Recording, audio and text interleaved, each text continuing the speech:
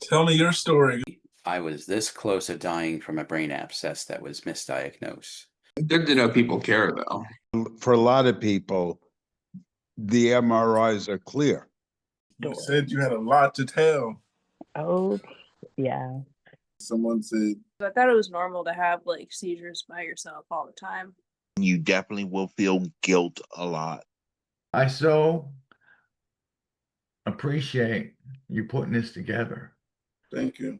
If anyone had a PET CT and had nothing show up, my neurologist has basically been trying to rule out PNES, even though I honestly think I have epilepsy. And I was wondering if nothing were to show up on a PET CT scan, would that be evidence of me having PNES? I'm really hoping that I find something, hoping because I don't want them to run out of diagnosis of PNES just because they don't see anything on the scan. Any ideas of where to look now? EEG. EEG? EMU state with a long EEG. Longer the better. Yeah. And while PNES is real, what the hell is going on with my camera today? Anyway, I want that over there so I don't have to see me. While PNES is real, very real, once you get that diagnosis, a lot of neurologists will just see that and that's it for you. So try to avoid it. There's only one comment by that person and none by anyone else. It says, I've done a ton of EEGs and I think they're doing it to rule out surgery, but I'm not sure. Yeah, but that doesn't say if the EEGs showed anything. And how long were the EEGs? Yeah, a little 30-minute one's not going to help anyone. What are your biggest triggers? What are your biggest triggers that cause seizures? My triggers are stress and lack of sleep. My triggers, I have no idea. For me, seizures just happen. I've never been able to do anything in particular that I know will send me into a seizure. I mean, not that I try to have seizures, but Don't take my medicine and stay up for 7 days. Does that yeah, count? That'll help. But again, that was at a hospital. You guys have any known triggers? Because I do not. Stress is my only suspected trigger at this point. And lack of sleep, I like how you which said leads that. to stress. Yeah. Here are some comments. One says stress, stress, stress. One says odd sleep patterns, especially waking up early, missing doses, and getting drunk. Getting drunk, yeah, that's another one. Yeah. How do I understand? I think. I don't know. I don't know. I try and keep my sleep schedule pretty regular and keep my meds good. And For some reason, my sleep schedule has been kind of all over the place in the past week. Yeah. My sleep schedule is weird. I get up at 6. I stay up until my parents have had breakfast. And then I go back to sleep at about like 8, 8:30. After Jeffrey's to school and parents have had breakfast. And then I go back to sleep. So maybe mid-morning nap is a better term. I woke up less than an hour ago. Yeah. I woke up and I was like, well, got an hour left. Let me set up now. Time to get ready. There's no point going back to bed at this point. At 10, well, earlier when I did take my pill, a few hours back, I just took it and then I zoomed the alarm and I was like, I'll use this alarm to get up.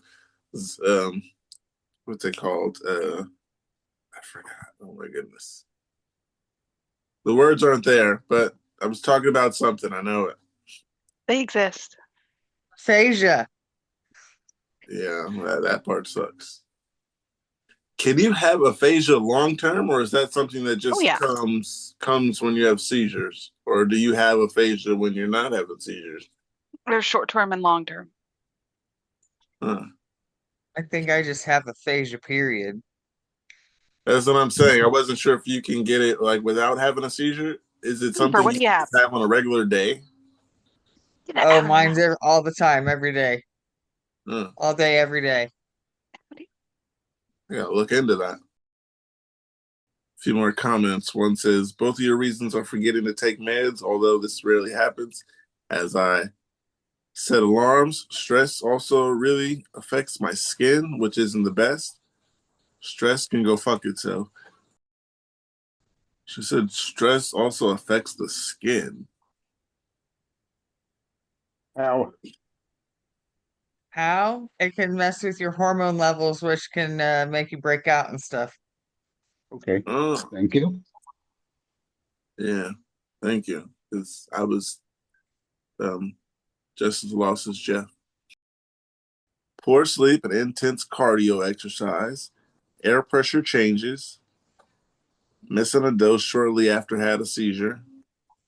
It's a bad idea. Stress, lack of sleep, and weird lighting, like being outside at sunset or dark or in a dark area with a bright light in one spot. Watching TV on the, I'm assuming that means in the dark, not on the dark. Watching TV in the dark or being at a hockey game. Being at a hockey game?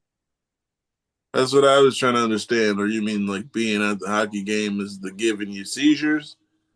Is it the large crowds, the noisy crowds? Large, noisy crowds, lights flashing when there are goals, probably, if it's anything like soccer. Don't go to a hockey game.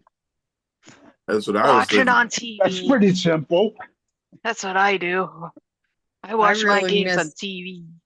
I really miss concerts. Yeah. When's the last time you've been to a concert?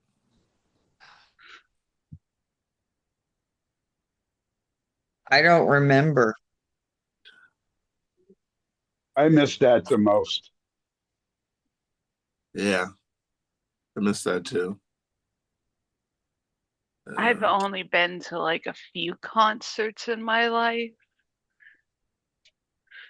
I saw a band called Flogging Molly once. Had a seizure at the concert, and so they, after I would. This is still when they were panic attacks, so no need to call the ambulance. And then they ended up giving me right off the side seating so I can watch the rest of the concert. And I got to meet them afterwards. At least that's what my mom says. I don't remember that part, but Your mom was there with you? of course. Yeah. What kind of concert was that? Irish rock. Irish rock. Yeah, So she you're dropped Irish. me in. No, I just like the music. Oh. Actually I do have some Irish blood, but very, very little. No, I'm a Portuguese Jew. Right. What's Irish rock? Irish rock is fun. What is it? It's Irish Celtic music. It's rock with bagpipes. There. Okay. There you go. Now I understand. It's rock. It's a punk. There you go. It's punk with bagpipes. Punk with bagpipes. Okay. Seriously? Say again? I said, seriously? Like, Yes. I couldn't imagine. So Or is that glad I off missed kilter? Glad I missed it. What was the name of this concert you were at? Band I'm gonna called have to look them up. Flogging Molly. The other one I think it might have been Off Kilter. Off Kilter, kilter spelled like KILTER, like a kilt. mhm. It was one of Did they those wear two. kilts? Of course. I got a post here. It says, anyone else been on multiple medications while pregnant? Oh, well, no. Yes. Me. Toaster has, she said, isn't that what you said? Yes. Oh, I totally forgot, Toaster. I'm sorry. It's okay. I Sometimes was just people sitting here forget I'm a thinking, girl. I was just sitting here thinking, we can't get pregnant, but I got called sir again today by one of the middle schoolers at the bus stop. She was like, sir, sir. I'm a girl. Did you go, yes, sir? No, she was trying to get my attention. Jeffrey did something or another, but he was off around the back of the house and she was trying to get my attention. Was So he I being will read bad? this post. No, they were just playing with the Nerf guns before the bus came. The bus comes right to your house? No, it comes to a friend. Well, so our house, about 3 houses down on the corner, there's his friend's house, which happens to be the bus stop. I I never was got a spoiled. bus stop card. It was my driveway for like everybody came to my house. No, it was when I was out on the coast. But then again, they were the only kids in the neighborhood there. Did you have a lot of friends, Andrea, being that everybody came to your house after school anyway? No, that was just to get on the bus in the morning. I was always like the loner type, or Quiet like I kid. had my one friend. Did they get on the bus in front of your house? No, because they usually didn't live by me. I don't know. Sometimes they did. I don't think I had friends close to me. I think all my friends were at school. All my neighbors were always adults for some reason. Now that I'm thinking about it. Well, see, I had a few Go friends ahead. that were adults. Go ahead. I didn't have any brothers and sisters, so I was pretty used to entertaining myself growing up. I had two Um, friends on the same block that were within a couple of months of me, and our school was right around the corner. So we used to, three of us would walk to school. We And cause all had kinds of trouble. we had a school in our neighborhood, but my parents didn't want me going there, so they sent me to a Catholic school. Well, at least for a little bit. And then I went to the one that was by my house. And I could walk there. But my dad drove me. I've never went to a school close to me, like you guys talk about, like get on the bus or go right here to get to school. Every school I went to was always across town, or out of town. Yeah. Charter schools. Public Or just small schools. town. After going to private school for the first 5 years, then public schools were just everywhere. I believe I walked to school at one point in time. I believe there was one school we caught the bus. Let's go through this post. Obviously, I haven't been pregnant, but we can see if Toaster can answer any questions for us. Oh dear. It says, anyone else been on multiple medications while pregnant? I'm feeling so guilty for having to take multiple medications. I'm on an anti-epilepsy medication, Tegretol, Prozac, omeprazole, and a low dose of aspirin, and now Movicol. It's all adding up, and I feel guilty even though I can't come off of them. Is anyone else in a similar boat or has been? Please, some advice or reassurance would be amazing. Reassure, Toaster. There are always going to be some safe medications out there. I don't know which ones you are on that are safe. That's doctors for. But you can carry a healthy child to term on medications. I agree. Happens every day. Yes, it does. You just have to find out which medications are the safe ones. You think you can be like taking a med and your kid can be born with an extra arm or something? If you They take they Depakote, they prescribed me medications while I was pregnant because I was sick. I mean, there were several times that I got prescribed more than one medication. I wasn't necessarily a regular, like every day, or I didn't even have seizures back then, but there were still things that there were take it. periods of time while I was pregnant that I was on multiple meds. The interesting thing about pregnancy is with you, while you were pregnant, did your seizures go down? I never had seizures until I was in my like 40 and I had my Okay. kids and I have my 20s, so I don't know. Yeah, my seizures actually went stopped during my Yeah, second pregnancy. that's cool. Right. And looking back, I think they went down when I was pregnant with Jeffrey too. But always tell your doctor that you want to become pregnant or plan to. That way they can see they can look at your list and be like, okay, that needs to be changed. That doesn't. Don't do what I did, which is just continue taking your medications, get pregnant, and then find out, oh, wait, this medication is not good. Especially because a lot of times, the danger with the medications is in the very first few weeks Yeah, before you even realize you're pregnant. yes. I mean, my second pregnancy ended in miscarriage. I was on Depakote, and they said that a Depakote was the reason he was malformed. So yes, it can be scary. But I can Yes. imagine. But going back to Jeffrey, I wasn't on seizure medicines then, but I was on Prozac.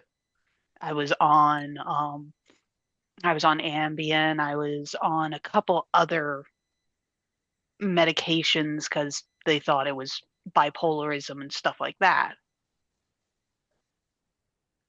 And Jeffrey came out just fine. They took me off of one of them. I can't remember which, but I continued the other ones, and he's just fine. He has all of his limbs in place. Maybe a couple of wings pop out every once in a while. A few horns. When his dragon I comes got, out, Yes, only when but the got a dragon couple comes out. comments. he's happy and healthy and very bright. Did I answer the question? Yeah, you answered it pretty good. I'm just gonna grab a couple comments here, and one says I'm on 3,000 of Kepler. Luckily, nothing else, but I'm 11 weeks pregnant, and I'm grateful there are pregnancy-safe medications to manage my seizures. It's all about keeping yourself extra healthy so baby can be healthy. Medications aren't an enemy. Another one says folic acid, lots of it, more than the pregnancy vitamins give you. That's my advice. You guys ever took folic acid? Because another one here says I took high dose of folic acid. I was switched to Lamictal from Depakote. I've never personally taken. It was way back when I was like having babies and stuff, or trying to get pregnant or something. I remember taking it. I got another post here. It says CBD to help with nocturnal seizures or VNS. I've been on medication. I've been on the medication roller coaster for nearly a year now and still don't have any full control.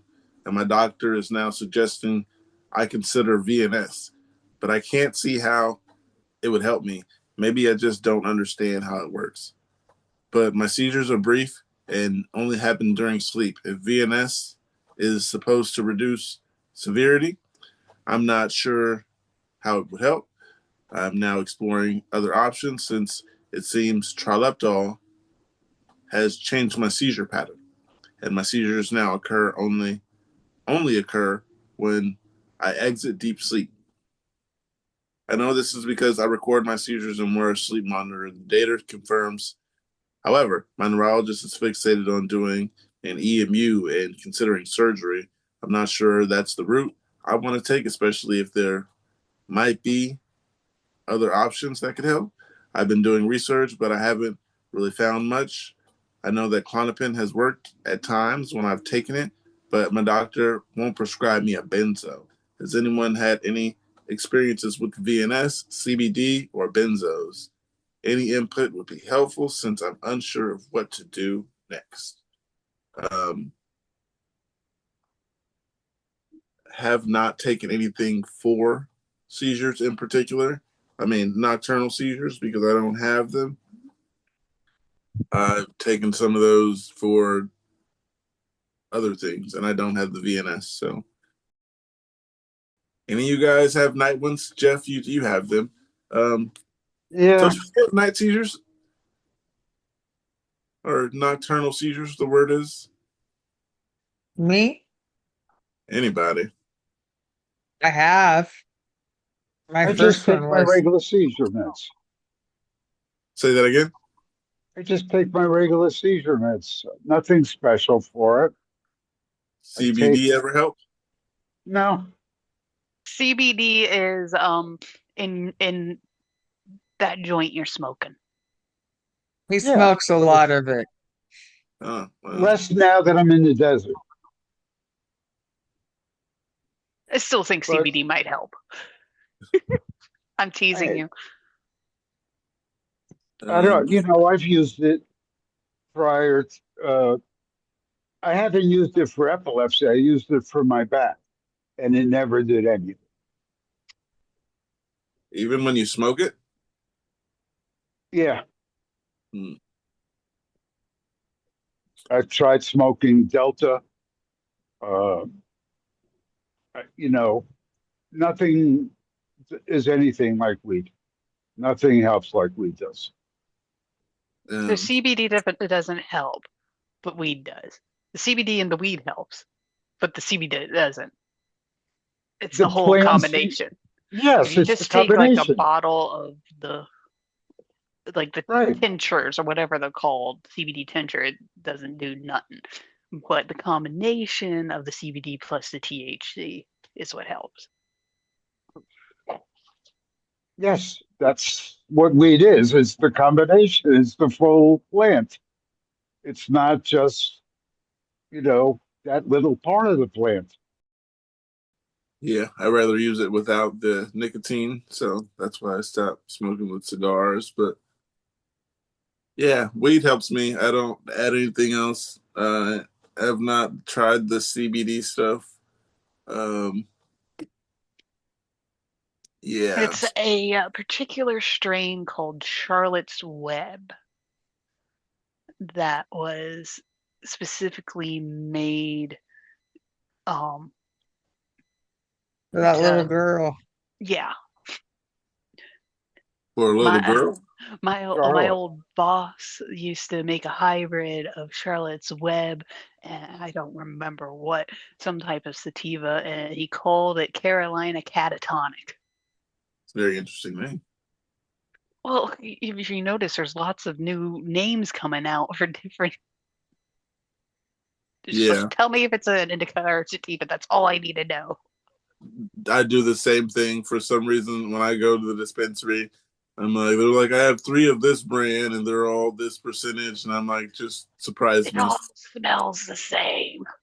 Strains don't matter to you? Uh, I wouldn't say strain do. Um, I kind of just go for indicas. Hmm. So when I go to the dispensary, I think it's that's what he kind of meant by strain. oh I thought you meant like um I thought you meant like the strain is like the specific types of weed. Yeah, Yeah, well, I it do. is. Yeah, that's what I mean. I guess I I should mean, say not the Yeah, not those just indica throw or me off. sativa. I just go for indicas. I don't care the strain. Just give me an Okay. indica, and I'll try it. I'll let you know how it goes, and go from there. But usually, I get there, And I'm like, give me one of those kind. She's like, you want an indica? I'm like, yeah. You Yeah. see, I like to get. Uh, my family likes to get a bit of both and then mix our own hybrid. Yeah, for some reason, I forgot what I'm talking about.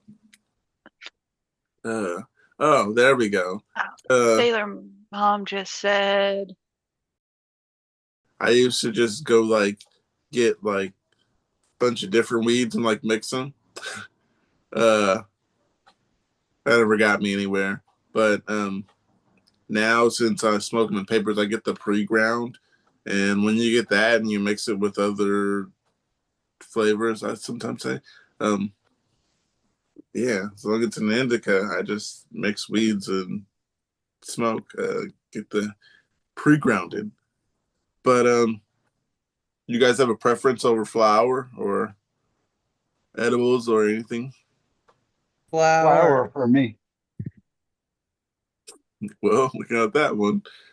Uh, I, I'm okay with flour. We probably do flour maybe a couple times a week out in the shed out back. But mainly, Dead I'm a out vape back. girl. Yes, we have a shed out back. Mom doesn't let us Nice. smoke inside. Vape is okay though. When you say I can't us, do either inside. Me and my dad. oh, okay. And her, even though she won't admit it. Though I Uh, think she does take gummies. Interesting. My mom smoked since before my time, so Exactly. yeah. But for that post about CBD and nocturnal seizures, there is one comment here. It says I have nocturnal seizures and I'm getting a VNS in February. CBD never helped my seizures. I take one benzodiazepine, but I still have daily and nightly partial seizures. I would recommend Omvi over Klonopin. Klonopin is strong and tapering process is horrifying. Omvi isn't strong.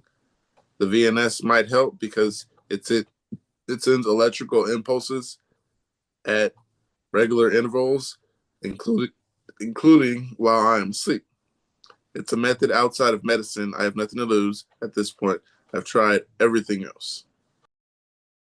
When this person said Ombi, that reminded me that I did tell you guys I was going to take Ombi, and now I'm not. Yes, you did. I thought about it. I'm not going to take it because this doctor that I met, well, not met, and that's the reason. I talked to him over a video call, and he wanted to give me a new medication, and I already was against that. But then I told him that the myoclonics were lightly coming back after the stroke. So yeah, he was like, just take Omvi for this, and it'll help with this. And I forgot to tell him the actual stuff that's going on because the wandering off, I didn't get to tell him about. I felt like a little bit that he was kind of just trying to finish the conversation and go on about his business. So yeah, I got another referral where I'm waiting for my doctor to call and give me another referral to another neurologist because the last one, and he's going to retire soon. So I felt like there was no reason to even start working with you if you're going to retire anytime in the next year to 8 months. Yeah. Are you Febrezing yourself? No, it's it's an all natural bug spray. Oh, okay. That makes more sense. Sorry, Spooky. I was curious too. Yeah, it's this natural bug spray that I use. I get a lot of gnats and flies at different times of the day back here. My And mom uses bunches and bunches of rosemary. What does that do? Drives the mosquitoes away. I don't know if it helps with gnats or anything. I don't get mosquitoes, coincidentally. But Yeah, there's a lot of flies, but I wouldn't say mosquitoes. Even with even with like the door closed and stuff, Like there's always so many flies in the area. Like even when you're outside. Yeah, Jeff, I'm new to the area. I might need to get some of that spray. Yeah, it's the I've tried a couple of different ones. This one is really good. Yeah, Uh, I'm actually not outside often, but they're for some reason they're on the screen. Do you ever get that? Your gnats like be on the door and the screen? yep, yep, all the time. I don't get it. And I like to. I'm outside, 90% of the day here. I love sitting outside. I gotta Uh, go get Jeffy. I'll be back at some point. We'll be I here. so they have this one like the gnats are in the morning, and then the flies come later. Yeah, for some reason there's like flies that'll get in, and then you'll go in one room and you're like, oh, flies just got back here and all that. Like for some reason they're just trying to get in constantly. And that's one thing I am new to is these Yeah, flies everywhere. I We have got to hang up fly traps outside during the summer. well, that those we work. do have, and I've just been a little lazy on it. I think I should put those up because I did look at them. I kept going, we should put those up, and just yeah. Maybe I should put some of those up out here because I have hooks for stuff. Yeah, you only will want one, and they're recommended to hang them about, I think it's like away from the house a ways, and they Yeah, don't smell great. So, yeah, no, I know. I remember that from when I was a kid. yeah, but that's what I did because they were constantly just buzzing around right by my front door. Since I've had diarrhea for weeks now after my last seizure, I have never experienced this before. It doesn't matter what I eat or drink, I always end up blasting it back out as pure liquid just a few hours later. Should I be worried about this, or is this it? Something I should just expect to happen from now on. Wow. Um, Would be worried. Well, I'd what's be he worried taking? too. Did he say what he's taking? I didn't hear. Uh, did not. Uh, So he should, first of all, he should check if that's one of the side effects. And if not, he should certainly be worried. And if it is one of the side effects, he should be worried. I'd be worried if I were you. Definitely talk to the doctor. I'd just be like, Doc, something's happening. Yeah, I think they can give you something for that, right? Or Hopefully. change your med. But then he said weeks after his last seizure. Uh, that's the part I thought was interesting. It's like weeks after your last seizure. Um, yeah, that's a reason to talk to your whoever you're getting that stuff from. Got some comments. One says it is not normal. You need to go to a doctor. It doesn't even need to be related to epilepsy. Good advice. Another one says you need to go to the ER. You're likely dehydrated by now, and you need fluids to rehydrate you. They'll give you something to stop the diarrhea and run tests. Another one said, yes, be worried. Go to the hospital. I wouldn't say be worried, but here's one that says, I have weeks of diarrhea after a TC seizure. I also have transient, I don't know that word.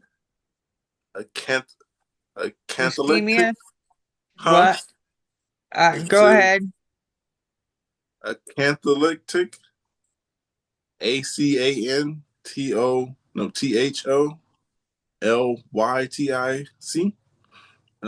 This will be a great time to have Mark here. Yeah. Pronounces Spell everything. it again. Spell it again, and I'll look it up. ACANTHOLYTIC.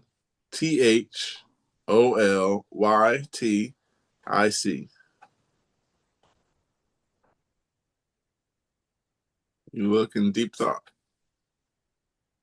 Yeah, I think I spelled it all wrong, but Acantholytic. Thelict. Yeah, I gotta look this up. So it says Acantholysis. acantholysis. Let's go back to the post. This one says, I have weeks of diarrhea after a seizure. I also have transient acantholysis, uh, uh, dermatosis on my trunk that flared really bad after a seizure. This is where the adhesion between skin cells is lost. One more comment. It says, did you spend any time in the hospital with the seizure or prescribe any antibiotics? Could be a C, diff. Could be C. See a doctor as soon as you can. Meanwhile, drink lots of water with electrolytes if you can. If you can, dehydration can trigger more seizures. And the person responded, no, I don't normally go to the hospital after I have one just because it's basically a regular occurrence at this point. And every time I have, they just check my vitals and tell me I'm fine and send me home once I awake. The only reason I even asked on this sub is because it started like the normal morning after my most recent seizure, and I just can't think of anything else it could be related to. I don't know what dehydration feels like, but I have felt like shit since then in a way I struggle to describe, but it's different than how I normal feel a seizure. I have something that we can all relate to because we all smoke, and this one says smoking while on Keppra and Vimpat. We actually don't take Keppra or Vimpat, so we can't relate to that, but we can answer the question. This is smoking weed while on Keppra and Vimpat. Hey all, I am fairly new to seizures and I have had this for 4 years. Oh no, I've had 4 this year. Each time I've had one, it's the morning of drinking alcohol the night before. Last seizure was this morning, so obviously I need to stop. It's strange because I'm not new to drinking and I have been for years and years and years. Well, I'd still like to get my kicks and I haven't decided. I'd like to start smoking weed again after almost 10 years and I would like to be able to relax. The neurological I spoke to, I'm assuming this person means neurologist. The neurologist I spoke to today said he didn't see anything wrong with it as long as it's a low potency and to take it easy with it. However, the pharmacy told me to avoid marijuana. On top of everything, already taking Keppra, they wanted to add in Vimpat. So I'll now be taking both. Does the pharmacist say to avoid because Vimpat can make me dizzy already? Since it's been a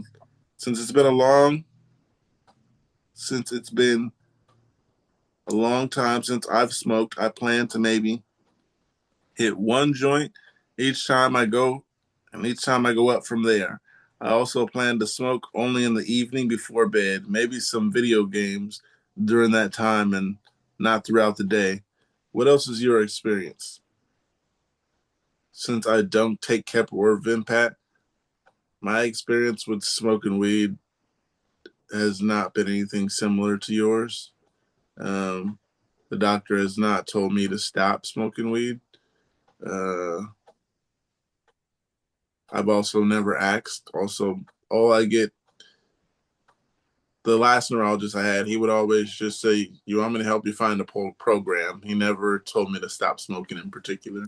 Um, but that's a funny way to ask you want to stop smoking is you want to go to a program, and that I'm not doing. But some comments here. One says every time I smoke weed, I instantly had a seizure while high. So I don't know, and I don't think it's different. I don't think it's different for everyone. I would not pull hard. I would also take one small puff, and that's it. Don't overdo it because you haven't smoked in so long, so you're already going to be high as hell. please also be around people when you do it for safety, just in case you have a seizure. Someone says I started smoking recreationally, medically after realizing it helped with the brain fog I experienced from the Keppra. I don't buy anything much higher than 80%. Started taking 60% THC. I've had no negative side effects from smoking. If the Vimpat is the new medication, I'd wait to see how it reacts. How you been? Been good. So far, so good. Yeah. Yeah, I came back on Tuesday. So I'm back for good now. Mm. Yeah. Yeah. Oh, I haven't been around for like a week or two, but it's good to see you people. Yeah. Yeah. Yeah. Good to see you too. Yeah. You ever smoke weed taking medication? Yes. This person isn't sure just how to get back into it, is what they're asking, because they take Keppra and Vimpat. A lot of people I tell this think person to take it slow. I think I may have been uh I know I was taking Keppra over the years and I was definitely smoking, but I'm not sure at what times. Uh, so it may have been high school, but um, I don't think I had a terrible reaction, but you know, They did say that the pharmacist tells them they shouldn't smoke marijuana with the medication. Um, but they said their doctor hasn't. The neurologist I spoke to today said he doesn't see anything wrong with it as long as it's a low potency. Then the pharmacist told them that, oh Lord, oh my goodness, my mother is just look at this. I smoked when I had my first seizure. So I went to my primary care doctor. His first comment was, "Oh, you probably got some bad weed." But then I went to the neurologist and they have never batted an eye. So yeah, I may have had a little the bad reaction I had may have been a freak out, may have been that, but it may have been small seizures, but I couldn't tell. And once again, bad weed. And it may have just been crappy weed. So um, I can't nail down exactly what that was. And of course, my neurologist said, I um, think that his bad weed comment was more of a prejudicial thing for the fact of that I wasn't the only one smoking it. Nobody else seemed to have a problem with it. Yeah, I was. So go ahead. Wait, I don't know who was talking first. Kevin, you got something? no, uh, I was just gonna say like smoking with people, I guess, could help them like get to a point where I don't know. I mean, I'm not gonna give you advice on how to smoke weed, but yeah, take it slow.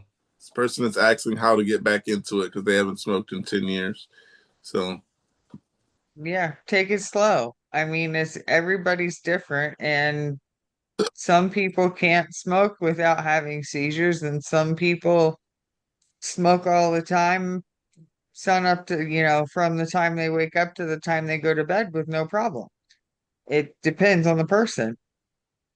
yes. And yeah, that is good advice. Take it easy because I think I smoked too much, well, way too much at one point. Like in one sitting, I was with friends, but you know, smoking. It I o- happens. I overdo everything, so uh, I just I had a lot, and I know. yeah, yeah, I got something else here. It says incredibly scared about my EEG. I have a sleep deprived EEG in about 9 hours, and the thought of possibly having another seizure, even in the hospital, terrifies me. I haven't had a bad seizure. Oh no, it says I haven't had a seizure since my first one, which happened after 36 hours without sleep. Realistically, I know there is no better place to have a seizure. I just can't shake the feeling of impending doom. Does anyone else have any tips of dealing with this? I think you should have those seizures. That is a really scary thing. I've never yeah. had seizures on the EEG. I mean, they've tried to, but that is a weird feeling. Like I'm just waiting for this to happen. Uh, Oh, yeah. I Yeah. I'm sitting here waiting to go into the EMU in a few months, and I'm just like, okay, this is gonna suck. you're just sitting there waiting for it. Yeah, Hmm. Yeah. Advice on that: just keep your head up. This is something that has to happen. Uh, yeah, it's so important. Yeah. So important. yeah. So I wonder if you have seizures in the EEG, or an EMU stay, uh, do you count that as your seizures that year, or do you be like this when they had me have seizures? And yeah, Here's what I was told by my last neurologist because when I had my last EMU stay, I was still of the mind of I want my driver's license back. And I asked him that. I'm like, okay, so if I go in here and I have seizures at my EMU stay, does that mean that my date's going to reset again? And it's going to be another 6 months before I can go get my license. And he basically said no, because that was a vote. provoked seizure. They did it on purpose in a controlled environment, so it doesn't count, is what he told me. Does that answer your question? Yes, it does. And that's a very interesting answer. Yeah. Um, yeah. That's at least when it came to the Kansas driving rules, anyway. Got some comments here. One says, hang in there, the best place for you. This is the best place for you, and they are the best people to help you. Remember, they know what they're doing, just like you know your shit at work or school or university or the spots or hobbies you're good at. They also know their shit. The only way is up, and medicine is getting better and better every week. Another one says, you're going to be okay, and you're going to get through this. I've only been through so many EEGs and SEGs. Don't sweat it. It's the safest place to have a seizure. They won't let you get up at any point. So get comfortable, get some good shows or movies in. You got this. They actually will let you get up.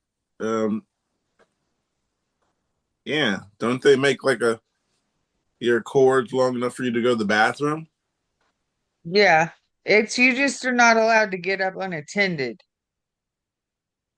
is the thing. Because, like, I was allowed to get up when my partner was there, or like Jeff said, like when he had to call a nurse to get the back to go to the bathroom. But if like when I did mine, if my partner wasn't there, I had to call a nurse to do anything because I couldn't put the bed rails down. Pretty much, I'm locked in the bed by the bed rails. Mm. But if your partner, if my partner was there or whatever, then he was there. It's basically they wanted somebody else there if you're out of bed so that if something were to happen, they're notified, I guess. I don't, something like along those lines. I got another post here. It says, just been told that I'm changing meds and that I may be offered brain surgery. So I've been on Kepper for a few months. I got to my first maintenance dose of 750, morning and night. Had a seizure, moved up to 1,000, then to 1,250, then to 1,500. My consultant has now said I've been moved onto a cousin drug of Keppra,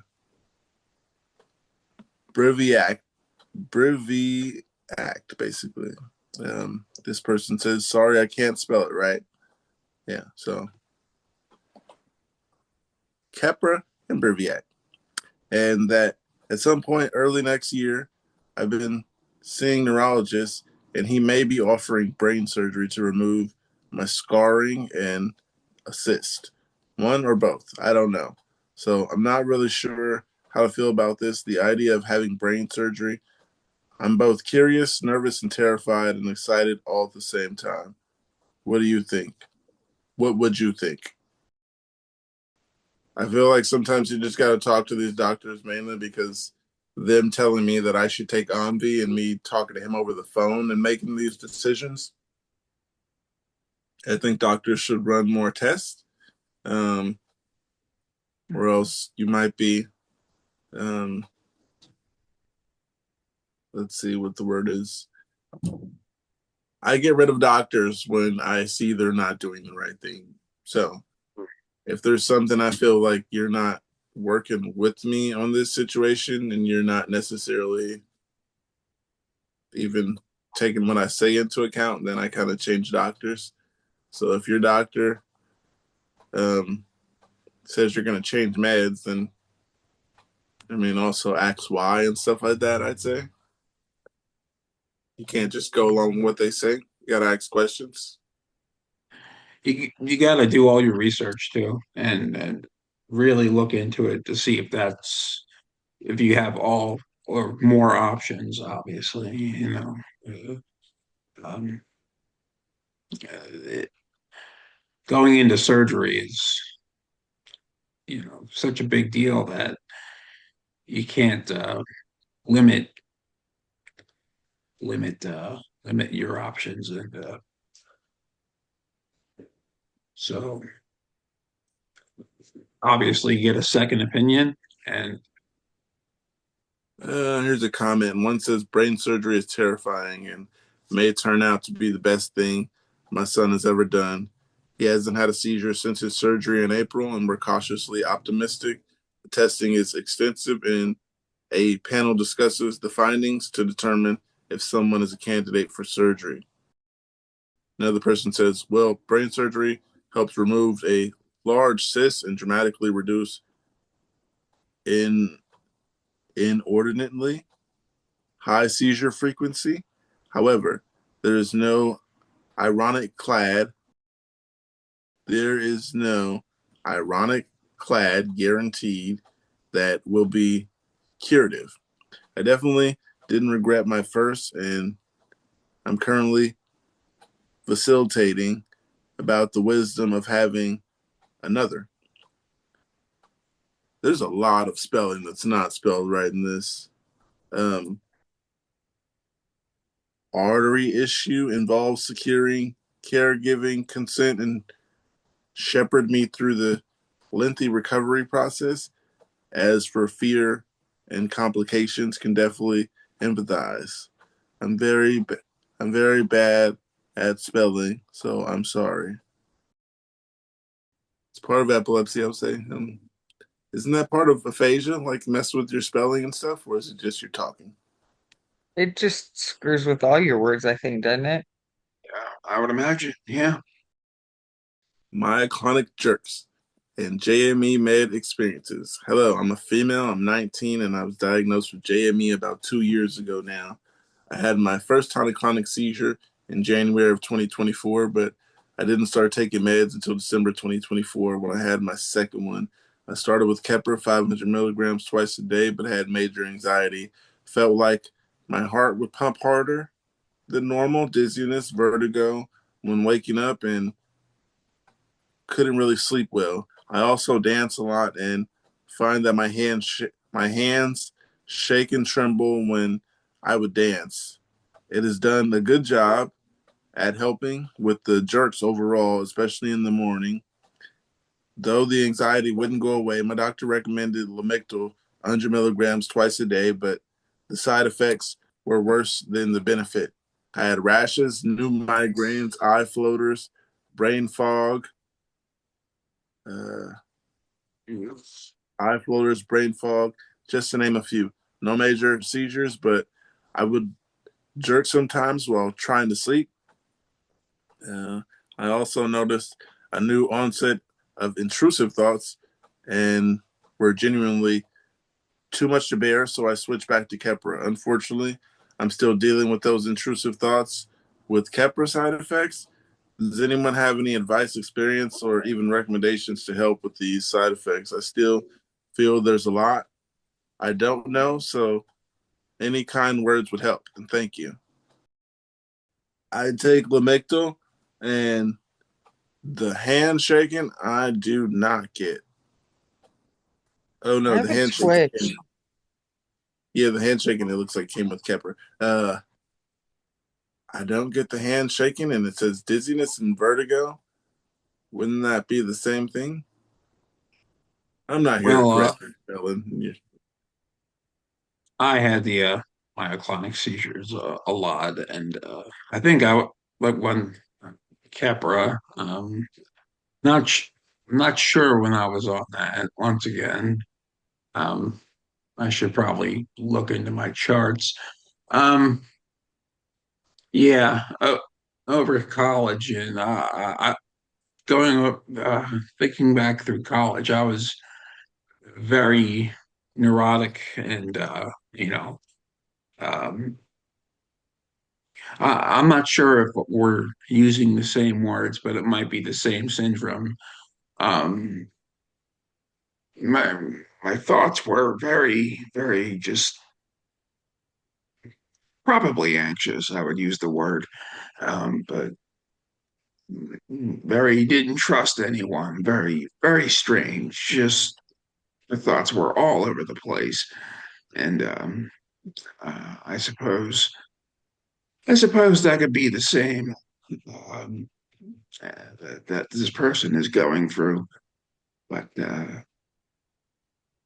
uh, eventually I had to keep upping my medicines and changing them.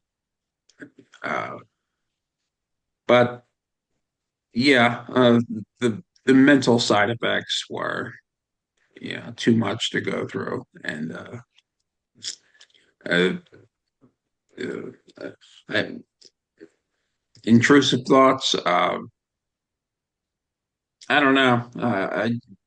They were.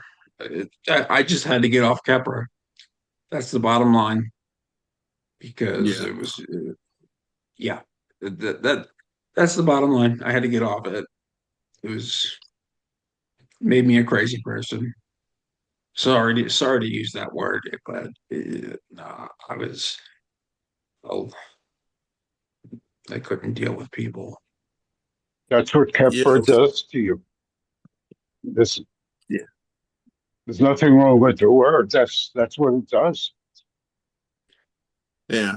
Um, the intrusive thoughts I did have. The dizziness I can't exactly remember because that was over 10 years ago.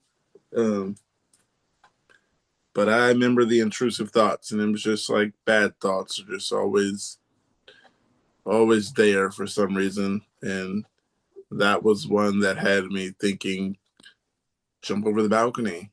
How about we walk into traffic and see how this goes and stuff like that. Just imagining suicide situations and um, not actually going through with them.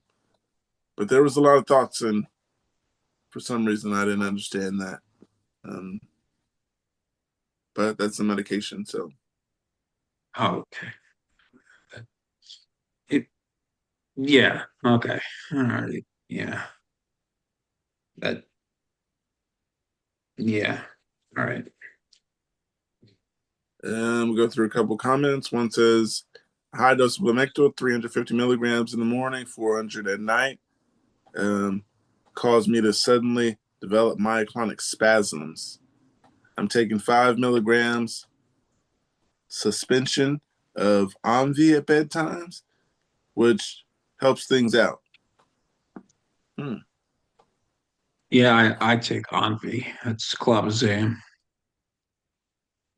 This neurologist wanted me to take Omvi, but I've never met him. I just talked to him over a video, so I don't think that was the best for me. Like I said, I'm not gonna take it, but I'm gonna see another one. So if the other doctor suspects it and he wants Omvi, then we'll work on that. But um, yeah, I told my primary about this one. I told him I don't exactly like being prescribed things and not even being able to give that doctor the whole story. I didn't even give him like my backstory or my history or anything. I just told him what's been happening lately, and he was like, "Oh, well, you can try Omvi for that."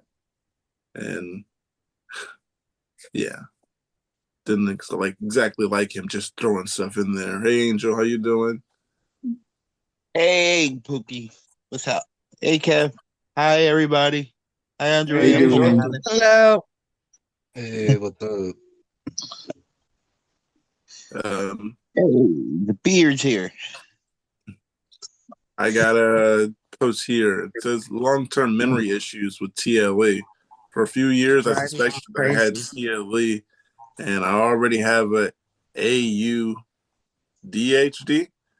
I struggle a lot with memory, both short and long term, and during periods when I don't seem to have any episodes. I'm wondering how memory struggles have manifested in others. I have issues remembering bigger things like milestones, graduations, and such, but also smaller things like conversations I had 2 days ago or things I'm studying at school. I also have really bad time perception. I have brought it up to a doctor previously, but no answers. I fear if I bring it up again, I just might get the end quote. That's really common with ADHD without much further investigation.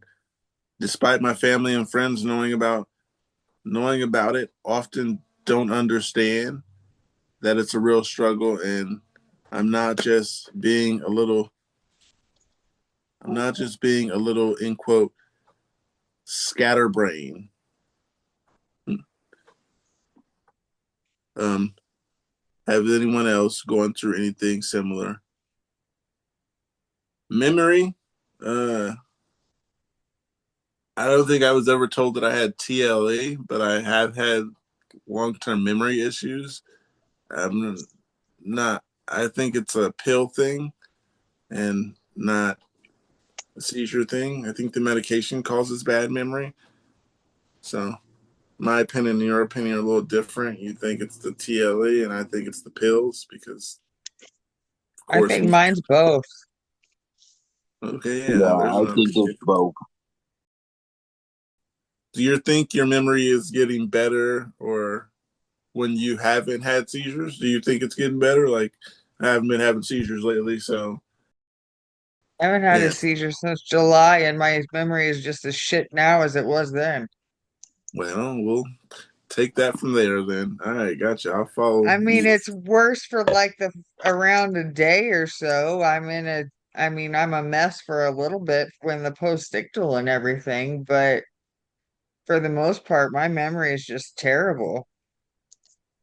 Yeah, And mine too. sometimes some medicines will make it worse. I've been on some medications that I think have made it worse, and then I'm off of it, and I can do a little better, but it's still a bad memory. And I think the more, especially the grand mals or tonic-clonics we have, it's going to affect your brain and affect your memory. Right. I'm really curious when I go into the hospital in February with me being on 4 meds, how many are they going to take me off of? And am I going to notice a difference, like with how clear my head is? That's a tough question. I think my max was 5, but yeah, I was on 4 recently, and I just asked them to take me off of 2. Like, it wasn't their plan; it was my plan because you know what? I'm on too much. I know it's too much for my body. Yeah. What are you on right now? I'm on, or are you talking to me or Andrea? You. Oh, I'm on the methsuxamide for the absence seizures, and I'm on the Excopri, Oh, which is okay. the strongest one they gave me. What are you trying to get off? I got off the Klonopin, and I had to get off the Vimpat, you know. Do you think And you're doing better now since you've off of them? I know you it's, had some issues getting off of them, but yeah, you think that now that you're off of them that you're doing better? I could say it's a little bit more clear minded, but like memory wise, it's still tough, you know. Seizure wise, And how you doing? yeah, you know, I take it by the day. I hope I feel good, and I try to pay attention to see if is it going to be a good day, is it going to be a bad day, is like your signs, your body. Yeah, for sure. Has your seizures gone up? Um, no, I think they're pretty much stabling right now. I think a lot of it was trying to get off the Klonopin. Yeah, the transition. Hmm. And it's a clear warning on Klonopin, on pretty much benzos, to like they can cause it. Yeah. To this long-term memory, one comment here says, I usually get short-term memory, but there could be some entire issues, like a few years, that I genuinely don't remember. It's kind of scary. Do you guys think you ever have side effects that you're not noticing? I'm sure. Definitely. Yeah. Absence seizures, definitely. I'm not going to notice some of them. Yeah, I was thinking that the other day. I was thinking maybe there's some that I'm not noticing. And the ones mostly were like focal, like blanking out and stuff. Like sometimes I catch myself just thinking, and I was asking myself, like, sometimes I'm just like in deep thought, and then I look around and I'm like, how long have I been thinking about that? And I've been wondering lately, has that been a seizure or am I just in deep thought? Because I do think a lot. You're muted. You're on mute. There we go. My bad. Nice hat. Gotcha. Good to see you guys. Good to see everybody today. Likewise, I like the hat. Hope everyone's doing good.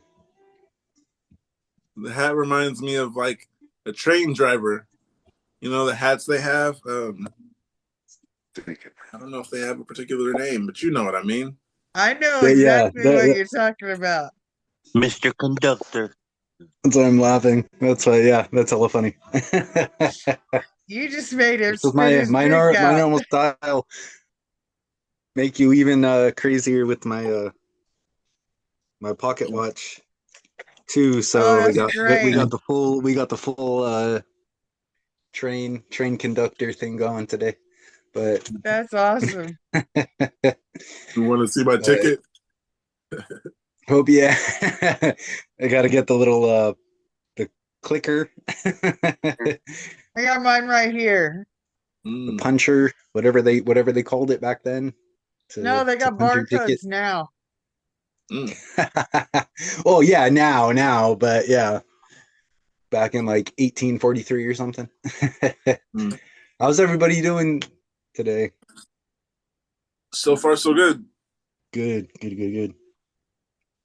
Yeah. What's the icebreaker for today? The icebreaker is I never how was heard your it, so I day? don't know. We didn't do an icebreaker today, did we? Yeah, icebreakers. How was your day today? How was your day, Angel? It's going good. It's cold outside. It's I cold. think about the rain right now. Yeah, that should be another question. How's the weather? Well, being that Kevin is near you, I wouldn't ask Kevin. How you doing today, Kevin? Just trying to keep warm too. Just like Angel said. Um, so not too bad though. Yeah, okay, kind of a Yeah, Kevin can tell you that wind's been fierce here. yeah, yeah. It was, How's it going, Andrea? Not too bad. Last day of sunshine before the cold front hits. Yeah, we got that too. Uh, yeah, It's sunny and 68 right now. it's sunny and 57 right now, so I you got got you me beat. there. Yeah, Yeah, exactly. Sunny here, but yeah, it's still cold as hell outside. It was not fun riding to and from work today, but I bet not. how was it yesterday? Because I know rain was yesterday. Well, that's rain over here. A few yeah, hundred no, it miles. was it was it was it was raining. Yeah, it was raining here too. I got full rain gear, the windbreaker, swishy material Gotcha. type stuff. Yeah, I got that for riding to and from work. So wasn't I wasn't need to wasn't get some terrible. pants. But We had the rain Saturday.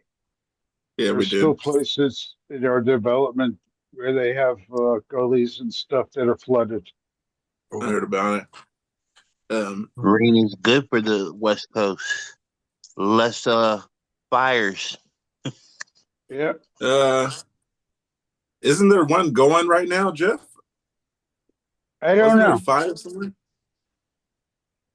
I don't know. Somewhere. I don't want to hear the bad news. I'm just enjoying myself. Jeff is Yeah.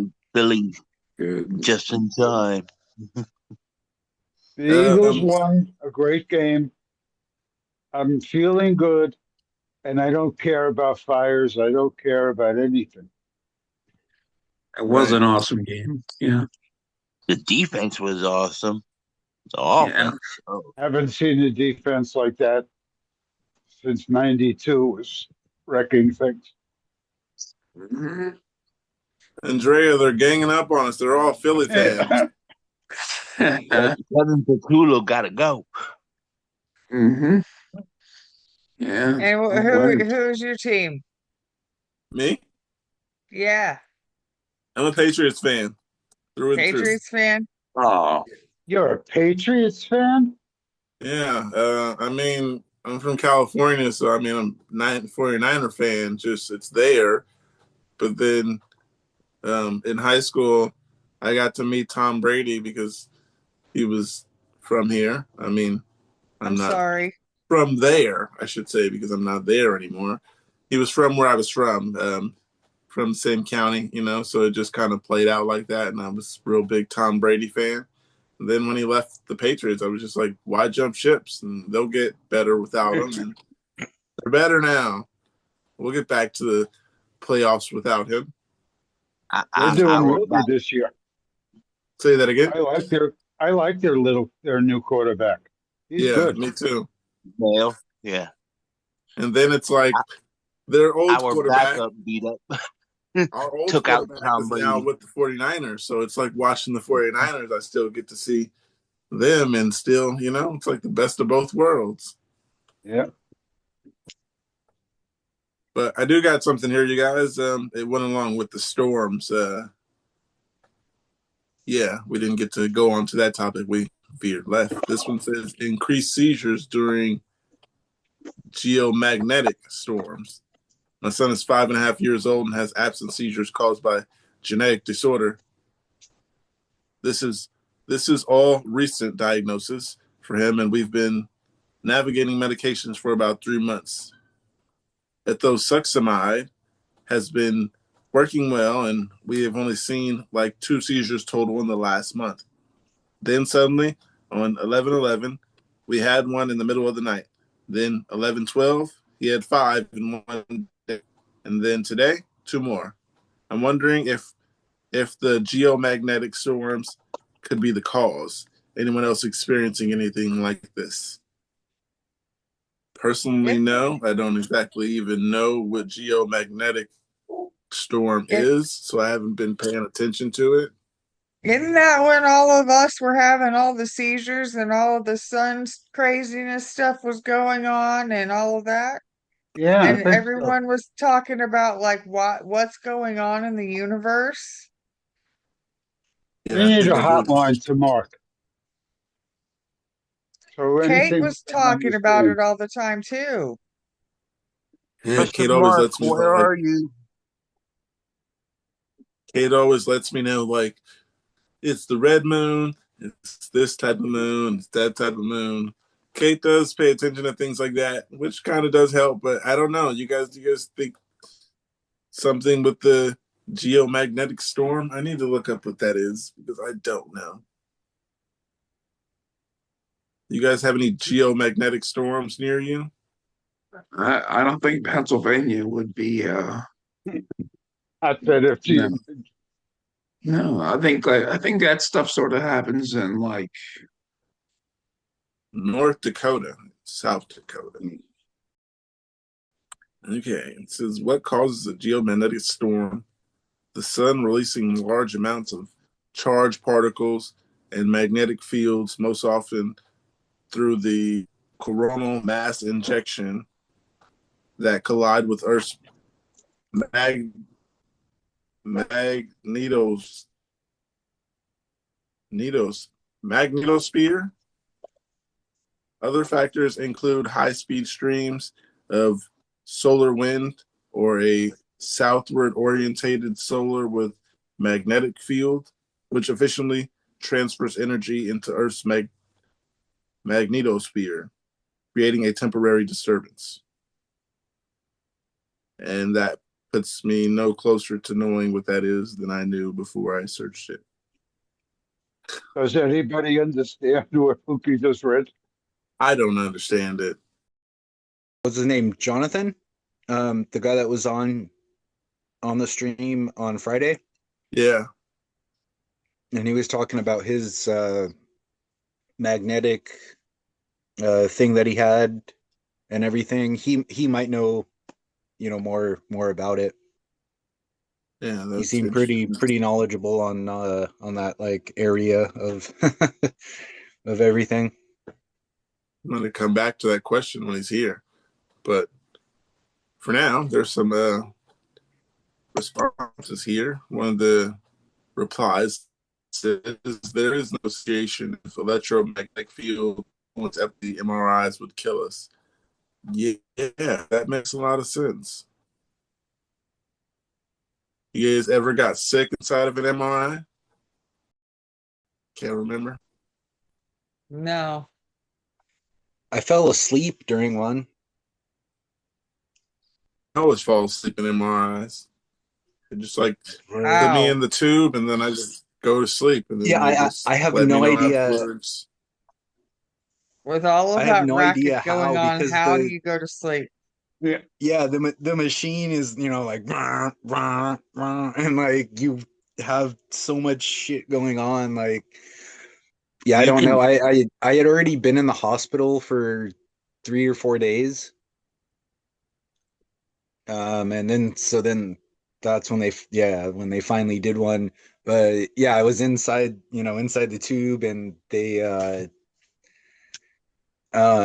had fallen asleep. They basically, like, one of the nurses had to like come over and like, grab me and like, are you okay? Like, type of thing. You're not I just, dead, are you?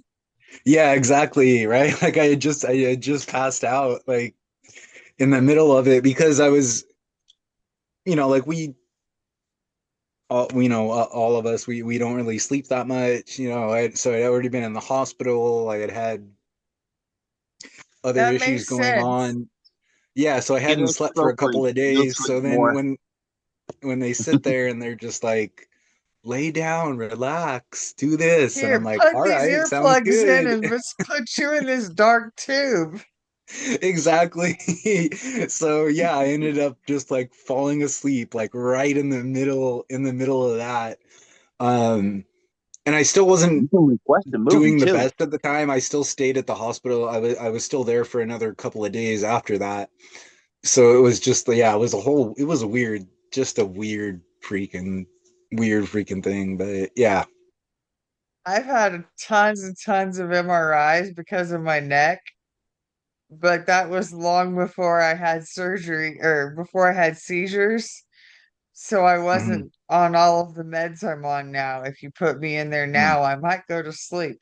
We'll Yeah. find out in February when I go to have my MRI done. Yeah. Well, For me, according to our president, an MRI is just a normal thing you do during a physical, right? For sure. Sorry, I'm no not trying to comment get on that, political. I'm guy. not trying to get political or anything. I was just making a joke, but yeah. Yeah, that's fine. Because No comment. as soon as he said that, I was like, I hadn't heard "Fuck about that one. you!" Like MRIs are not normal. That is not a normal thing. Like, yeah. As soon as he said that, Yeah. I just couldn't. Yeah. Sorry, that's a whole separate subject. I'll shut up now. No, it's all right. You let me know something I hadn't. Yeah. Everything that someone says, I just take it in. I didn't know that. Uh, didn't care to know. I mean, uh, yeah, I just pass on things that president says or the office or yeah, this time around. But there's another response here. One says I was reading up on such and research and is still ongoing. So there is not enough evidence as of geomagnetic storms yet. Another one says there is no proof, but my wife and I believe it. Whenever there would be a heightened electrical activity like that, my threshold would drop through the floor. I'm very well controlled except for environmental factors. It has happened before and during a severe thunderstorm or significant pressure changes. I don't know if we get pressure changes around here, but I'll keep that there because I want to ask Yes, you what's his do. name about that. Every Um, time the weather changes, you have a pressure change because it's like high pressure or low pressure, the cold fronts and warm fronts that come through, that's all because of pressure changes. that is good to know. See, I learned something every 5 minutes so far. Yeah, It's all listen to because other people. it has to do with changes in the barometric pressure and all kinds of stuff. Anyway, it changes the barometric pressure. I don't know what causes it, but Very interesting when I learn new things, especially from you guys. Uh, I got something here. It says, do you have any other issues that are horrible combination with epilepsy? 29-year-old male, and I have fairly severe osteoporosis, which is weak bones, which is extremely unusual for my age, to my knowledge. Um, and of course, this is a combination with tonic-clonic seizures is a very, very bad thing, and I'm extremely thankful. And I had only 3 of those types of seizures, and the others were myoclonic. I was uninjured after my first seizure at 16 years old, but I had another a few months later that I sustained a spinal compression fracture. oh I my was seizure gosh. free from 2013 to just this year when I was hanging out with friends and suddenly became very anxious as well as dizzy, and I felt like a seizure was coming on, but brushed it off as nothing serious. I hadn't actually been diagnosed with epilepsy until this year. I went into convulsion seizure shortly after in the front of my friends. I am extremely thankful for my friend who is a nurse that was there and told someone to call 911 because she knows of my osteoporosis and was worried me having spinal injury. She told the paramedic I have osteoporosis, but they unfortunately didn't really believe her because osteoporosis is unusual in men in their 20s. So I walked to the ambulance with some help.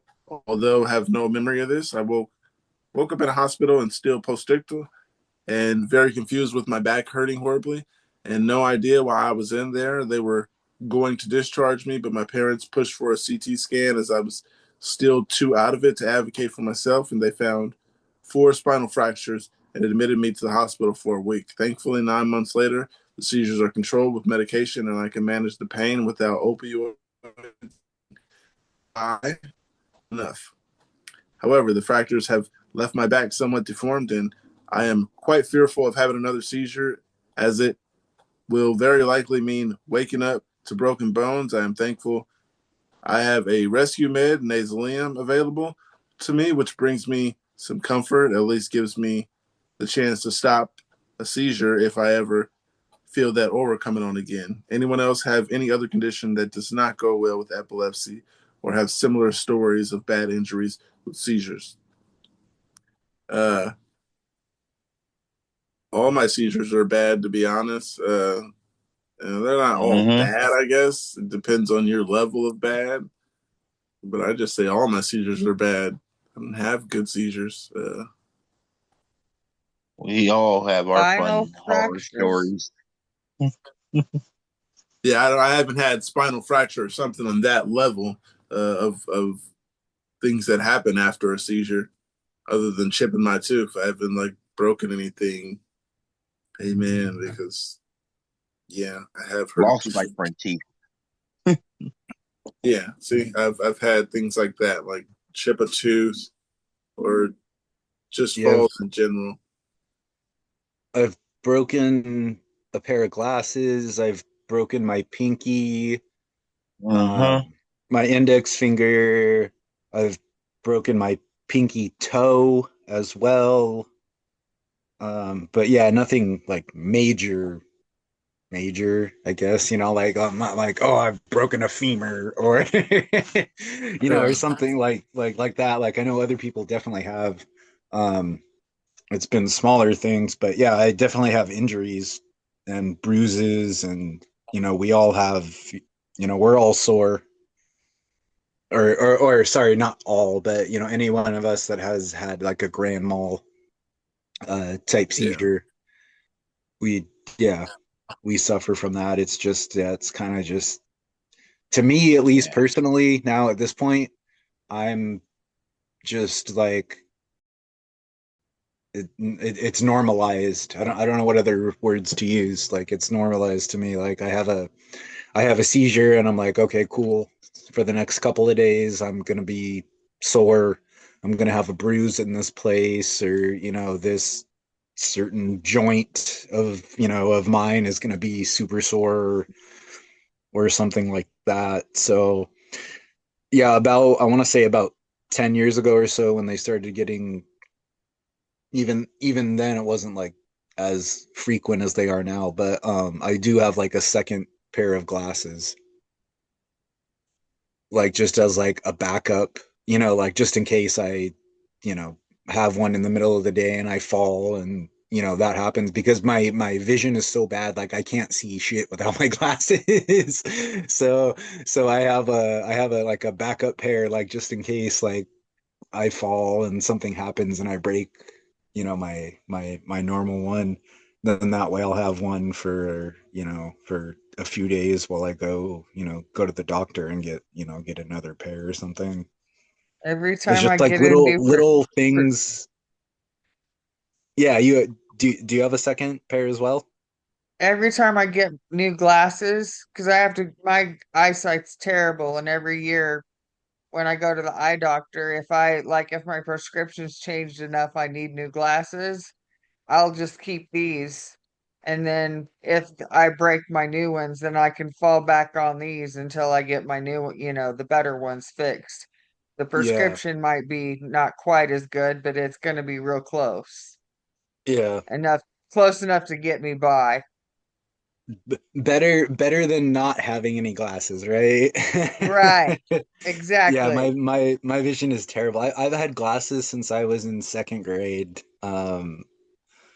So I've always had them. It's always been just, yeah, something that I needed. So that it's just like one extra little thing that, like normally you wouldn't really think about it, but I think mine because was in third.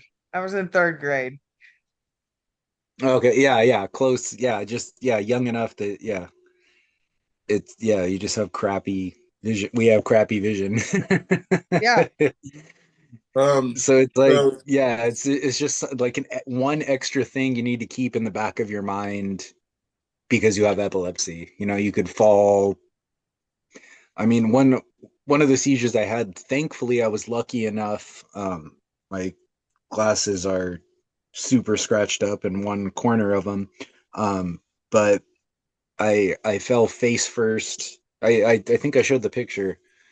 Um, I fell face first, had a black eye. It popped the lens out of my glasses. I was lucky enough that I was able to repair them and everything, but it's still something that, like, it could have broken or something like that. You need a backup because there's no other way you can. If you can't see, then what can you do, right? right. Yeah, I was wondering, like, it crossed my mind one time, like, how bad do you need glasses? Like, do you get like migraines that could cause a seizure when you don't have your glasses, or your eyes not that bad? If I don't have my glasses on, I have to get this close to my computer screen to see clearly. I'm Yeah, Do you about get same, migraines 10 without your inches. glasses? Oh, same, yeah. I mean, same I here. have to have them. I don't know if I get a migraine or not, but My I, phone would be right here. yeah, Like, there's no way I would even think of, leaving the house or getting on my bike if I didn't have my glasses. I wouldn't go anywhere. I wouldn't do anything. I mean, I can walk around my house because I know my house, but I've also tripped over the cat and, Did you fall? you know,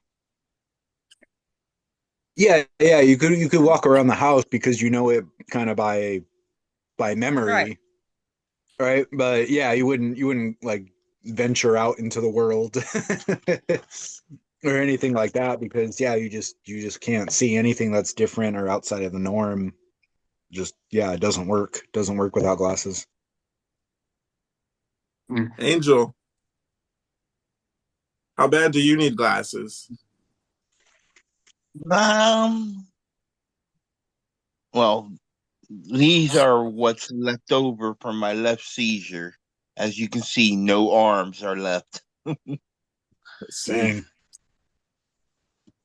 But can tape How do them uh, to you your get by? forehead.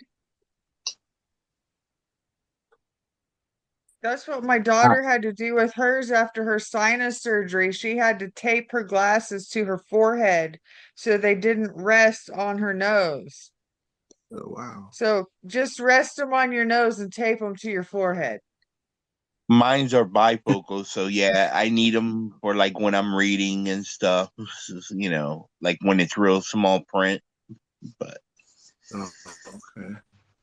I can get by when I'm looking at like TV or looking at somewhere far, but don't ask me to read fine print. Being I'm not, I can see up, I got to get it really close and I can't see anything far away. Yeah, my vision is pretty bad. Like people have put on my glasses. It's like, wow. Mm. Yeah, same here. I'm just like, hey, take a look through these glasses, and then people like look at them and they're just like, holy shit. And what's And even crazier too is so obviously I don't have a driver's license. So the last picture that I have on my ID was from 2011. Mm. So not only does it look completely different from, how I look today, but the DMV made me take my glasses off.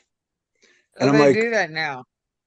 yeah, I'm like, bro, I have had glasses on my face for the last 20 years. Like, why are you making me take this off?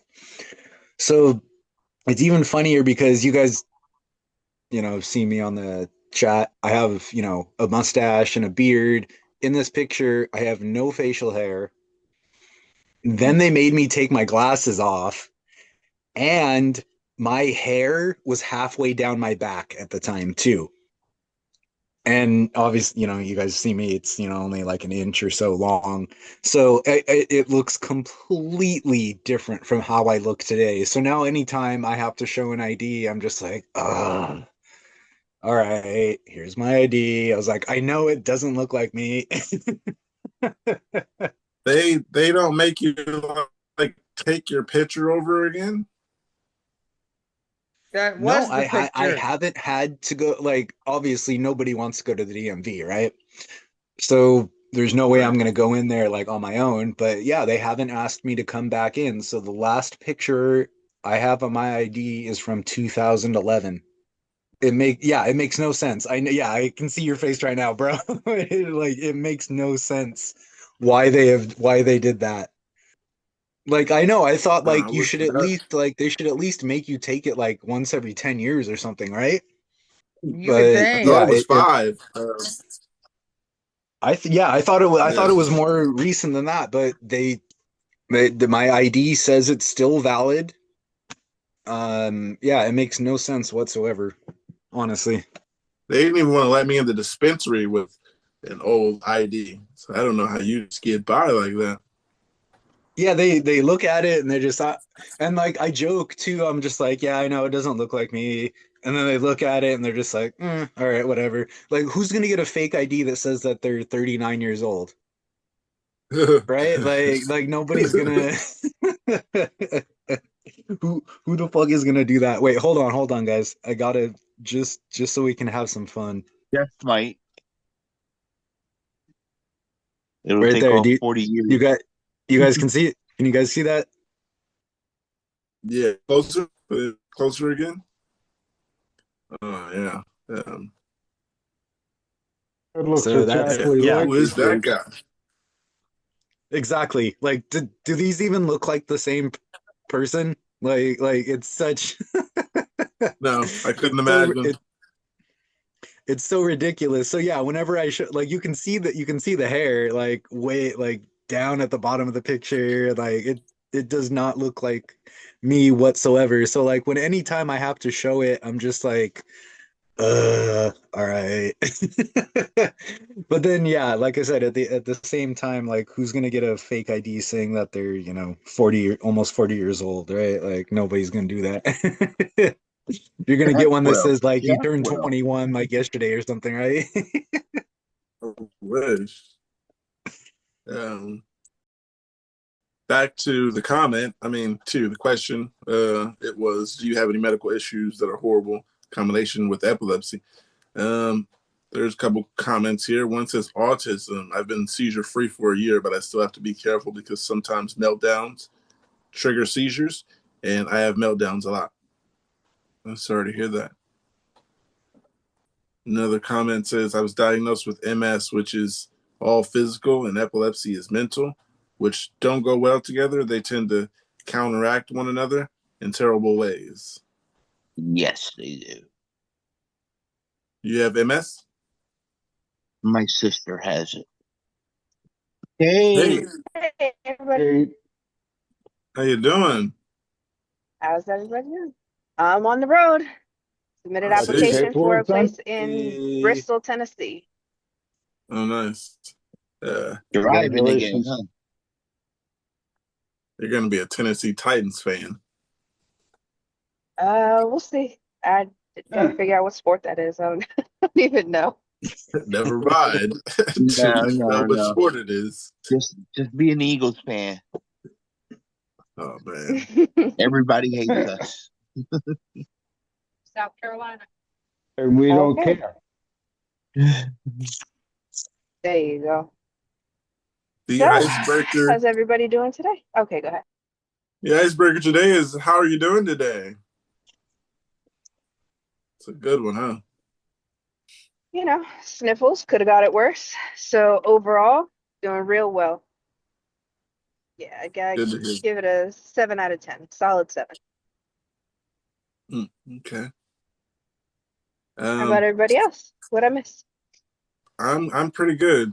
No complaints. I'm not We the both missed a dog jumping on Pookie. yeah. So Like that Andrea, love is the like hairstyle. I did that for Toaster. I got something here. It says panic attacks or seizures. Hey, so I've got GAD and panic disorders. I recently was put on Prozac to try and combat it, but felt like it made my anxiety worse. But for the past week, I've been feeling something a bit different. I have a really intense burst that feels like a panic attack happens and will last about 2 seconds. Um, it's the it's the seconds that make me question a really is it a really a panic attack?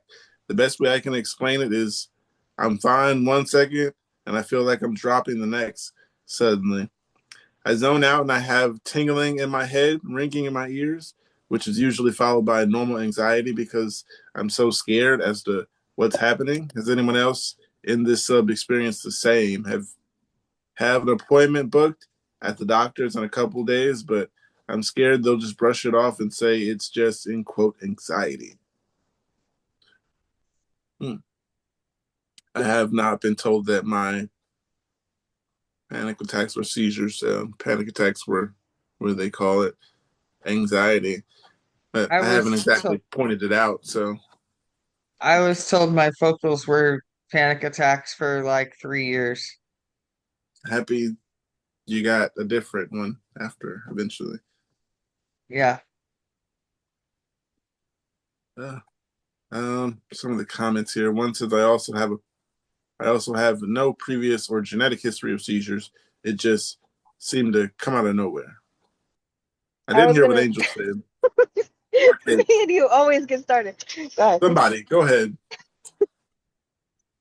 All right, before I forget, I know I had to put the anxiety suggestion to bed with at least two neurologists who realized I was going to them because the medications weren't working and this was just kind of starting over, blank slate. And that was the first question that they would ask after the basic, why are you here thing. Then it was, well, have you ever looked into, when's the last time you went to therapy? And very leading questions to, I think it's anxiety, especially when, in the early days before they had EEGs and like good diagnosis tools.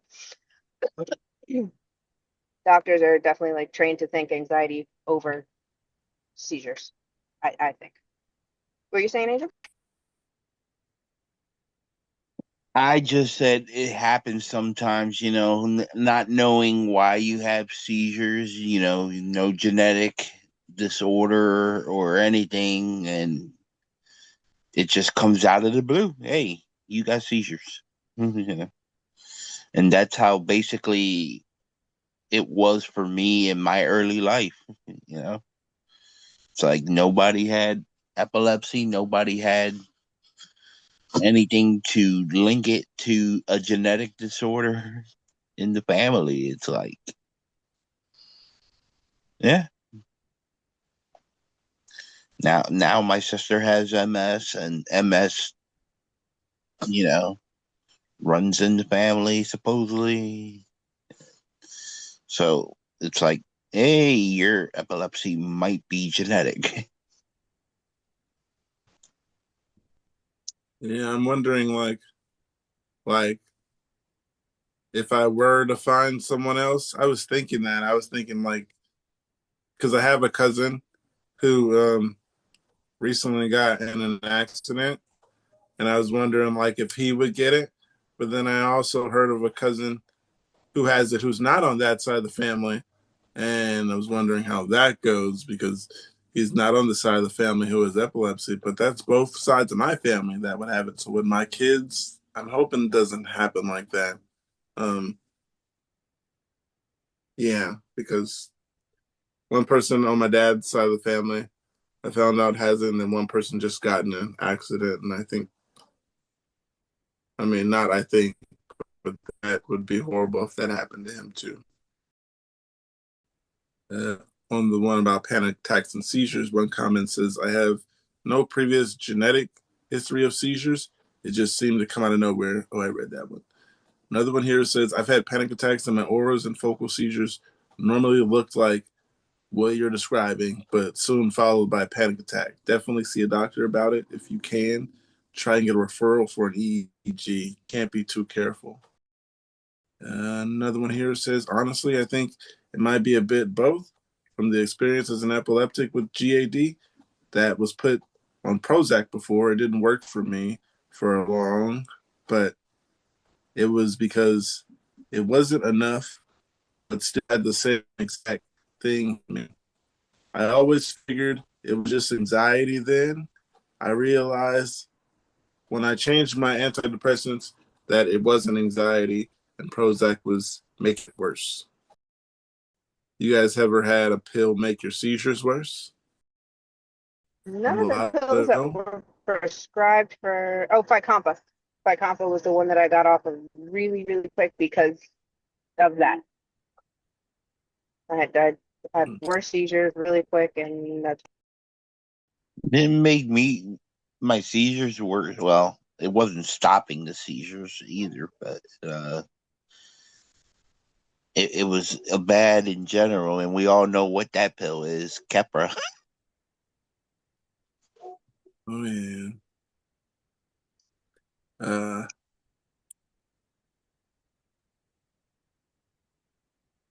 yeah. Got some long posts here. Anyone else have a vivid dream? I have generalized epilepsy and get chronic seizures. I have recently been having loads of dreams about seizures. Some of them have turned out to be actual seizures in my sleep, and if not, I have really vivid dreams that are still epilepsy related. For instance, being at home, doing scans and tests, etc. Does anyone experience this too? I think I just have vivid dreams in particular. For some reason, I always feel like I'm part of a dream. I don't know if that's what it means by vivid dreams. Can't always pick up what's a dream or not. Does Would that anybody be else have considered vivid? dreams and then like forget it as soon as you wake up? Like I know I was just dreaming about something, but I open my eyes and I'm thinking and all details are gone. That's generally how they work. Like you wake up but then I sit down on the couch and I'm like, think for a second, think. I try to rebuild it. Yeah, try to reconstruct it. Mine's are different because. Go ahead, Kevin. Oh no, no, I was done. Because I've been having strange dreams. I've recently added some kind of medication for something else, and I've been having vivid dreams, very interesting dreams. So Yeah, I tend to remember my dreams. I don't know if there's that vivid or just I remember. Yeah, my dreams for some reason. Sometimes I'll think about them all day. Sometimes it'll leave a song in my head that I kept thinking about in that dream. I get that too. Yeah, my dreams are vivid enough to remember, I'd say. I go through a couple comments here. One says, what meds are you on? This person says 2,500 of Keppra a day. And they said that could be a problem. I think the more meds I'm on, the less I dream. What are you doing during that time? Uh, What am I Just doing? sleeping. I'm unconscious. Yeah, it's all I these take my downers. I take my Xcopri and I go into the Xcopri coma land and I don't come out for a while. I just can't imagine not dreaming. Like I'm laying there not thinking of anything. I get that sometimes when I don't sleep. And that's because I have insomnia. So I get the land there thing where I'm just laying there for hours. But I don't get the sleep overnight and then I wake up and there's no dream. The problem that I have is I'll take my meds And then about probably anywhere from 30 minutes, usually around 30 minutes later, like I am out. Like I'm out cold. There's no waking me up. But then probably 4 to 6 hours later, I'll wake up because I got to go to the bathroom. And then if my brain turns on too much, like if I think of something while I'm in the bathroom, then it just starts churning. And then I'm up at 2:30 in the morning and I can't go back to sleep. And it gets to a point where it's like, okay, fuck it, I'm making coffee. Because Pookie, I I know think I you can't. should get on Xcopri. What? What Pookie does? I think Pookie should get on Xcopri. It'll solve his insomnia. At least for a few hours. I don't think so. Oh yes, it would. Mm-mm. Especially if you take it with a benzo. They They tried to give me specifically told Omni. me at bed, do not take this in the morning. Take it at bedtime. Yeah, they tried to give me Omni, and that would could have. For some reason, they said that's a downer and it's a benzo, but some people said it causes insomnia. So I was like, eh. You read the side effects on anything, and they all cause constipation and diarrhea. So make it make sense. I haven't read those side effects, and those don't seem too fun. Well, how could it cause both? That's what I was thinking. That's what I'm saying. Like, it can cause any side effects. It just depends on the person. Like, it's been reported to have this side effect, but it's also been reported to have this side effect. They're completely opposite of each other, but they've both been reported, so we got to list them both. Because everybody is different. Yep. Right. But Just like we Pookie, can be big ass stoners and some people can't touch it. Pookie, Xcopri side effect is not drowsiness. It is sleep. It Right. literally says sleep. Yeah, I'll try to avoid that. For some reason, Try to sometimes I avoid like being sleep. up, except when I want to sleep, and it's hard to explain. And it's like 1 in the morning, I want to sleep, but it seems like the meds that they give us to sleep during the daytime. Um, I mean, What? it seems like the meds that they want to give me, which is Omdi. Like I said, I want to sleep, and for some reason, someone told me that that one causes insomnia, and then I read that someone also said I sleep a lot more during the day. So I'm You all over probably the just place. got your schedule all screwed up. And if you would start taking Xcopri and take it at bedtime in the evening, you would start sleeping at night and getting up in the morning like normal people, Yeah. whatever normal is. But Yeah, whatever normal for you would be. How many hours do you get on sleep on average? me, Yeah. I got 8.5 last night. Oh, nice. I get 5. Um, 5 hours for 6 days a week, and then on Friday or some don't do a lot day. One day I'll get like 6 or 7. On a bad night for me is 5, and a really good night is 8. Usually I'm somewhere between around 7, 6.5, 7.5, somewhere in there. That's And you do great. your chair yoga, you're good. Right. That's And that's with all my caffeine. Oh, Huh, 2 miles. Keep left. that's good. I I'm take gonna throw away my monster can now, Mom. oh no, monster, come on.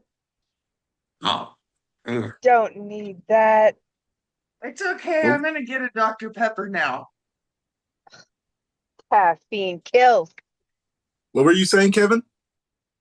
well, I love Dr. Pepper, first of all. It's like my favorite drink. I take Onfi and I sleep very well.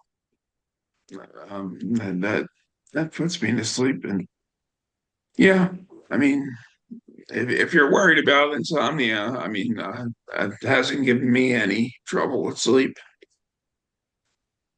I Okay. just wanted to throw that out there. Okay. Still gonna get a second opinion about changing medications though, because like I said, he gave me a new medication. We met one time and we did it over a video, and didn't even get that much information about me for the medication he prescribed. He did that fast. I was just like, I think I'm getting myoclonics, and he was like, you should try Omvi. I'll write you a prescription for that. There was no any further information needed. That's why I was just like, I'm gonna find someone else.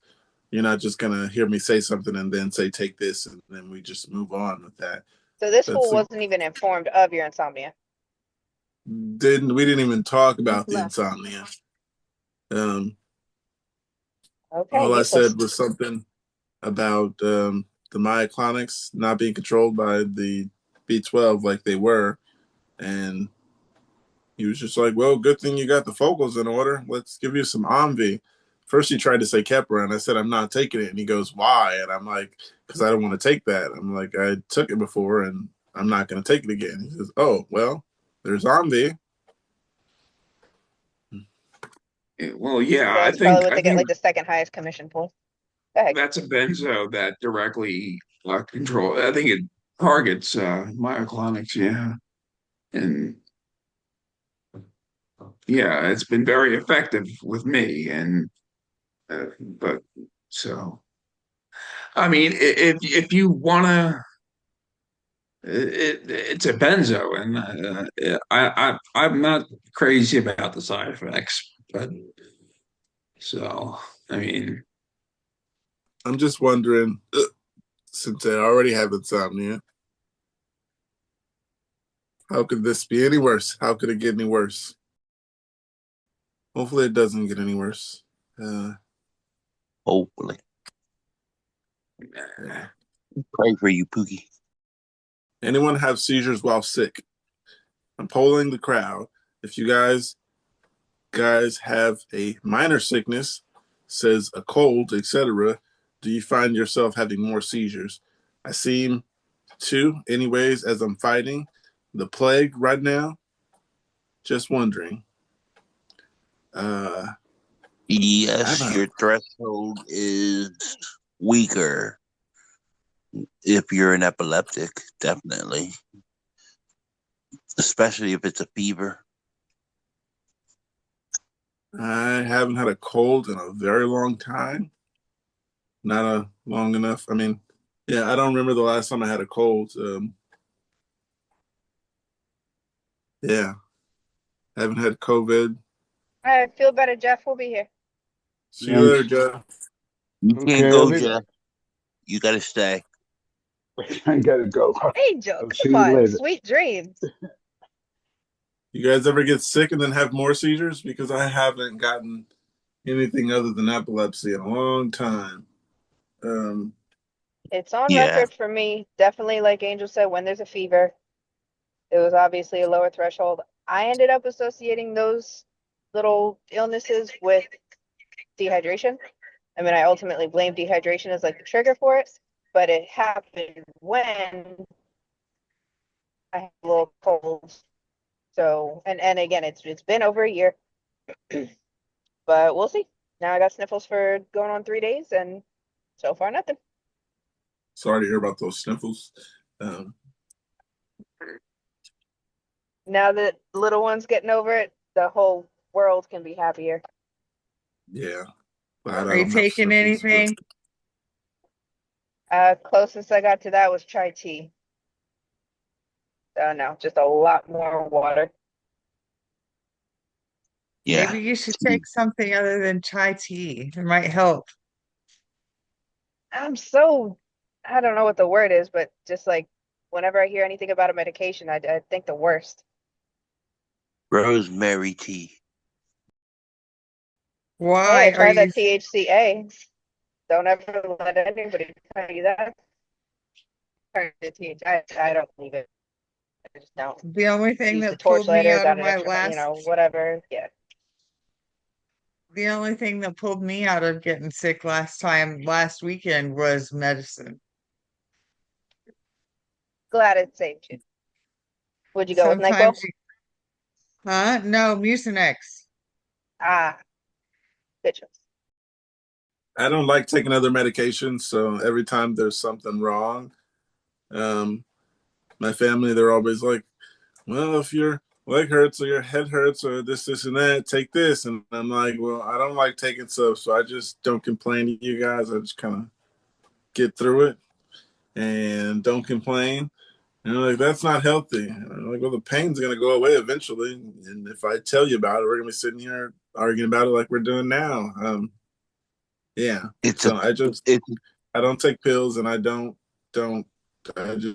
don't take other pills. I just like, okay, I got a it's a headache, so what? smart instinct.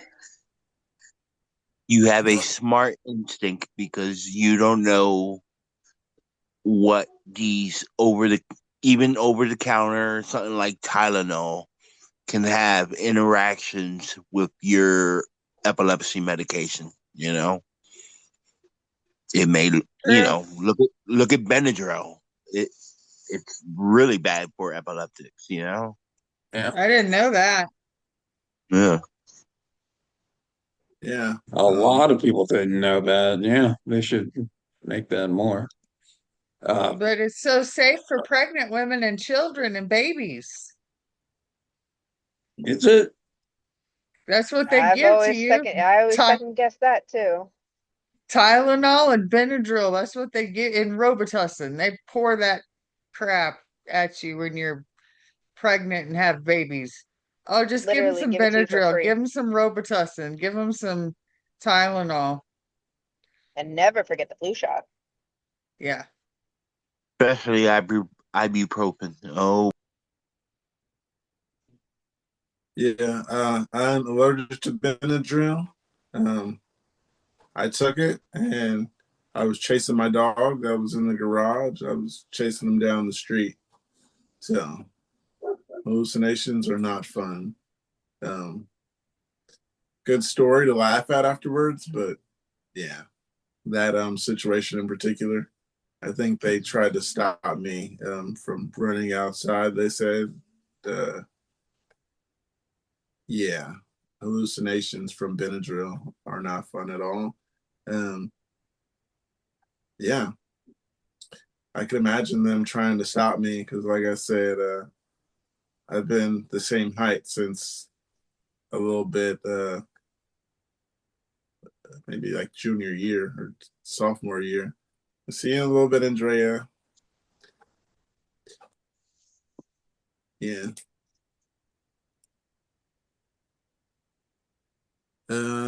Got some comments here for the seizures while sick. Someone says basically the only time I had a seizure when I was sick was when I had the flu when I was little. I had to stay home from school for like a week, and this might sound really nerdy, but I was kinda, to be honest. I was kinda, to be honest. I like some of the classes, history specifically, and when I got back sick, I think I missed out on an ancient history week. For reference, that's my favorite period to learn about. I think they were doing Egypt or Greece, especially my favorites. Anyway, during that time, I was barely eating anything, though I was staying hydrated. If I wasn't eating or anything or sleeping, I was either throwing up or having a seizure. Yeah, clusters being sick at the same time sucks. Even if you are sick and can watch movies all day, if you want to, seizures all day still suck. Yeah. Another comment here says, yes, illnesses are a stressor on the body and your immune system, leading to a temporary lowering of your seizure threshold. This comes from symptoms like fever, which increase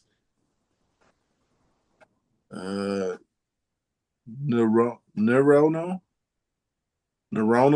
excitability and destabilize neurons. Immune system response involves an increase in cytokines, cytokines, which can increase neuronal inflammation. The combination can become enough to be a stressor that can result in breakthrough seizures.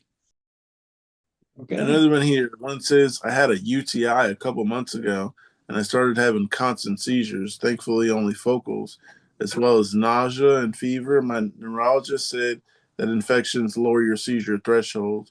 Also, just for the record, I did go to the ER right after this and got treated.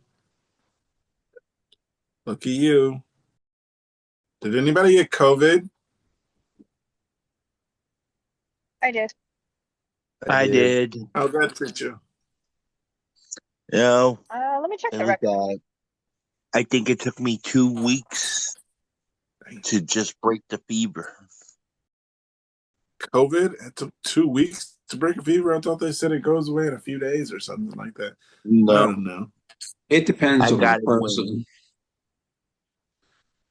I got it when it was first like coming out,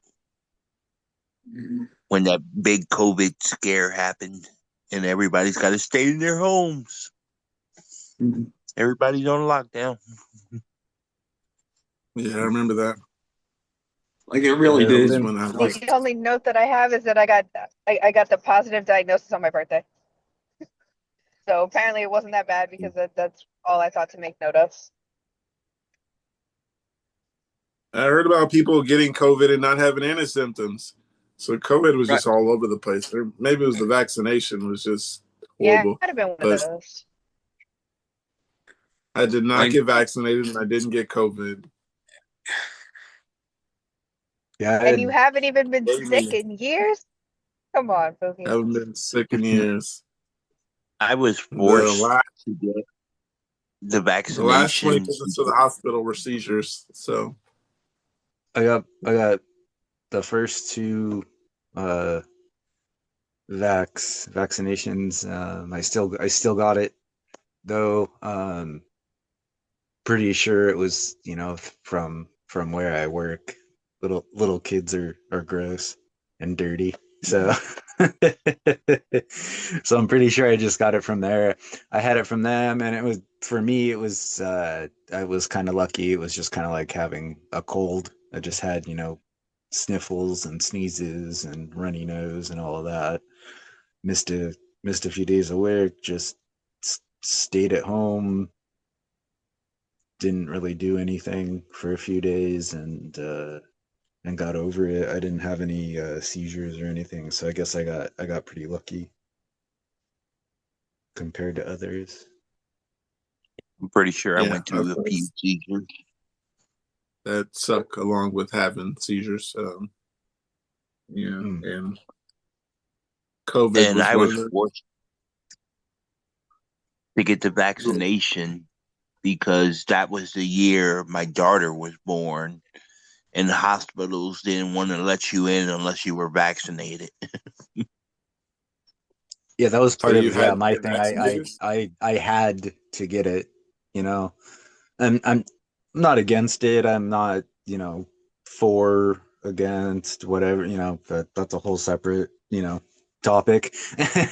But it wasn't a big thing for me, so I was just like, whatever, got to do it for my job, and obviously, and it's, something that's going to help out, so I got it, and yeah, wasn't a big deal.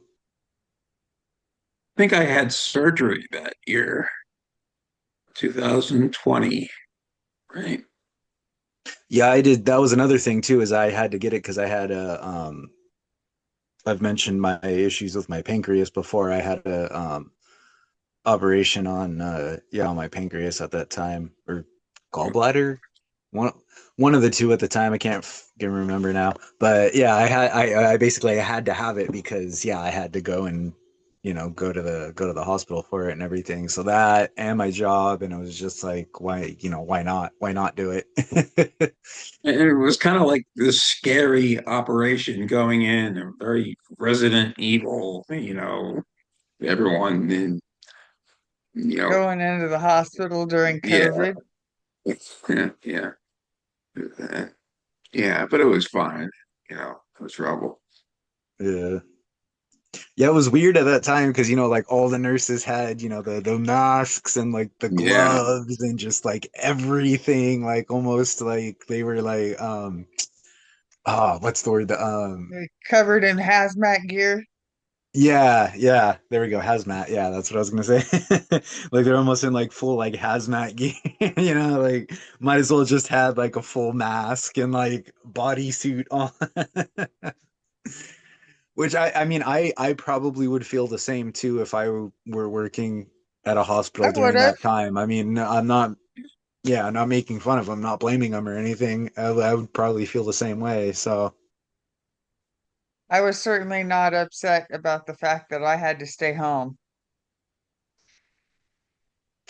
yeah, it was fine with me. Yeah, I was already home all the time, and it certainly didn't bother me a bit whatsoever. It's like, okay, cool. That's very strange how like so many people were emotionally devastated by it.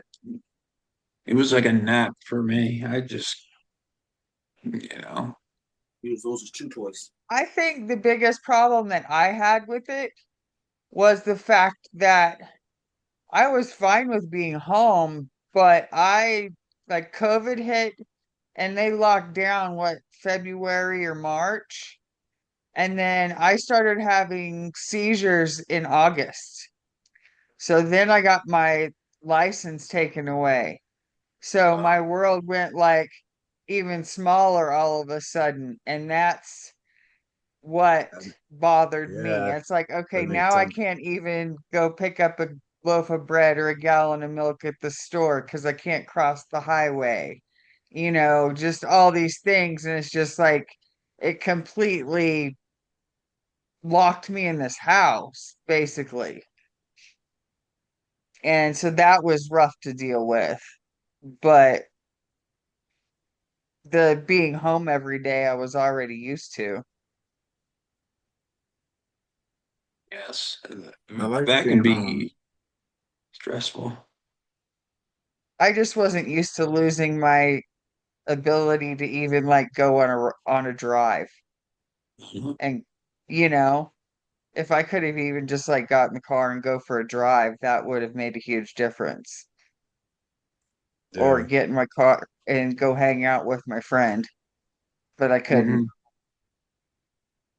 That kind of stuff. Like Didn't losing Uber For and your for DoorDash me and independence. all that stop for a personally, while too? I couldn't hear both of you at once. I said it must have been tough to lose your independence like that. Yeah, it was just, I think the fact that I was all of a sudden and you know, in my 40s, having it all of my life, and then all of a sudden it's just gone. That was, I don't know. It was just a big shock, I guess. Did you guys ever have to quarantine? Like yourself have to stay away from people? Yeah, when I had Yeah, COVID, I had to stay away, Yeah, we had quarantine and too. yeah. and by me quarantining, that means my fam basically, you know, I was still married and me and my stepson, we all had to stay home. Mhm. Because I had it. I believe the person I was dating at that time had got it in her kid, but I didn't get it, luckily. I don't Yeah, think I so did. I was never diagnosed. I know my partner got sick really bad. Like he said, all of everyone at their office was coughing and hacking and sick right before it all blew up and that they shut everything down. And after the fact, they all kind of wonder, was that COVID? But it was before COVID, so don't really know. And then I never really got sick, so I don't know if I don't think I ever had it. Being that Yeah. we're, for where I worked for, we had um like free tests. They just, yeah, gave us tests, to make sure, and then that way, we would, stay safe for the kids and everything. So yeah, as soon as I started feeling sick, I was like, like, all right, is this what it is? And then I took a test, and then it was, positive, and I was like, all right, great. Now I got to stay home for a few days, and I basically just, yeah, I just stayed here in this room for like 4 or 5 days straight. Like barely did anything like outside, even like, for food or something. I would just have, something dropped off, or something like that. And it was, yeah, just basically staying in my own little bubble as much as I could for a few days. Hmm. So I yeah. mean, I had family come over, like, but that was really, really weird because my niece was about 3 years old at the time, and my brother-in-law and my sister, like, I have a pretty big backyard, so like it would be like she had to stay like 50 feet away or something, or I don't know, whatever the rules were back Yeah. then. So she would be running towards me, laughing, and then my brother-in-law would run and pick her up so she doesn't come towards him. So I don't know, like, Yeah, some no, places were way more strict than others on the distancing. like, because we didn't know what this virus was, or how you know so it, we were overly safe, and but they still made an effort to come over, and it was very nice. And yeah. That was probably like new rules to tag. She probably turned that into a game. That's awesome. Mhm. That was a really good idea. Yep, the old saying, yeah, better safe than sorry. That's, yeah, for sure. Especially when, yeah, early on like that, we didn't really know what the heck it was. And then if you were saying she's only 3, or sorry, he or she was only whatever, was only 3, then you don't really know like what allergies or sicknesses they might have, at that point in their life. So it's, yeah, it's way better to be safe than It's just yeah. such a bizarre concept, the whole thing was just so weird. Yeah. Yeah, I don't know. I mean, now Just 5 years later, we know a little bit more about it, and how to treat it and what to do with it and all that, stuff. But yeah, back then it was, I don't know what they did with you the never kids at knew. the school. You work at a school, so I don't know what they were doing with the protocol Mm. was. I mean, what was that? What did they do? It was. I mean, it was closed for a little bit, and Oh, and then once everything went back, um, masks were, mandatory. Um, all the workers, it was, the vaccinations were mandatory. So it was, yeah, that, like, more on the safe side, than anything else. And then my uncle, my mom's brother, he was, how do I put this nicely? He was a very overweight, uh kind of an unhealthy man to begin with. Uh-huh. So then once he got it, yeah, he passed away from it. Um, so then, yeah, both, my mom, like I said, she's the one that, works at the school and how I got the job and everything. So, both of us were already, we were fine with staying on the healthier, the safer, side of everything. Because he passed away in September October, of 2020. So kind of still early on when everything was happening from COVID. So it was, yeah, we were perfectly fine with the vaccination and staying on the healthier side of everything. It was because it, yeah, kind of hit home, for us and everything. So yeah, that was a weird year. 2020 was a weird fucking year, man. Can't say that I enough. didn't get 2020 was COVID. weird. What was weird for me is I didn't get COVID, but I had a lot more seizures in that time period.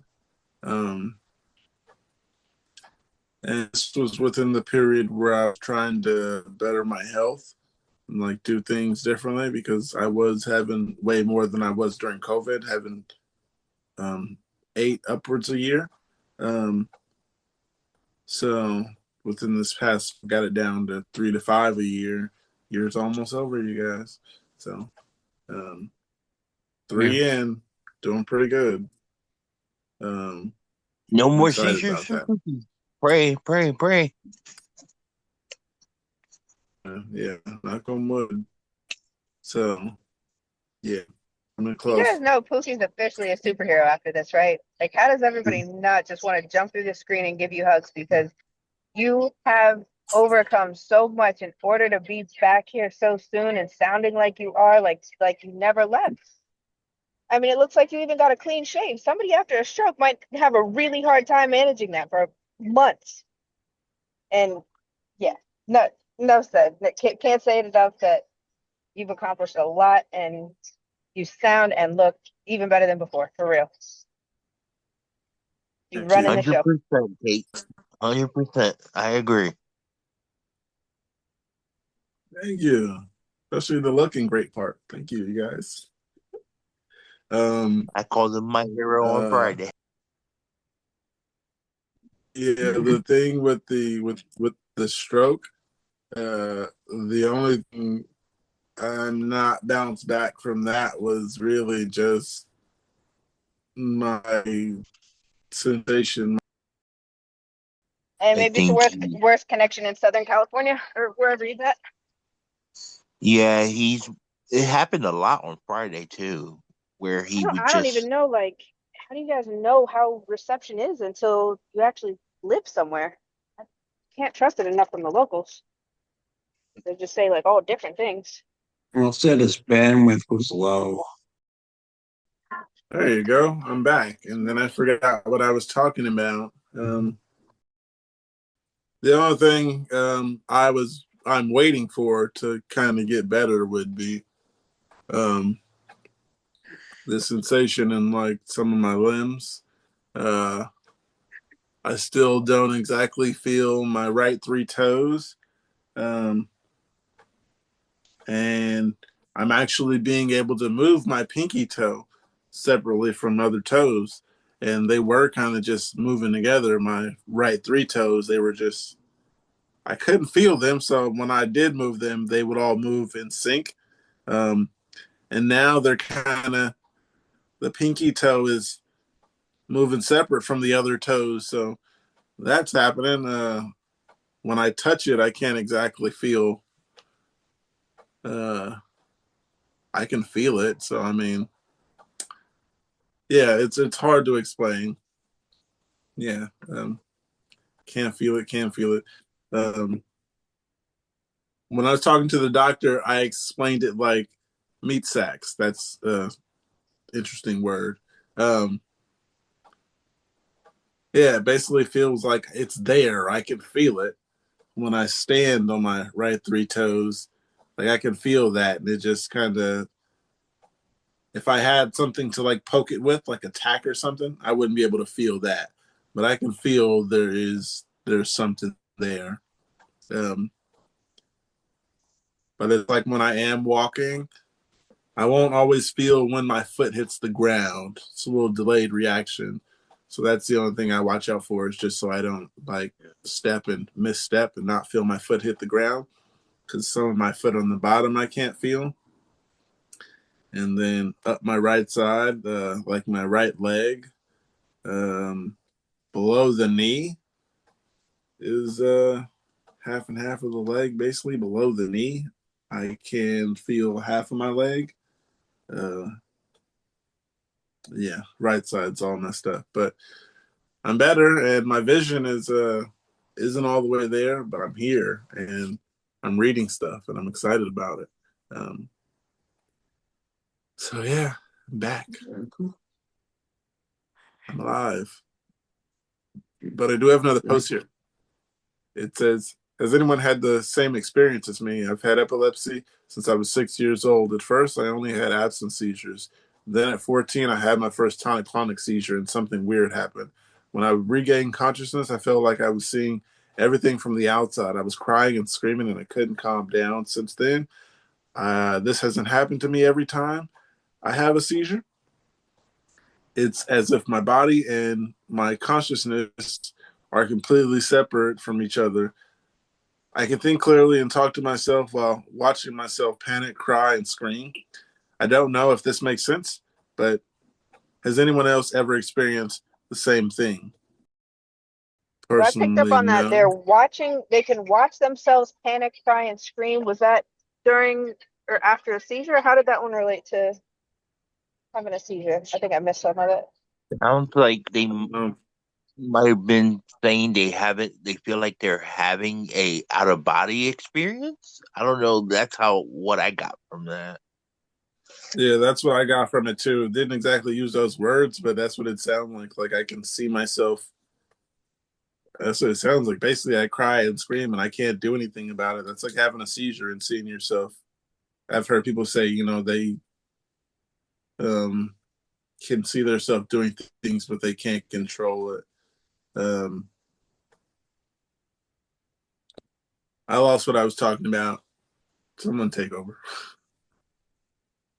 Um, I was I mean, trying to type the word disassociative in the chat, but I don't know how to spell it. So that's the word that came to mind when you guys were talking about like seeing themselves, seeing it happen to themselves. I think they call that disassociative. That is part of the seizures for some people. It is. I was gonna say I kind of wish I knew what my body was doing during a seizure. I remember nothing, several minutes before or for quite a while, after the one that I mentioned I had last Wednesday. The I remember like getting into bed, and then the next thing I remember is my parents standing over me telling me that I had a seizure. It was about like a 6-7 hour difference between those 2 points.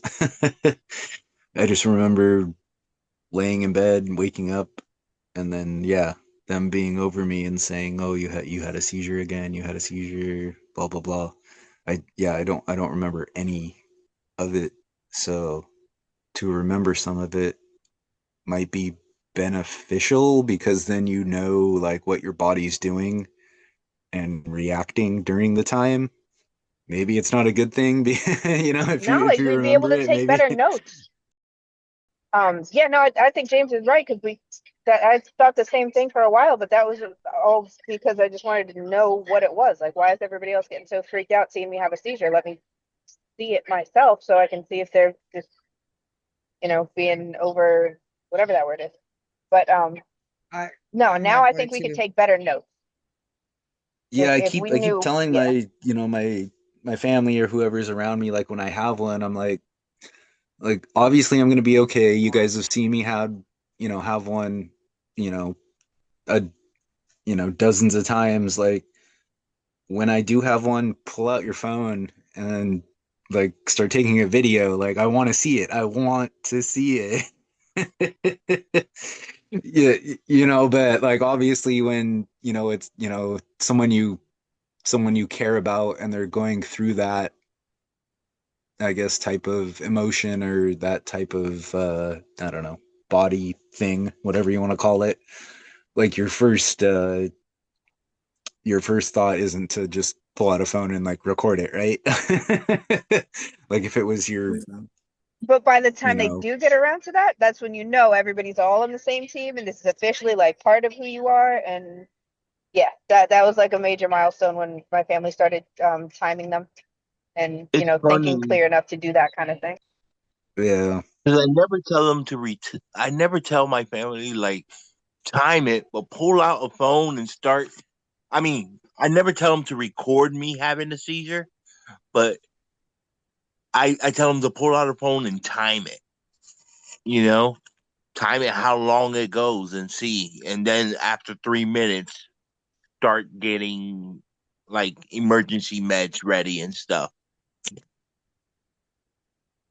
Yeah, that Yeah. makes sense because I don't have like with mine I don't have like an aura or like something like prior to it. They're just completely out of nowhere. Like I said, with the one last week, it was just literally in the middle of the night when I was asleep.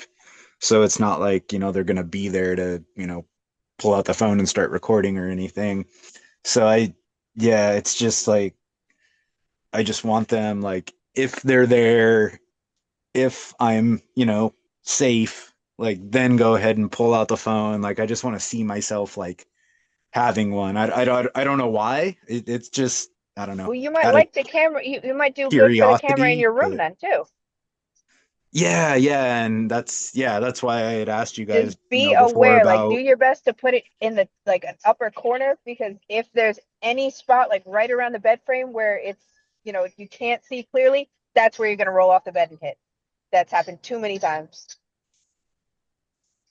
So yeah, just like it, pick the area wherever you put the camera like really carefully.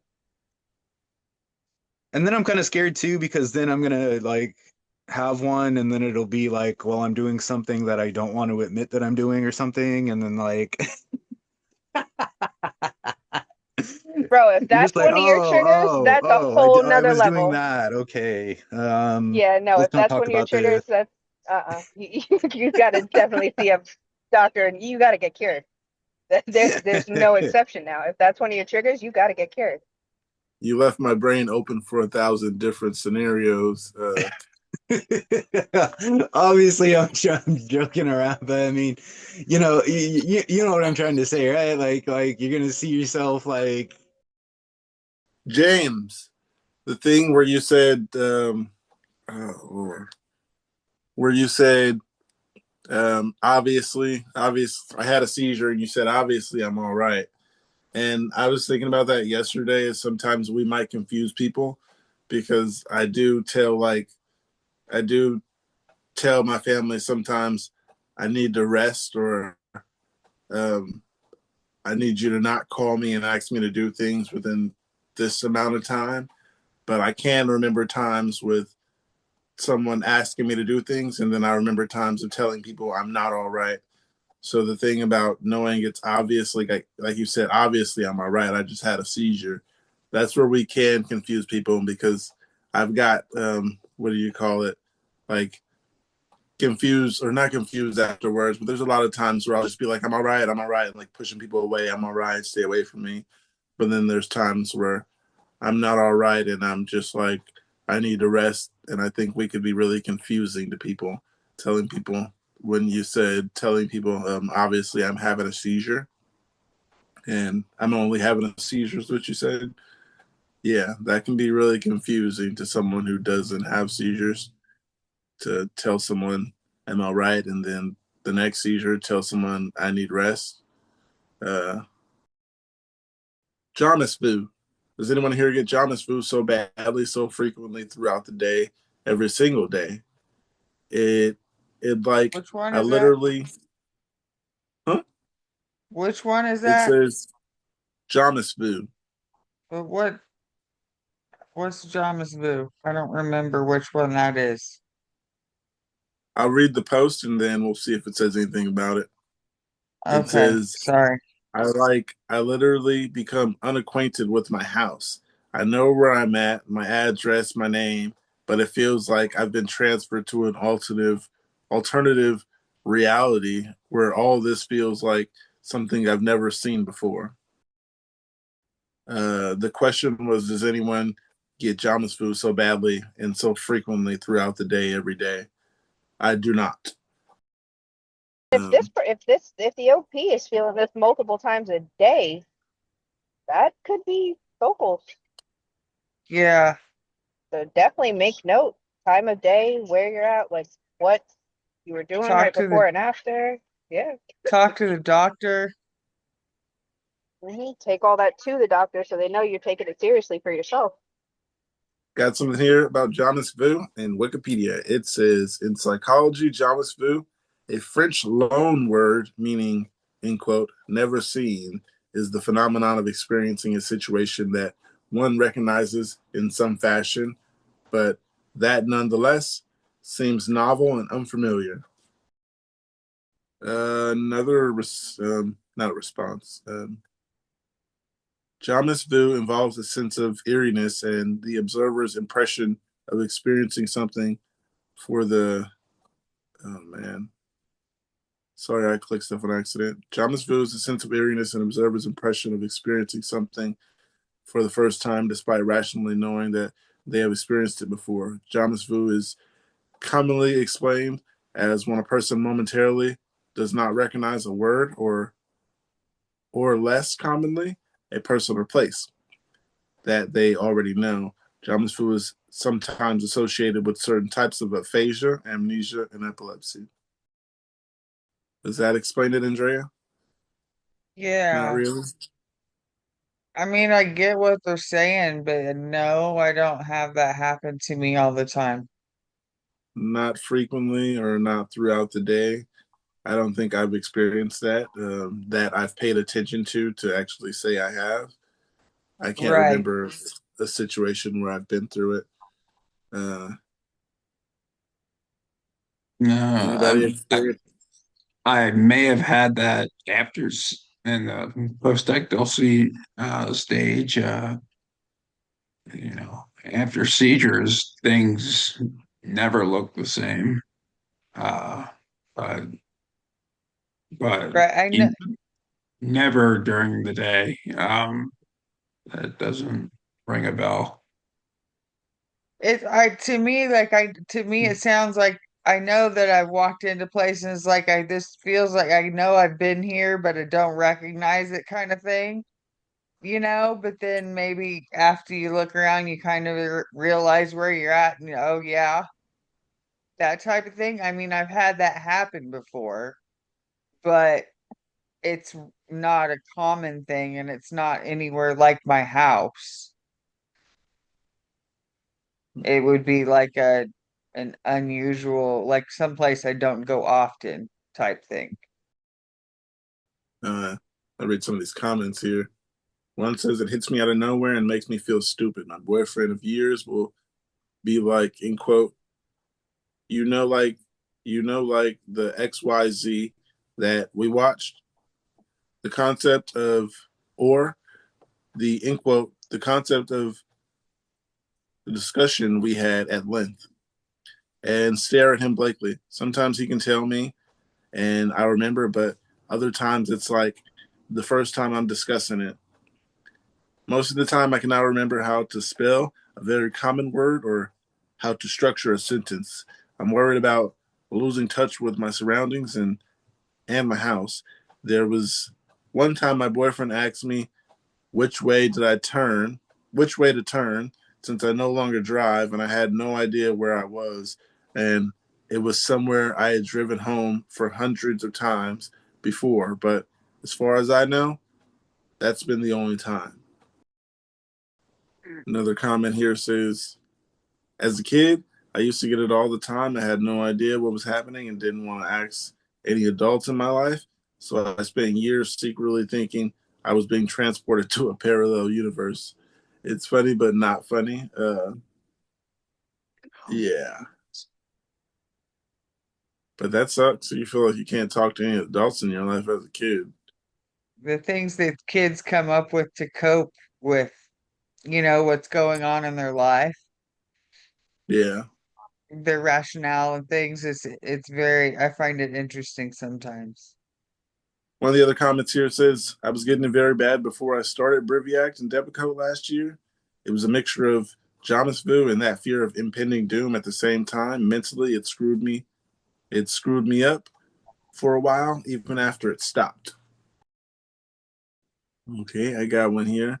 It says, am I being too sensitive? Does it bother any of you when someone says something like, in quote, OMG, I had a mini seizure trying to read that sentence? It irks me. I hate hearing people who don't have seizures say stuff like this. Life is hard as fuck with epilepsy and seizures. Shouldn't be used like this. I feel like I need to add, I was just diagnosed in 2023 out of nowhere, like tonic-clonic seizures while driving my daughter to an appointment. I hate to think what could have happened had she not got the car stopped. I fractured 5 vertebrae in my spine doing a backwards C over the headrest. I'm completely disabled now. It finished my back off. I still haven't accepted any of this. I'm so sorry to hear that. That sounds like a horrible seizure. But there is a comment here. A comment from Anne. I haven't seen her in a while. It says, I've learned not to take those things personally. It's like saying you almost gave me a heart attack, which I said to my kids when they were teenagers. No harm unless it's directed towards me. Another one says, I personally don't find it offensive or annoying, but if you do, then it's understandable.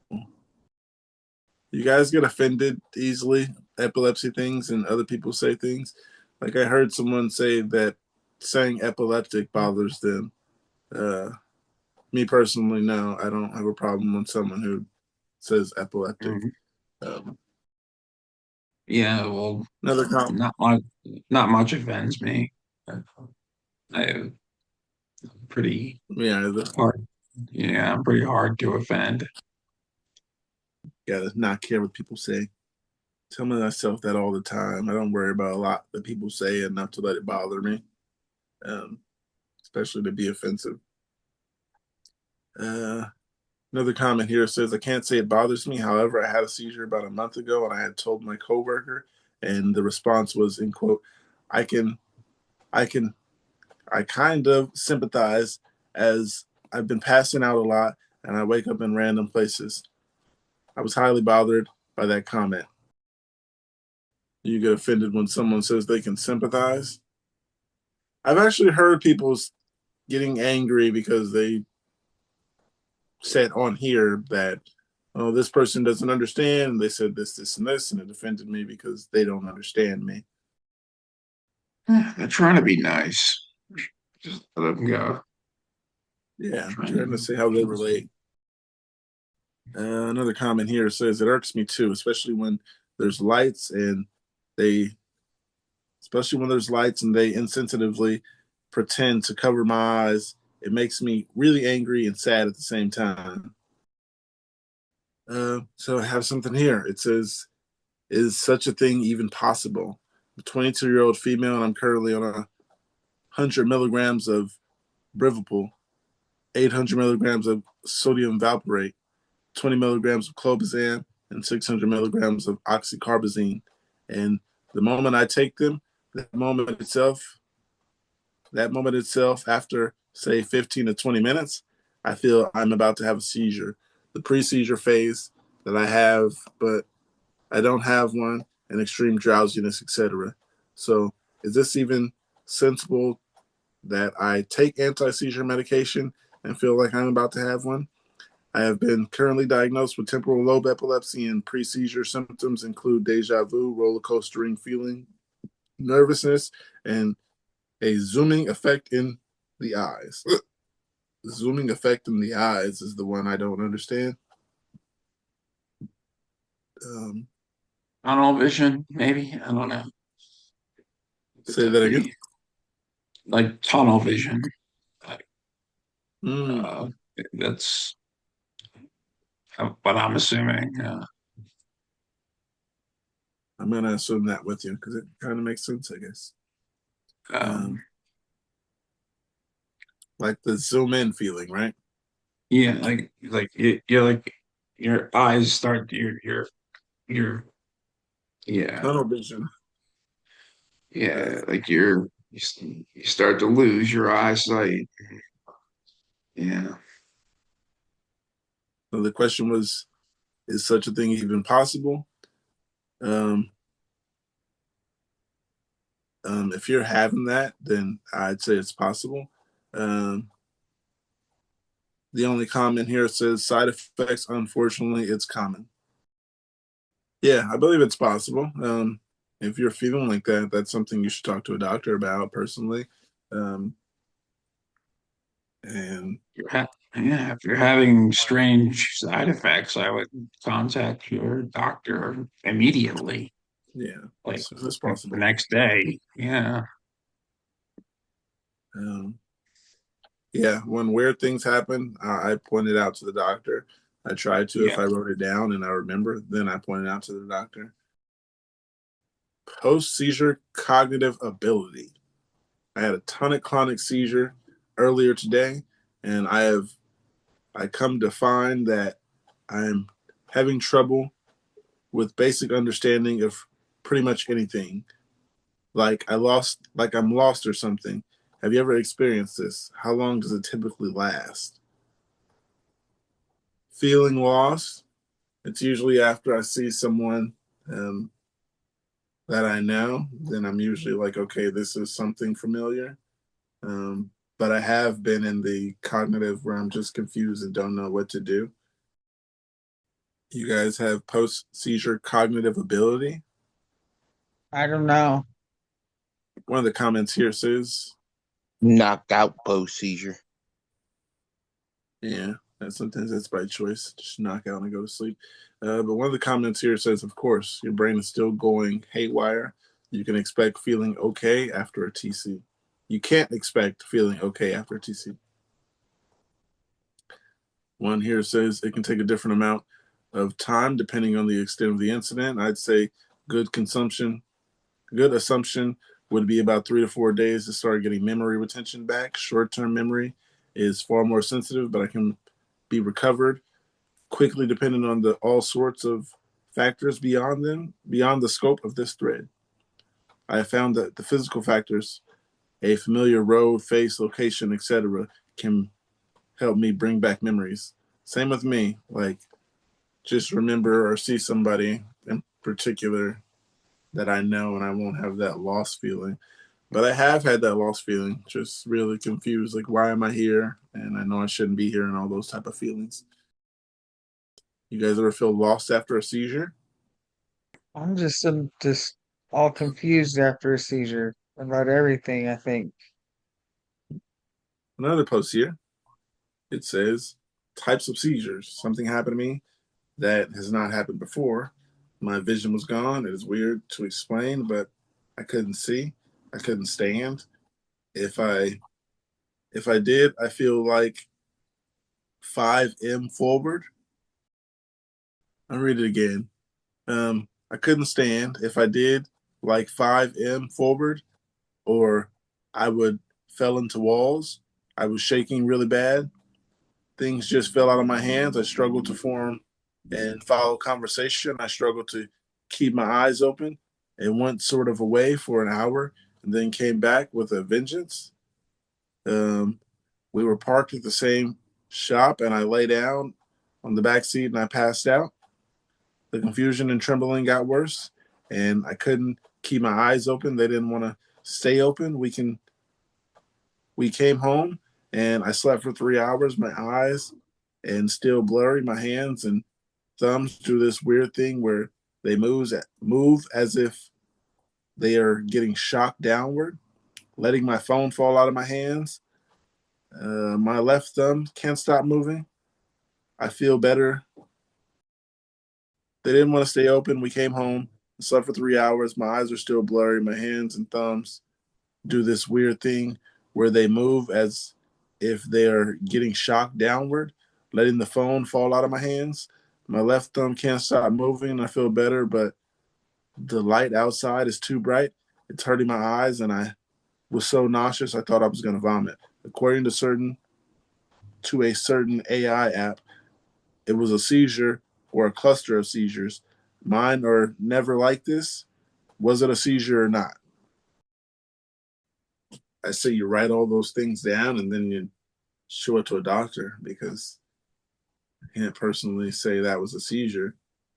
Yeah. I have a few of those, but not all of them, not together.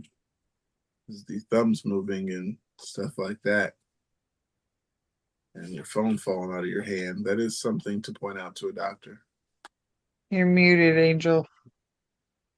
I said there's something like it might sound a little photosensitive. Yeah. Yeah, for the vision to be gone, I could see that.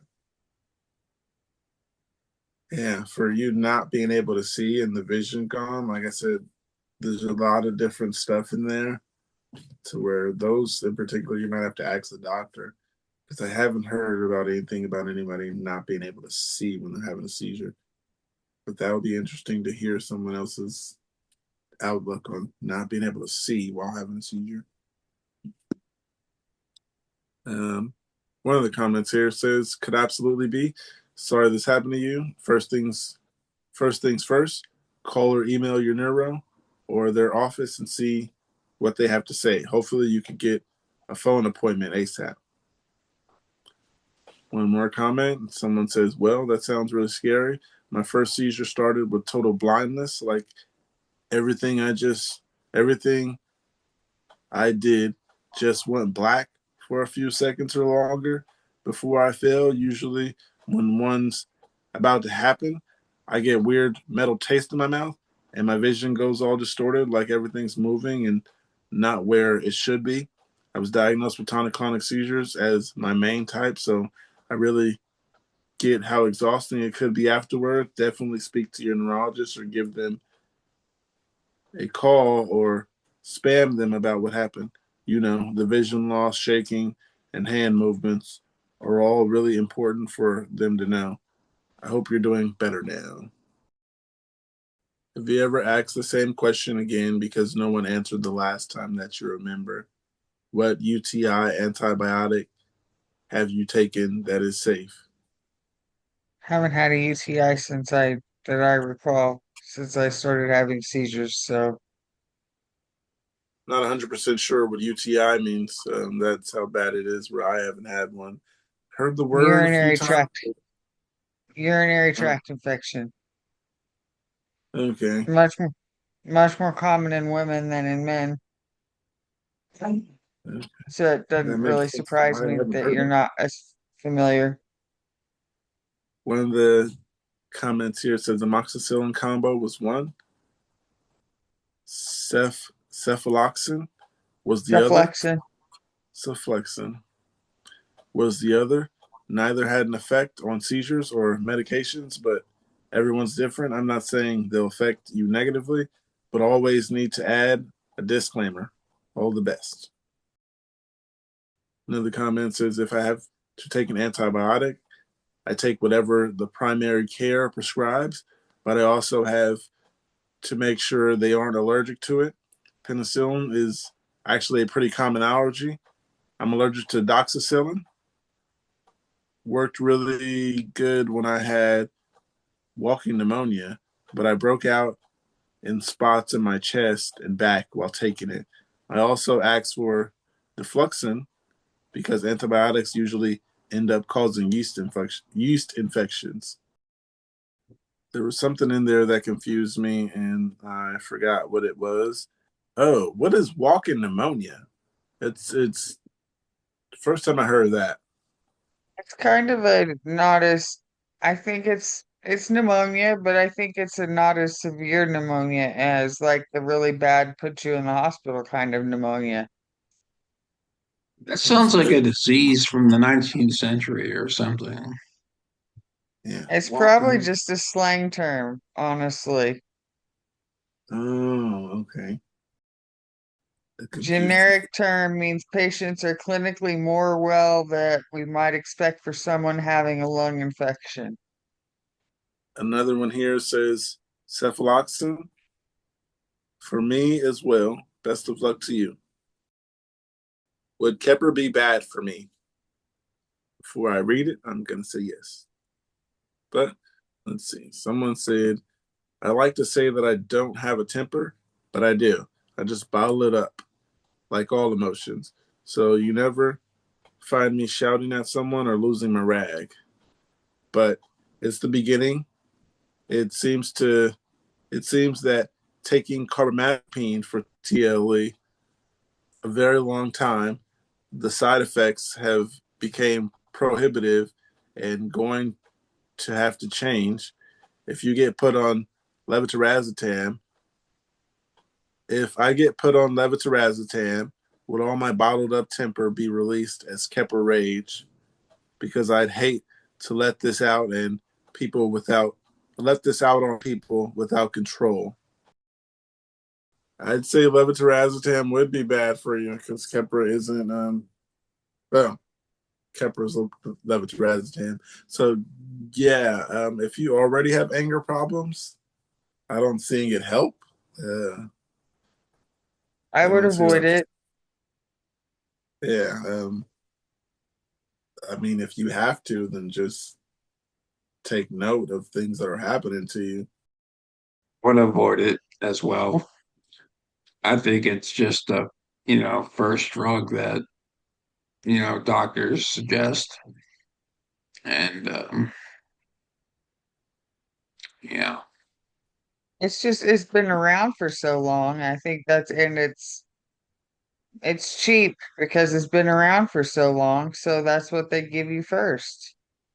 Really? Is it cheap? It's a cheap drug? I think it is Okay. because it's Interesting. been around because it's old. I mean, it's not going to be near what Xcopri is. Got a comment here. One says, not really a question that can be answered, IMO, especially with how specific you're being. Okay. What is IMO? Anybody? In my opinion. In my opinion. Okay. Not really a question that can be answered, in my opinion, especially with how specific you're being. Sounds like you may benefit talking to a therapist if you're not already. It is no way to keep living things bottled up and can cause all sorts of issues even without epilepsy. That being said, I did have a lot of rage, short temper while I was on Keppra. I no longer notice it 5 months after switching to Lamictal. I have friends that don't tolerate Lamictal, and I have had a way better experience on Keppra. Since I have friends that don't tolerate Lamictal, and I have had way better experience on Keppra. It is sort of a coin toss, it seems. Well, and Kate said that she couldn't take Keppra many years ago, but now she can take it and it's helping her, right? Or it was. I don't know where she's at now, but she could take it years and years later, but she couldn't take it a long time ago. So it's Yeah. just it's weird. I could see that possibly. I mean, because I was, when I was younger, I was, all crazy on teenage emotions and whatever makes young people insane. Um, no offense to young people, I'm just joking. But yeah, That's what makes them insane. Hormones and their brain is not completely developed. right. And I'm a little calmer. I'm very, very much yeah, I've calmed down a lot since in 20 years. So yeah, I might be able to take Keppra, but Yeah, I wouldn't it's want. just one of those things that you don't know until you try it. Mhm. I couldn't take it. I've They recently took done. I mean, yeah, I mean, like I've recently done a tapered off Keppra. So I mean, like I've Did, taken Keppra for 7 years. Just I would say like Keppra is like is Keppra is one of those things that like you would actually like get like a rage like this little raise that that like that they have because like yeah because like I've taken it for 7 years and the last 7 years like I mean like I had a lot of grief. I'll say this for taking Kepler for 7 years I had a lot of grief, lost friends. I lost my I've lost my smart to me wife, I can tell you that. So like I mean like I mean like so like I'm not so like that's why I stopped taking Keppra. Like right now, it's been a week since I haven't been Kep. It's been a week since I haven't been on Keppra. Well, I haven't taken it. I mean, Congrats. Well, no, well, I don't like it, so I say congrats. But since you have taken Kepler, I actually like to read this again to you because you sound like you got some input on some Kepler. Um, the post says, "Will levetiracetam be bad for me?" Um, I like to say that I don't have a temper, but I do. I just bottle it up like all emotion. So you never find me shouting at someone or losing my rag. But it's beginning to seem that after taking carbamazepine for TLE for a long time, the side effects have become prohibitive and going to have to change. Uh, if I get put on levetiracetam, would all the bottled up be released as capital rage? Because I hate to let this out on people who hate to help this out. Hate to let this out on people without control. Would Kepra be bad? That's what that person's asking. Um, after that description, what do you think about that? well, I would pretty much say like with the Keppra, I mean like well, I mean like I mean like unless you're taking the vitamin B6 or vitamin B12, but if you're taking Keppra without it, I mean I would say don't do it because like like as a person myself who has taken Keppra. And like this I mean like the Kepler pretty much actually started when I was with my neurologist Dr. Ayala with my neurologist at the time. And like just like if you're taking Kepra like I would say like like you gotta make I would say like you gotta have a like a diet. I would say like start with a ketogenic diet. That'll be pretty much worth it. But for me, in my opinion, like with Kepra, like I would say like don't go on the higher post, like on not on higher post, but on the higher doses, because I remember my neurologist at the time had put me on 3,000 milligrams, and it started in January. Then I went to then I went to this assisted housing was taking me off a little bit of Keppra with 1,500, and then I got the job from there when I got the job offer in Alabama. But I mean but I had to drive like 3 hours, which is good for me. So I see a neurologist in Alabama. So um like like for me like that's where I tapered off like all of Keppra like right away. So I mean like so like for I mean so like for my opinion like if you're taking Keppra, I mean, if he's taking Keppra and if you're taking the rate and like if the rates goes really, really bad, like I mean, like I mean, like I would say like don't take it. I mean, like well, I'll take that back. Well, I'll say like don't take it and like actually find like a new medication. That's pretty much my opinion on it because like I don't because Keppra is not good at all. Like it destroys like it destroys like pretty much of like your memory. It makes you a lot madder, and like it can get you into a lot of deep trouble. So like that happened to me in the last 7 years. So I would say like don't take it unless you're taking like a vitamin B6 or a vitamin B12. What do you mean happened to you in the last 7 years? Please explain. Okay. Um. Okay. Okay. So like in the last 7 years, I would say over 7 years now, because like because I started taking Keppra in probably in April.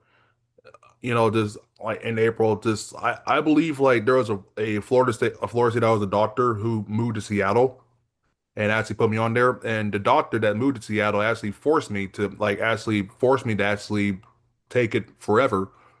And and then like until I decided this year, I decided to take it in my own hands and actually like taper off, because because like I knew since like since any toxic dog won't do it. I decided to take my own hands, and I just said screw it, because I couldn't take it anymore. And I'll say the last 7 years, like I'll say that there's a whole lot of grief. Just like this I'll say like heartbreak. I'll say like heartbreak. Um like does that like heartbreak, you know, like like suicidal thoughts, and like that's pretty much it in the last 7 years. Yeah, thanks for that. Yeah, you're welcome. There's Sorry, a I had to go comment through here. that. One of the comments here says, I took that drug for many years. It's been known to cause irritability. I experienced that too. I won't tell you it doesn't work, because it did for me, but about 6 months ago, my neuro switched me to Excopre, and I'm much happier taking that. Some of you guys say Excopre and some of you guys say Excopre. I'm just saying it. I don't take it, so please correct me if I say your medication wrong, anybody. But there is another comment here. Some says, a question I am also asking myself from what I read. It's very individual, and you might not have that problem. If you have it, you can try to mitigate it by supplementing with vitamin B6, but the evidence that it really helps isn't conclusive. I'd be interested to hear from other folks. Definitely worried about my lamotrigine won't help, and they'll put me on Keppra, which will ruin me as a family member. I think we lost Pookie again. Yeah, Pookie got booted out, I think. He'll be Uh, back in a minute. I do not know what question he was reading at all. Something So I about am, B6 or something. yeah, yeah, like I think it was like the Lester Pro, or the Lester Pro. Okay, he's back now. James is back too. One of the comments is, if you have the ability to manage and self-regulate your emotions, that's a winning combo. I would definitely give it a go without question, now that I know from experience. Another one here says, everyone is different. I'm on 500 milligrams twice a day. I'm also on olanzapine, and that helps me with my psych symptoms. Before that, I definitely had anger problem. Anybody had anything to control anger? I do. I do. I mean, like I would. Coming from a former athlete in high school. Um, this like I would say with that question, I would say literally, I would say like I would say like go on a walk, like like if it's like 5,000 steps or 2,500 or maybe 10,000, just I would say like just go on a walk. And don't try to like rush yourself, because because when I did it, um like eye rust for pretty much like I would say like 3 months until I felt like my body had stopped. So, so also another thing, like you have to listen to your body as well. Yeah, I say that all the time. Know your body, everybody. Yeah, when I was on You Kepra, know. I think I think the medical marijuana I was on was like kept it from keeping me like totally raging out every single day. I can Like see Wait, say that. that feel one more time. Yeah. I said when I was on Kepra, the medical marijuana I had was probably what kept me from like totally raging out every single day because I could feel the anger like rising and everything. And I didn't know it was the Kepra that was doing it. And it's so weird. From I don't remember a lot of the stuff I did until like my family recently told me some of the stuff. And then I'd be like, oh yeah, I can't believe I did that. And but it was just complete blackout rage, just and out of nowhere. And it's not like a matter of, you know, taking a few steps and breathing. It was just, you know, out of nowhere. Just you can't calm down, and and suddenly I don't want to get into what I did, but it was just blackout, fury, and so, but I really don't know a way around this, But Angel suggested marijuana that would bring it down a bit because every reaction on Capra seemed like to elevate things exponentially. Like like if I overcook my food, then I would throw my pan against the wall or something, and or I would, you know, I don't know, something stupid like that. Everything would just drive me insane, and yeah, I had to be taken off that because it would, yeah, it was almost dangerous to a point. And I didn't know it was the Kepra until I finally got off the Kepra. And I'm like, I, I don't feel that anger rise no more. Yeah, like that was the same with me. Uh, that was the same with me because like I mean like, I remember like I was at the fair. I would say like at least like 2 days ago, and then like and then like I had a friend that told me hey, like you were raging on Snapchat and stuff like that, and I was like,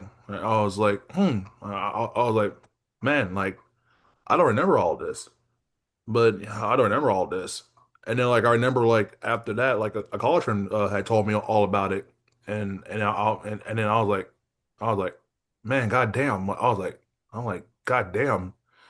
Like I'm like, damn, fuck. I was like, Yeah, it had to be the Kepra, and then the worst part, like in Tallahassee, which is my hometown, like they didn't want me off the Kepra. They wanted me on Kepra like for life, and like that's why I oh decided, yeah, like and like this, like and that's why I decided this year I decided just to just to leave because like I just well, I mean, let me start over. I mean, just like that's when I decided personally I wanted to leave, and like I just kept and found another doctor like which is down in South Florida or else in the Panhandle because like because like I never took that town seriously, and I knew that town. Well, I knew my hometown was person was going to kill me. So like, I had to look out for myself. You're from where T-Pain is from, Tallahassee. Tallahassee Pain, baby. You ever seen him? Yes, I have. Yes, I have this year. With a friend. Yeah. Just driving around town? Say it again. So was he just like driving around town, just random? Yeah, like he did like yeah, like he did like a block concert, and then like after that he did like the real concert, and like at the Civic Center. So he did at the Civic Center. So like that was a fun time. And the number one Indeed. thing they do once the neurologist starts seeing the anger spikes and everything, they don't tell you that it's the Keppra. Like they're like, oh well, let me put you on Lamictal also because that's a offset because they use it to treat bipolar people. Oh man, Oh, didn't hear that. oh man. Hmm. Oh man, like I did not know that honestly. That is, I know that is kind of a thing. Like that is some things that doctors and tellers will do, and then like with doctors and Tallahassee and the nurses like they actually move out and don't tell you, and then they tell it to their friends, and then like they'll lie to you about it, which is the saddest part. Yeah, I'm That is glad the I'm sad not part of with it. that doctor no more. Yeah, yeah, I'm yeah, glad for you, Angel. like thank God, like I went to see a different neurologist, and it was at the time when I was doing security in Alabama and Gulf Shores, and luckily the manager that was in security at the time had personally maybe saw a neurologist, and then like he told me, and then like the doctor and the neurologist told me that like that I need to stop taking Keppra right now because it's making you lose friends, it's making you lose your relationships, it's making you lose damn near everything and my potential, my talent. Because like luckily, yeah, I mean like because luckily like the doctor in Mobile, Alabama, and luckily the doctor in Mobile, Alabama, he actually saw like my talents and stuff other than the neurologist and the doctor in Tallahassee. So I was lucky. Yeah. You read one more comment from this Keppra bad for me post. It says, to be honest, I'm on 1,000 milligrams of Keppra a day, and I never had any anger issues. Um, Used it during high school, my student life, and now as a working adult. I may say that I grew more tolerant with that with time and have no issues whatsoever, but it may be different to some. It is very much different. Mm. I was on 4,000 milligrams. Hmm. like I was on 3,000 milligrams this year, and like in the beginning of that year, there was a school shooting. I don't know if you guys noticed, but there was a school shooting at Florida State, and there was a guy named Phoenix Eichner, and the cops actually arrested me like during that day, and that was the day I told myself like that was the last time I will ever be around Tallahassee, and I didn't give a damn where any doctor was gonna make me an appointment. Like I just refused to go, and if anybody want to comment on that, whatever, like I would tell them to I'll tell them like literally like go screw yourself because you don't know anything what the hell I've been through. So personally, like I moved. So personally, I just took all my stuff and then moved to Sebring. Luckily, they tapered off all the Kepper from there. Went down to Pompano. They tear off a little bit. Then I moved to Alabama. Then I got a job offer from Alabama, and I just got all my stuff and just moved and just moved there. and moved there, and that's all. Like all my medications were like tapered off. So I think because I read post online, like Pookie read that last comment where he's out on 1,000. I think you know the Kepper rage is when they put people past a certain limit of you know like maybe above 2 grand or 2,000 milligrams or something, because like people under that, they don't feel it. But after the 2,000 milligrams, that's when you start hearing the Kepper rage stories, and it's like, okay, well, there's something that's got to be. It's like you trying to control their seizures, but at the same time, it's changing. It's bringing that Kepper rage out, so it's not good once you're after 2,000 milligrams. right, right, just like I mean, like just like I believe like the max point, like when you get hit with Kepler like with 3,000 milligrams, you're gonna feel like the worst, and I mean it's definitely feel the worst. Also on top of that is like the Geodon. Like I mean if it's over like 3,000, like 3,000, 4,000, like that's probably the worst. Yeah, something here, you guys. It says altitude and seizures. Hey, everybody, I'm so late. Oh, since so last Christmas, my younger brother had a seizure when we were in Colorado. It lasted something like 3 to 4 minutes. I don't recall. I don't really recall. And when they discharged him, he had another seizure that lasted around 30 seconds. We were at a high altitude, probably around 10 to 11,000 feet. And I was wondering if altitude might be something that affects or brings on a seizure. He is nonverbal. He is nonverbal, so I can't really get too much info from him.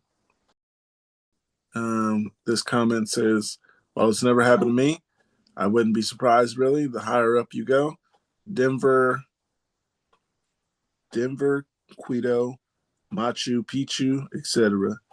The lower the oxygen levels, this goes for anyone. Not just epilepsy, not just folks with epilepsy. The brain reacts to lower oxygen levels, which theoretically could cause a seizure. Perhaps it could have also been dehydration. This is a huge trigger, very common. Also, watch your fluids at high elevation, and not drinking enough water wouldn't be good. I haven't been I think I've been up like 6,000 feet on my way through the mountains. The altitude did not bother me. I didn't have a seizure on the way there and back. So yeah, personally I wouldn't know. You guys been up high? James, we don't have any high places in the Bay Area, but have you left the Bay Area and got to some elevation that bothered you? No place specific. I mean, I mentioned I read, my bike lot. I've gone up to like the, Mission Hills, Coyote Hills. I've never had any, issues. I know those are only probably I think Mission is like 3,000 feet or so. I mean, I know it's not like super, super high, like being in an Yeah. airplane or anything, but also that's, a little bit different when you're just out traveling about, versus being in an airplane up that high. It's a difference. So, but yeah, I've never had any issues with that. I've flown, been on a train, didn't, yeah, traveled a bit, different places.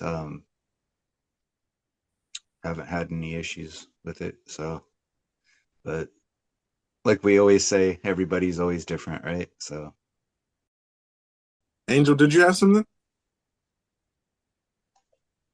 No. I've flown on planes and never had any issues with elevations, but being that everyone has like their own triggers with it could be something about vibrations or sounds that might set them off, you know. exactly.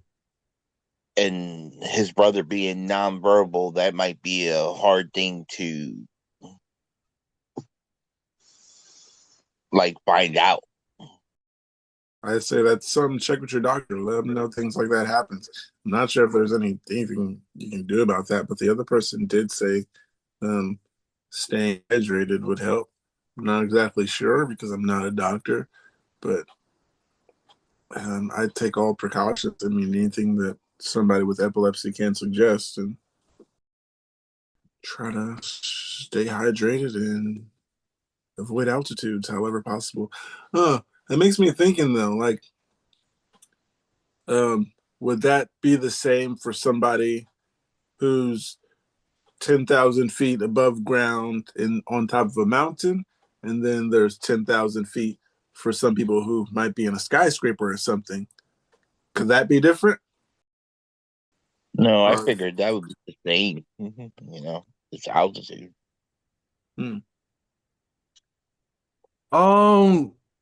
Depends if you're going on like a 10+ hour flight or else going on a 2 hour flight. Flights personally didn't bother me. Yeah. Yeah. Yeah. Yeah. It don't bother me too. Just like, I would say like pretty much like the 12-hour flights are the 12 to 17-hour flights are kind of like the most nervous or the most nerve-wracking ones.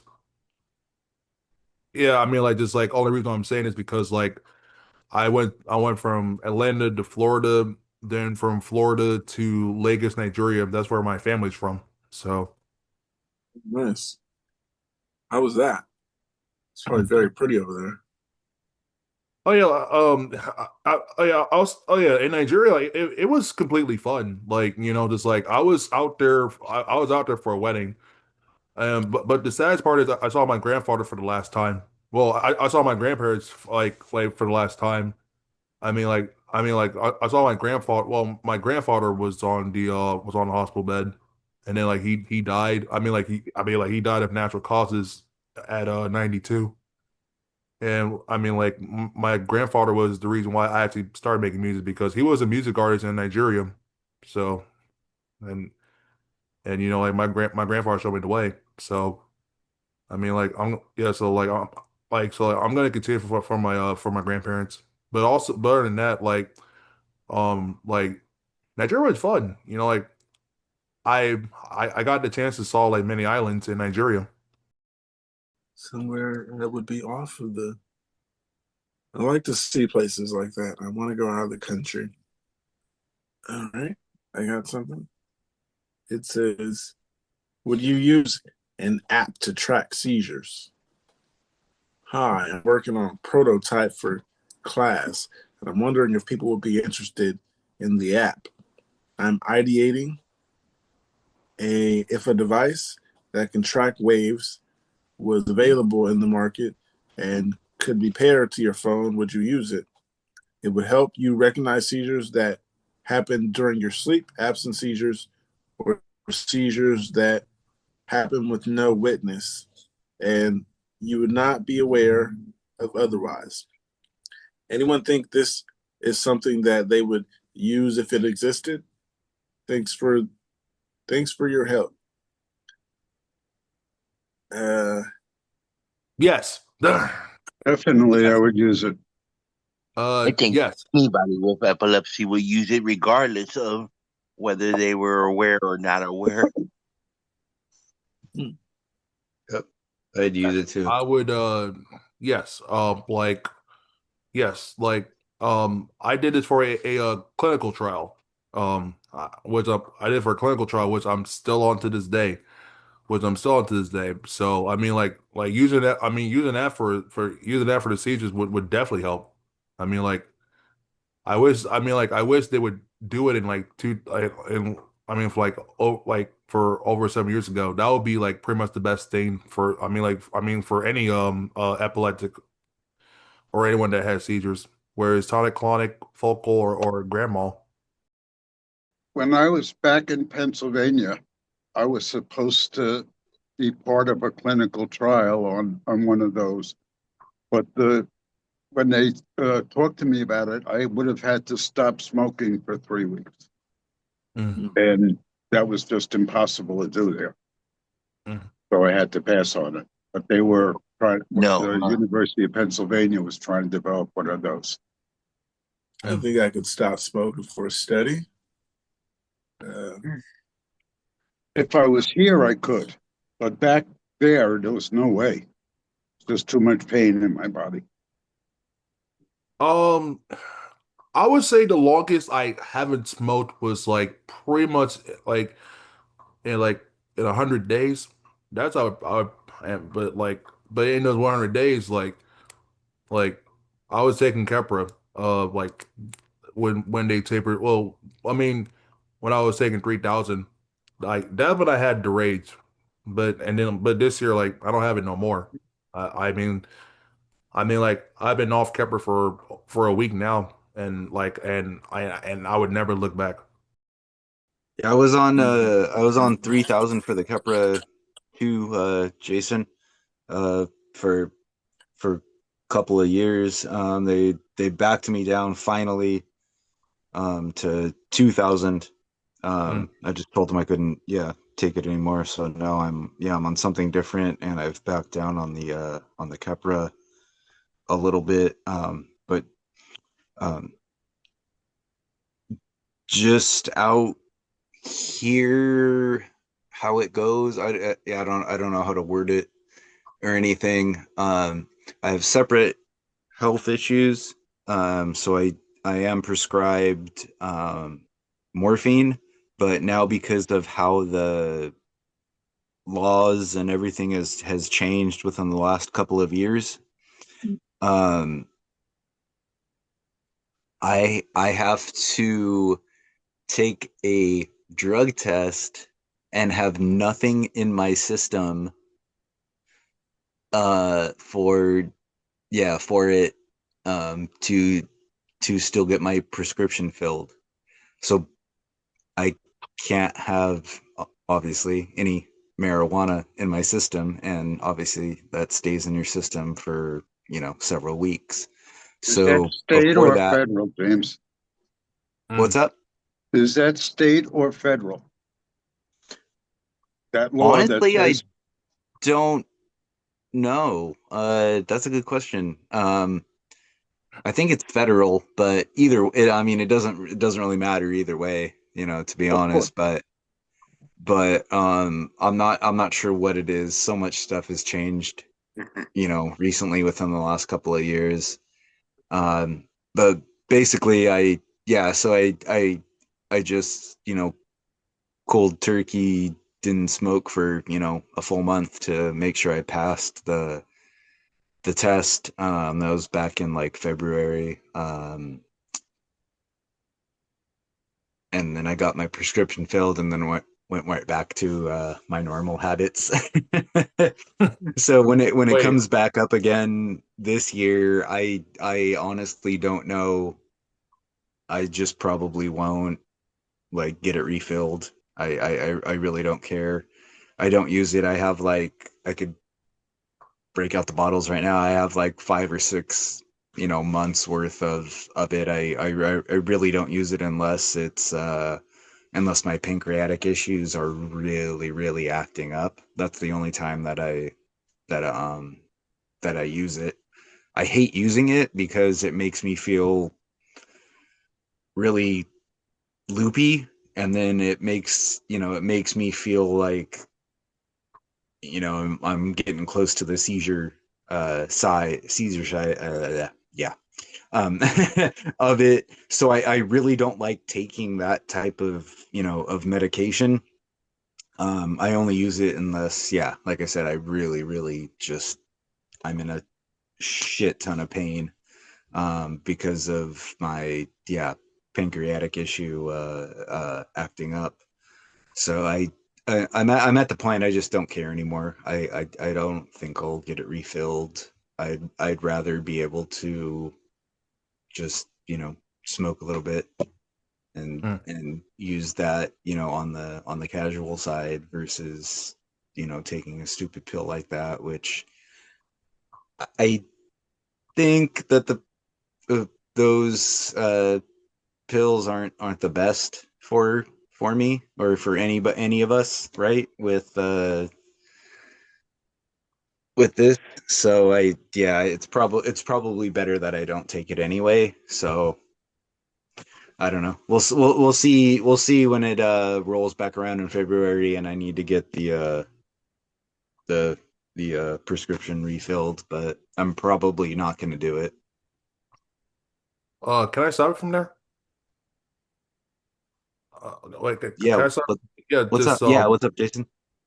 yeah, yeah, just like, which state are you in? Honestly, that like that they're doing that.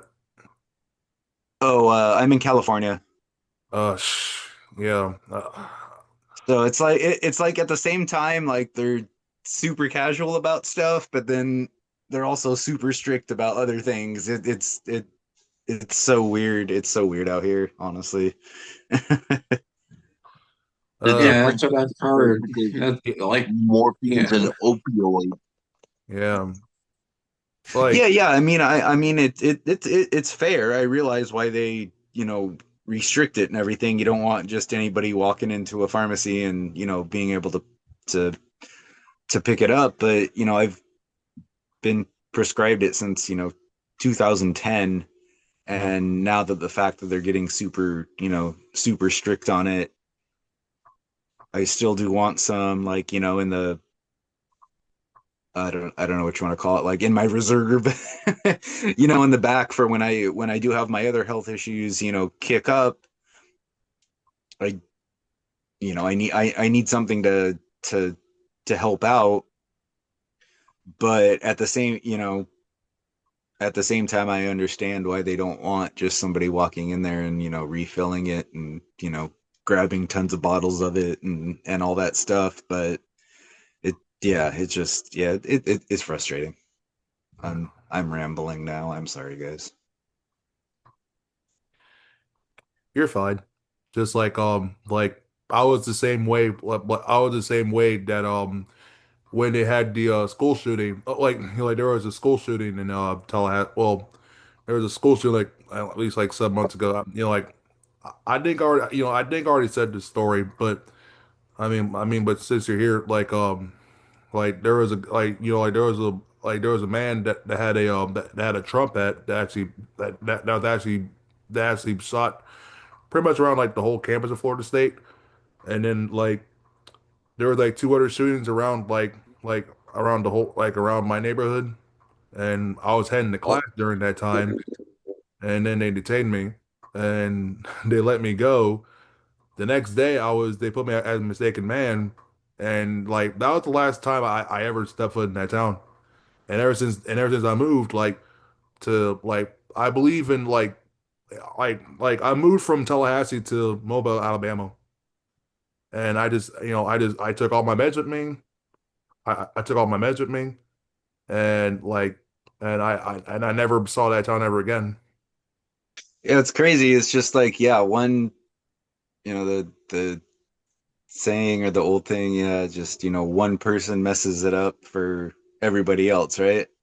Yeah, like just yeah, like I feel, yeah, like I get this feeling that because like when I'm in my hometown, like I have to be like protected, like I have to protect myself in so many ways because because like people in Tallahassee, they are so rude and they are so rude. Tallahassee, but the people in Tallahassee, like God, I God, like I hope people are not in this like in this whole conversation.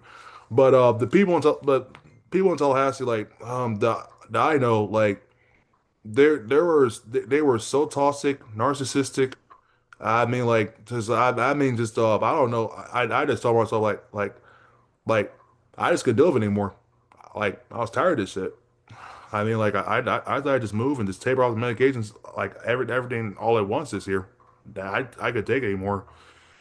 Just right now with the Kepler thing that I'm off right now, like like I feel better with my moods. Like I mean, like it's like a 80% mental. Like I'm 80% mentally better. I'm just working on the 20% like physical part because like I'm trying to regain like back my music, like back the music I made and the relationships that are that are trying to call for me. So like I'm yes like that's what I'm on right now. Yeah, that makes yeah, lots of sense, man. I've been on Kepra for about like I don't know, almost 4 years now. And yeah, I've definitely lost yeah, a relationship um since then. I don't know if that's the exact reason, but it's yeah, something that I always question myself over. So Yeah, just I mean like um yeah just yeah just with Kepra yeah just with Kepra with my ex and moving like across the country and I have to stay here in the South.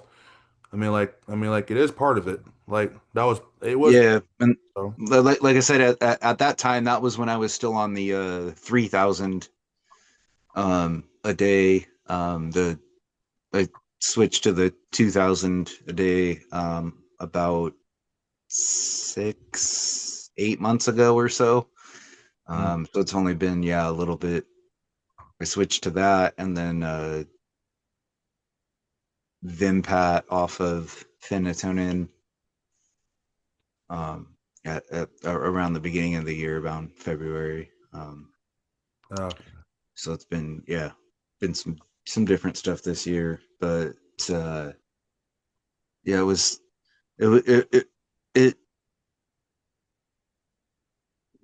it was a yeah, it was a tough a tough friendship to lose. I'll just leave it at that. I don't want to yeah. yeah, Otherwise, I'll sit here for the next 5 hours explaining everything to you guys, and I don't want to do that to you. yeah, like it's fine. Fine Yeah, by me.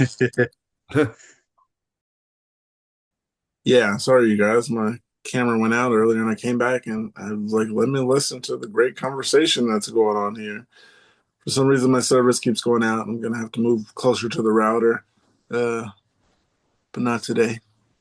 Uh, got a post here. It says, I'm afraid that I'll never have a job. Has anyone else achieved something normal, somewhat normal life while still having seizures, pretty regular seizures?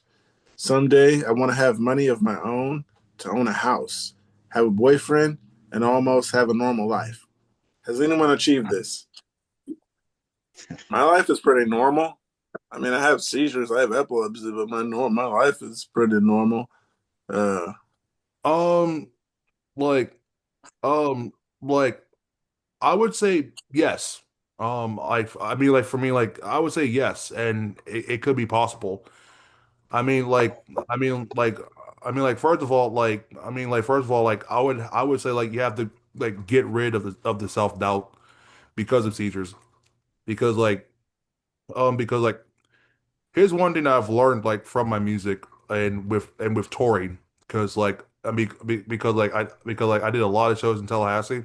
I did a lot of I did a few shows in Nashville and I did a festival in Michigan and now I'm performing again in Tallahassee. I mean in Tallahassee. I mean like just like I'm just here for the weekend based in Tallahassee but I don't live in Tallahassee no more.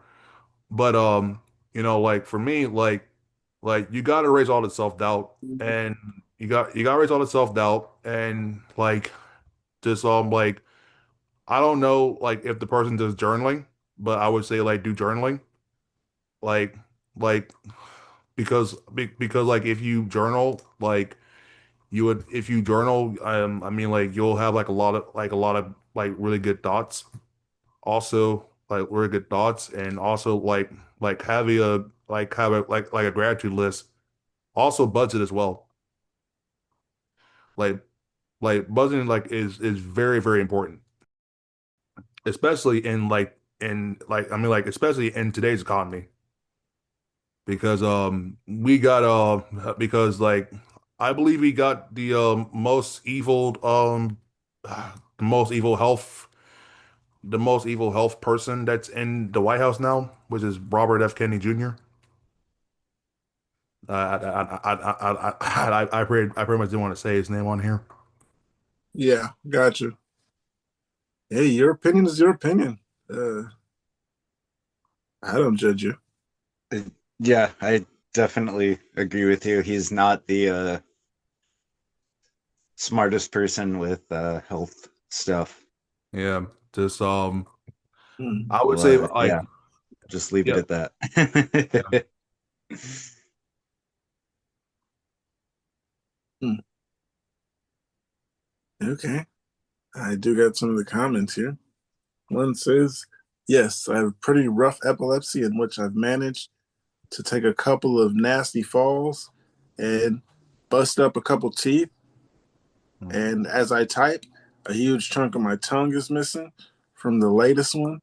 I have a heavy dose of Depakote throughout the day, and I have since 2007. Also, I don't have a car and I can't drive and haven't since 2019. Wait, though. Now, for the encouragement, I moved downtown in a big city in 2018. I have degrees in economics and business management. I have been working in kitchens for 20 years and I have management experience.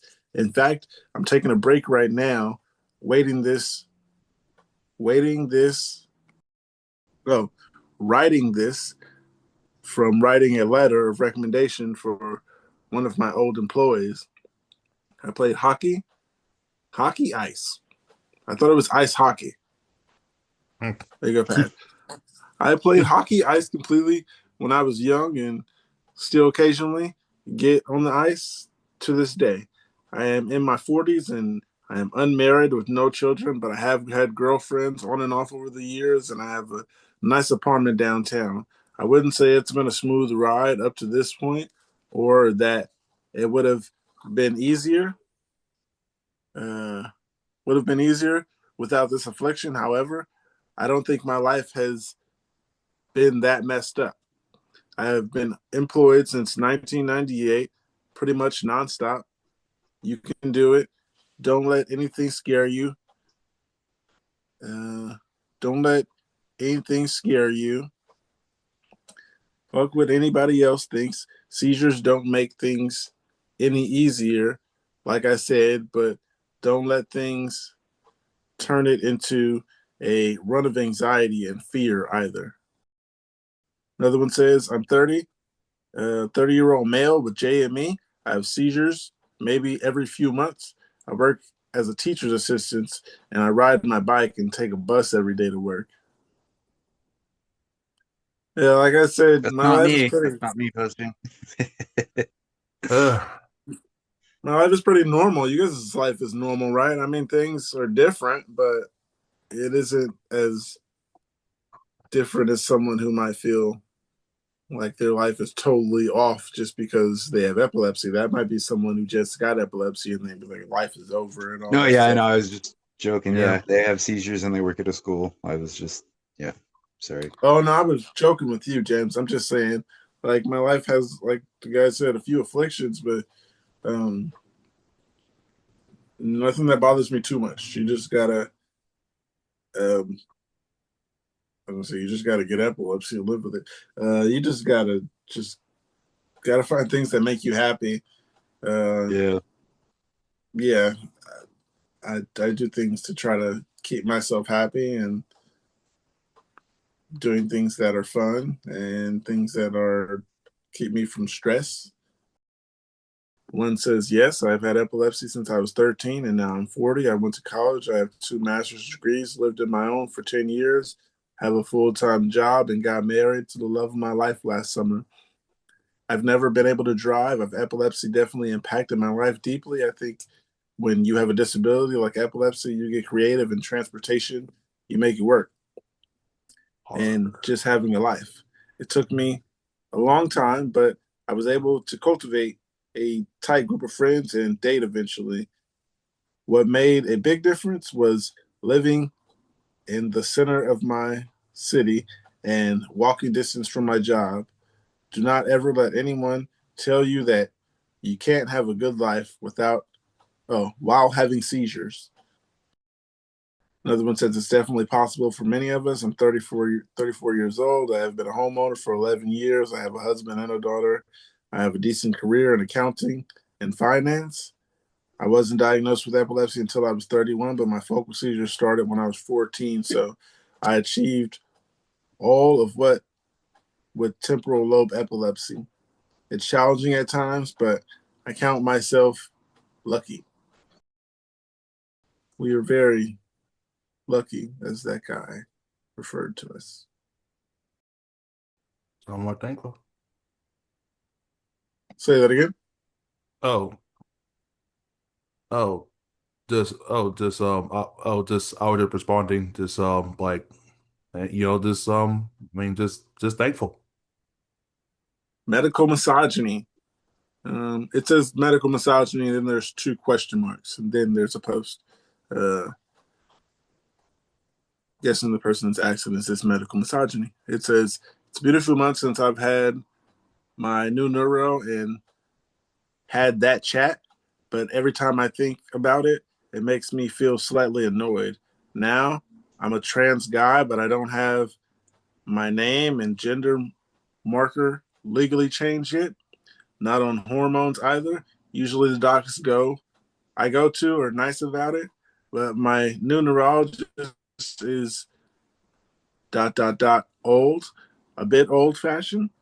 So I didn't tell him anything to avoid potential judgment or weird comments. I had a pretty bad tonic-clonic seizure a few months back and went to him. I explained. He looked at me and then looked at my EEGs, and then we adjusted my meds. All good. But he spent a moment telling me how he'd ideally put me on valproic acid instead, or as an add-on to my lamotrigine, but because it should work great, but he can't really do it because I'm young. I'm 23 and peak birthing age, and valproic is really bad for pregnancy, etc. And it just made me feel so bad. Ugh.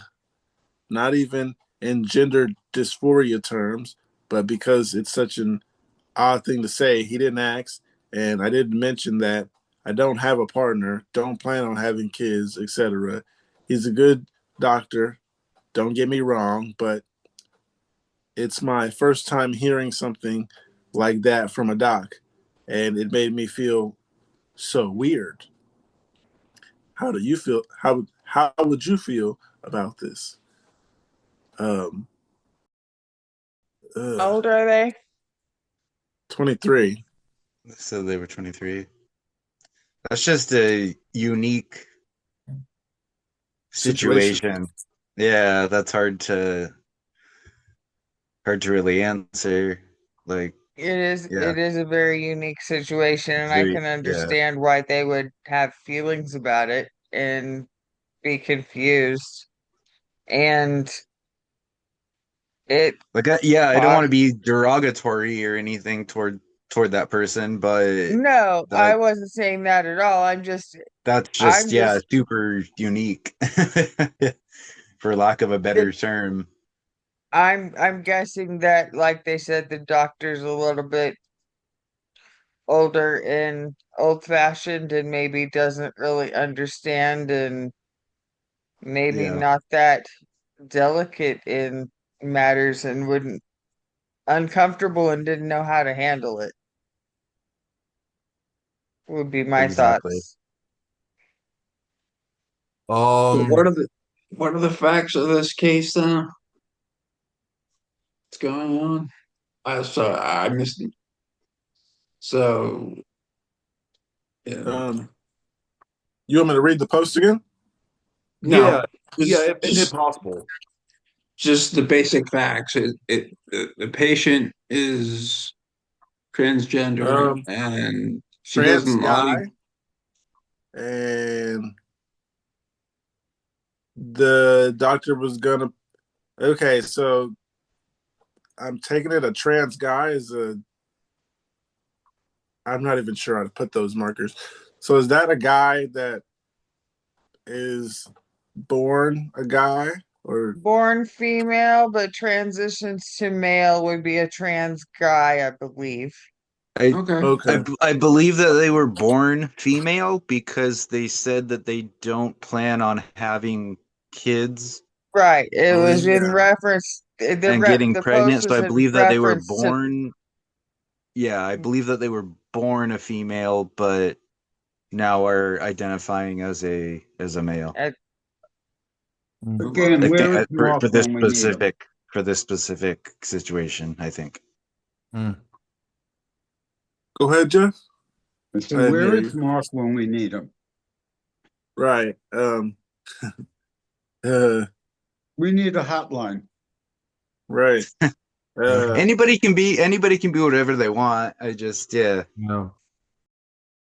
Yeah, some situations I don't even know how to jump into that conversation. But yeah,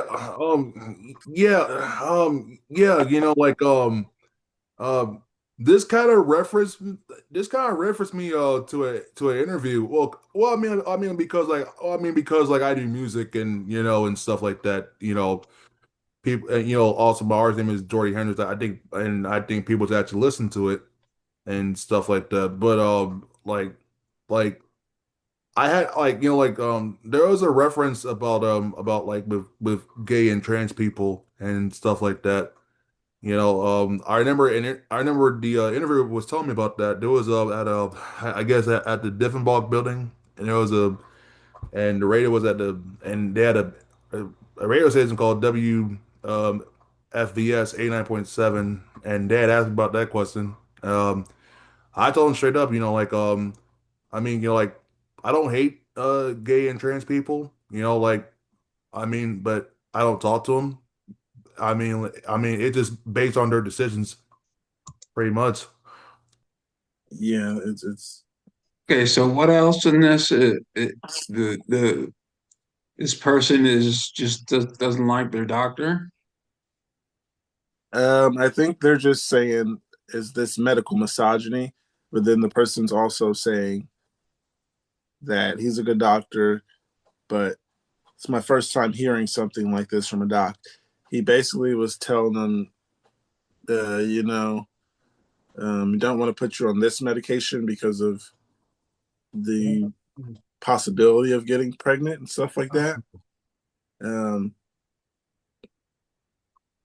Yeah, so it's hard to answer too because don't know what other meds that person is on, if they are on like different hormones or different things like that. It makes it hard to answer, hard to give like specific I don't know, medical knowledge or advice. If how old is this person? if they're on 23. so. They were 23, they said. 23.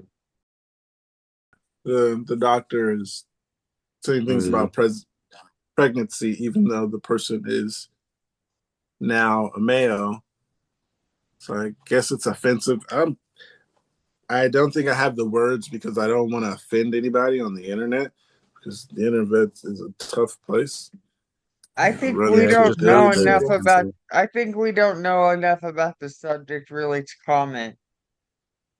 There we go. What I can do is I can read a couple comments and go through that. But yeah, I didn't want to Can I offend. just say I one don't thing know. before we read the comments? Is it Go ahead. possible the doctor was thinking that you're trans now, you're 23 years old, and you may change your mind in a couple of years. If you haven't had the actual operation, then you're kind of young, and this is something you may just be going through at the moment. That may not be the case, but why don't we wait a year or two? It Yeah. could And that would also, be, that's wrong. I'm not saying it's right, but it could be the doctor's, the explanation for the doctor. another thought that I had too is just because they are a trans man does not mean that does not explain their sexual orientation. It Right, doesn't mean that they could not get pregnant. Yes. exactly. Exactly. Yeah, it could. Yeah, could be like 2 or 3 years from now. It could be a completely, totally different Not e situation. not And even so that, just physiologically they are capable of having a child. So yeah, It, yeah. Well, yeah, that's what I mean. Is like the doctor is being, cautious on the part of right. saying, kind of thinking like, in 2 or 3 years something might be different. So you never, yeah, you don't want to prescribe somebody something when, in 2 years it's going to be a completely different I don't situation think that it has they're. anything to do within 2 years. As of right now, the person could be pregnant, and therefore the medication is not appropriate. I suppose Yeah, it's the even that. doctor's Yeah, even duty that too. to cover all bases. Yep. Yep. Yeah, And because as like a doctor, you if have they to do offer you that something, because don't you don't want to get, sued or have your medical practice, taken to court or or things like that. So yeah, I could see like the doctor in particular just trying to point things out because of medical reasons and like, but still, and they could be like, but still this, Malpractice. but still that. Yeah, because yeah, you don't want to do something based on because you're doing this, I have to give you this or that, and I'm going to give you this because of that reason. Uh, the medical system and that stuff. Yeah, I'm going to read some don't. comments.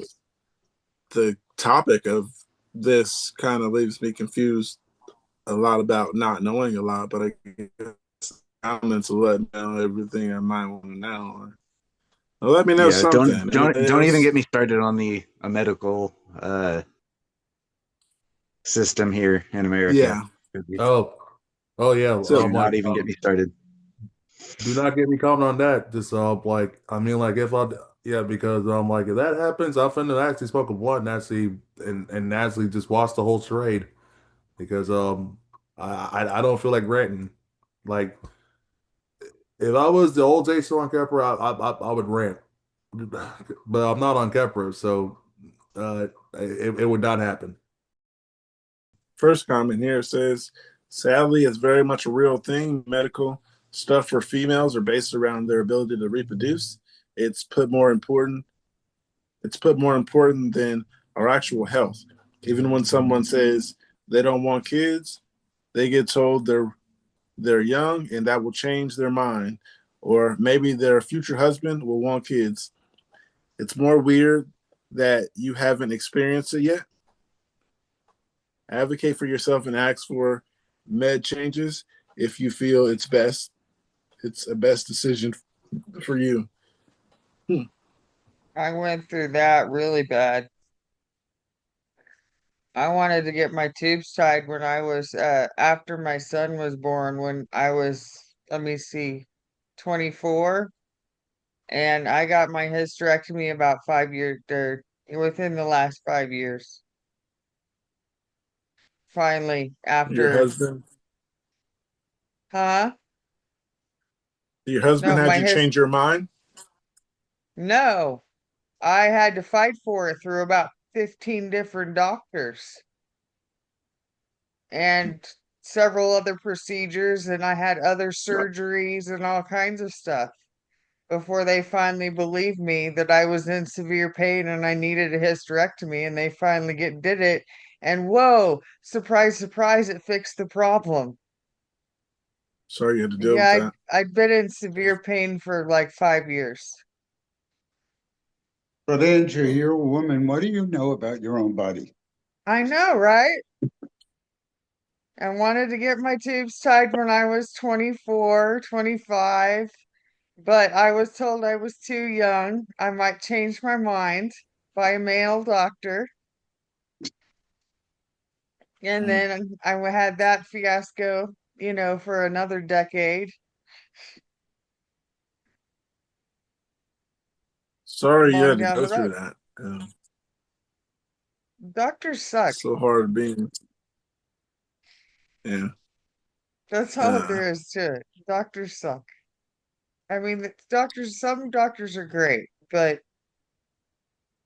some doctors just, they need to learn to listen to people because they don't listen to their patients. Another comment here. One says, my husband is a trans man who's been on hormones for 15 years, had his organs removed, and both surgeries. The reason he said yes, that it makes sense. Trans men can still get pregnant as long as they still have their female organs, even on testosterone. As long as you're having sex with someone who reproduces sperm and you have a uterus and ovaries, you can get pregnant. They just don't want to produce a child with severe birth defects. There we go. Some advice from someone who understands that person more. Another comment here says, I support what you're going through in the process of change, and I love that you're pursuing this. However, I am going to keep it real with you here. In a hospital, you're a female. If you're born a female, you can change your gender marker and put yourself on hormones, but you're still a female. The moment you walk inside the hospital walls, the moment you walk inside the hospital walls, because your genetic composition says so, regardless of hormone levels. However, you also should be completely upfront when speaking with your doctor and tell them your plans to go through a transition, what pills you'll be taking, what your body will be experiencing, etc. Helping someone fight epilepsy requires real data. And if you want the best results, you need to give the most accurate information you possibly can. If your neurologist is against changing, tell him to fuck off and find a new neurologist who will help you fight epilepsy while you can still be yourself. But you gotta give every single little detail, especially if you're going to do things like this on hormones. Okay. One more comment. Someone says, was that your first time? I'm honestly surprised. As in AFA. I just wanted to add in that what that person said is true. Like the most you want to be, as truthful with your doctor as you can be. That's the part I wanted to add it at least. I my doctor is always like, "Oh, do you smoke?" And I'm like, "Well, not cigarettes, but so I tell them that it's like, yeah, like when it's your doctor, you can you and I can sit here and we can lie to each other while we talk bullshit, on Reddit or whatever, right? But when you go and see your doctor, that's when you need to be open and honest and, legit and tell them everything. Yeah. Yeah, So, I yeah. mean, being honest with your doctor is part of advocating for yourself. It's, you have to be Yeah, because truthful. Yeah. yeah, because otherwise, you're hiding something from them, and then they don't know how to help you out. And like we were talking about earlier, like certain a medication you need to take or something like that. Like how are they supposed to help you out if you're not telling them everything you're doing? So yeah, you need to be open and honest, and it's your doctor. It's not a friend. It's not something you need to hide or you should hide from them or anything. So I mean Yeah. that's my opinion. I'm sorry if you guys disagree, but I No, fully I like agree your with opinion. you. Yeah, you got to tell them everything.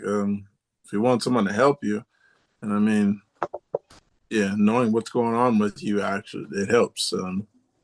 Medical From the situation need to know everything.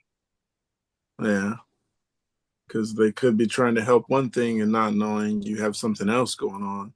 Uh, so yeah, tell them everything. I yeah, did my when my my my mom is kind of silly about it. She has a notebook and she writes down every single seizure that I have. So every time that I have one, or every time that she finds me, in the position of having had one, she, or that I tell her that I had one, she will write it down. And we always tell the doctors, the ER nurses, wherever we're at the time, that I had one, and let them know about it. Where the first, I don't know, I want to say like first few years about it, I just thought it wasn't a big deal. Like I kind of wanted to hide it because I wanted to still have my driver's license. I didn't want other people to know about it. I felt it was kind of embarrassing. um and then later on I finally realized, like, this is, yeah, like we all deal with, right? Like this is my life. This is what I'm gonna have to deal with. Like hiding it is just making it worse. Like there's no way I like, why am I lying about it? It just felt like stupid. Like it was like punching myself in the face, basically, is what it, yeah. eventually kind of felt like. So I don't know if you guys have, felt like that after having a few, or how many you've had, or what type you've had, or anything like that. But that's what it eventually, felt like for me after a few years. I definitely felt like I've been in a fight after a few of them. Uh, Yeah, I have yeah, like, yeah, Grand Mall type ones. So yeah, definitely. I'm still sore. My literally, like, if you were to come up to me and like push up against my ribs right now, I still feel sore from the one I had last Wednesday. So yeah, it feels like, yeah, you got in a fight, or you yeah, some crazy some crazy stuff. And it's nothing that you can really explain to another person, right? yeah. Like the only thing you can do is just, like, yeah, put, like, get, yeah, like she said, just, yeah, kick that kick that person's ass, basically. Have them in a fight. And that's the only thing that Yeah. you can really, like, make them, feel the same situation that you're going through. It's, yeah, tough. But Yeah. yeah, next question, Pookie. No. I actually found this very informative and kind of interesting, and I was gonna read a few more comments if you guys didn't mind. I didn't want to dig too far into it, and you guys didn't want to hear about it. Um, Okay. do you guys mind if I read a couple more comments on this medical misogyny? Um, No, go ahead. No, go ahead. I like learning things. Another comment here says, "Was that your first time? I'm honestly surprised." As in AFAB. Um, I looked that up, and it means assigned female at birth. I don't know why I'm excited that I know little abbreviations like that. I think kids these days, they got me all the way back in the 90s. And when I do find out what those abbreviations mean, I'm like, yeah. So, yeah. And dude, all day long at school, I hear 6'7", 6'7". Yeah. And I'm like, I had no clue what that fucking meant for like 2 months. They were just like, say it. And I'm like, no, you guys are going to get me in I still trouble. don't know what And then it finally means. I found out what it meant. And I was like, oh, okay. What does it mean? Because I'm lost. It, I honestly don't fully know what it means. It has something to do with like basketball. Like you're 6 feet tall and then you can jump 7 feet high. It's some like slang term. I honestly don't Box my fully know what kids. it means. It's some little kid It's all right. thing, I'll but ask my they always kids say it. because, Yeah, yeah, they I say it clear all that. day long, and they're just like, oh, just say it, and I'm like, I no, go away. But it's fun Okay, to I play around will. with them. So. I'll read this one and stop reading it for the stuff like that. This one says, "I'm honestly surprised as an assigned female at birth, pregnancy is almost always mentioned by whatever doctor I'm with. Doesn't matter the topic. Uh, I'm also super gay, so it doesn't even matter." Um, Another one says, "I couldn't say for sure, but I think the doctor wasn't intentionally malicious here. Maybe he was also just being careful to assume you were trans without you explicitly stating you are. So he stuck to what was on paper, and doing so assumed fertility issues might be a future concern from a legal perspective. They're also required to disclose all possible side effects, if any treatment plan. You have you have some freedom in choosing what medicine to go to with, given that you've been well informed about the risk of each option. Then again, I agree with the comment here to be more open about your identity and future plans that might be relevant for your treatment plan." Uh, One more. It says, "Yeah, he should have asked your thoughts on starting it and explained the pros and cons rather than assuming." So, like, I mean, See, didn't we learn something? with that, I was just gonna say with with with that person and their situation. I've had a couple of seizure medications that I couldn't, take. I couldn't attempt to take um, because of my pancreatic issues. The doctors said it was not a good idea to take them, be because of that. So maybe this person, these people, whomever, they're not able to take a seizure medication because of whatever other medications that they're taking, or whatever other things that they're going through. So I understand that. That's tough. I got another. I can't remember the exact names now because it's been so long, but god damn it.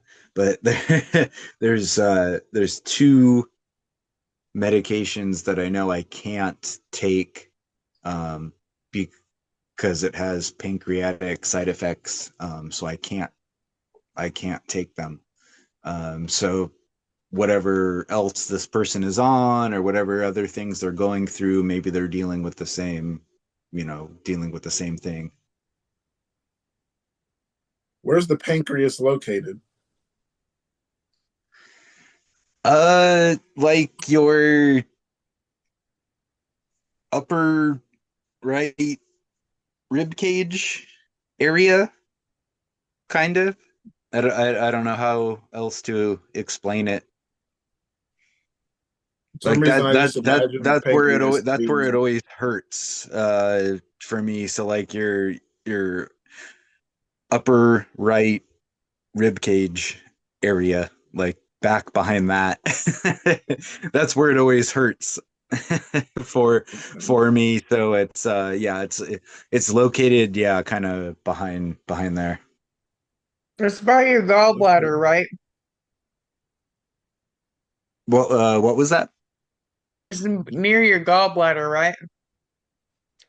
I had mine taken out back in 2010, so But it's the same general part of the body. yeah, back around that part. Yeah. They yeah, I actually had my they gallbladder taken out too.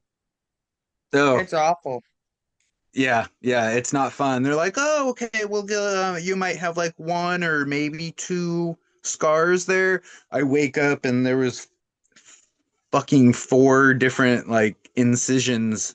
There's fucking four cuts into my body, and I'm like, what did you guys do? Why did you guys need to do these many?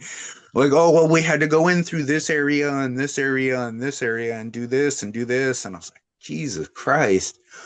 So That yeah, it didn't was bother me. I got scars everywhere.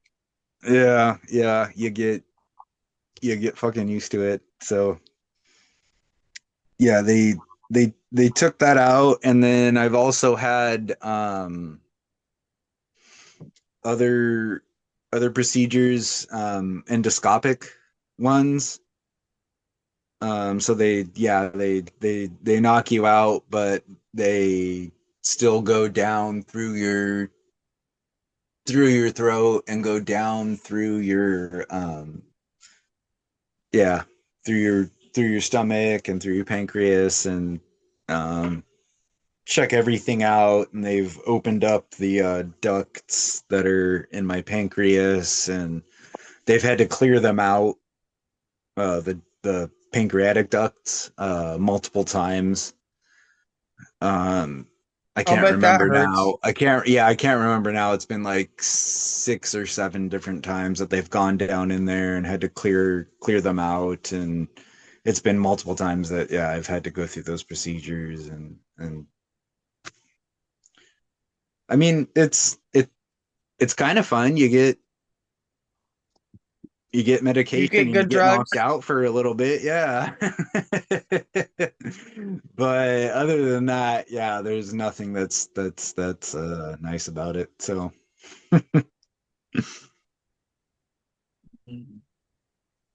Okay, I had to look it up because I didn't know where it was or what it is. And, yeah, I had no clue. I didn't even know what a pancreas was before all of my issues started. To be honest, I didn't even know the human body had a pancreas. It was just, yeah, something that came out of nowhere.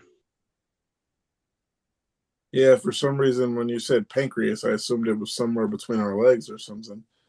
But I mean, in the groin area to lower stomach. It does sound like penis. He's having so much trouble with his internet service. I have a post here. It says diagnosed at 17, 22 now, and just recently actually having seizures. I'm a 22-year-old male. I was diagnosed with epilepsy after a seizure when I was 17. Over the past 5 years, it's worse. It's the worst it's ever been. Just twitching in my sleep over the past month. However, I had 4 seizures within 2 in 1 day, hospitalizing me in the beginning of October and waking up randomly at night in immense pain.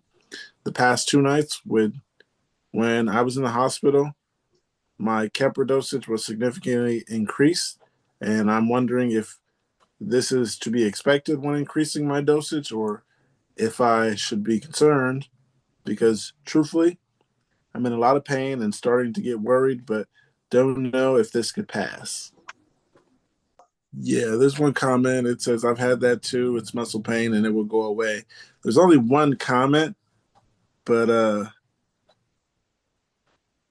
there's no really big question mark in here except for us. It's asking, is this what's to be expected? Uh, yeah, listen to those doctors. You're 22 and I don't know much about you, and there's not much here to explain It's tough to have a response to that. But keep up with your doctors. You're seeing twitching and your seizures are worse over the past 5 years. Um, definitely keep up with that doctor. If you're having immense pain, that's something you should also tell your doctor. Something else here. Says, my head has been feeling funny the past few hours. I figured out why. Turns out I forgot to take my morning meds.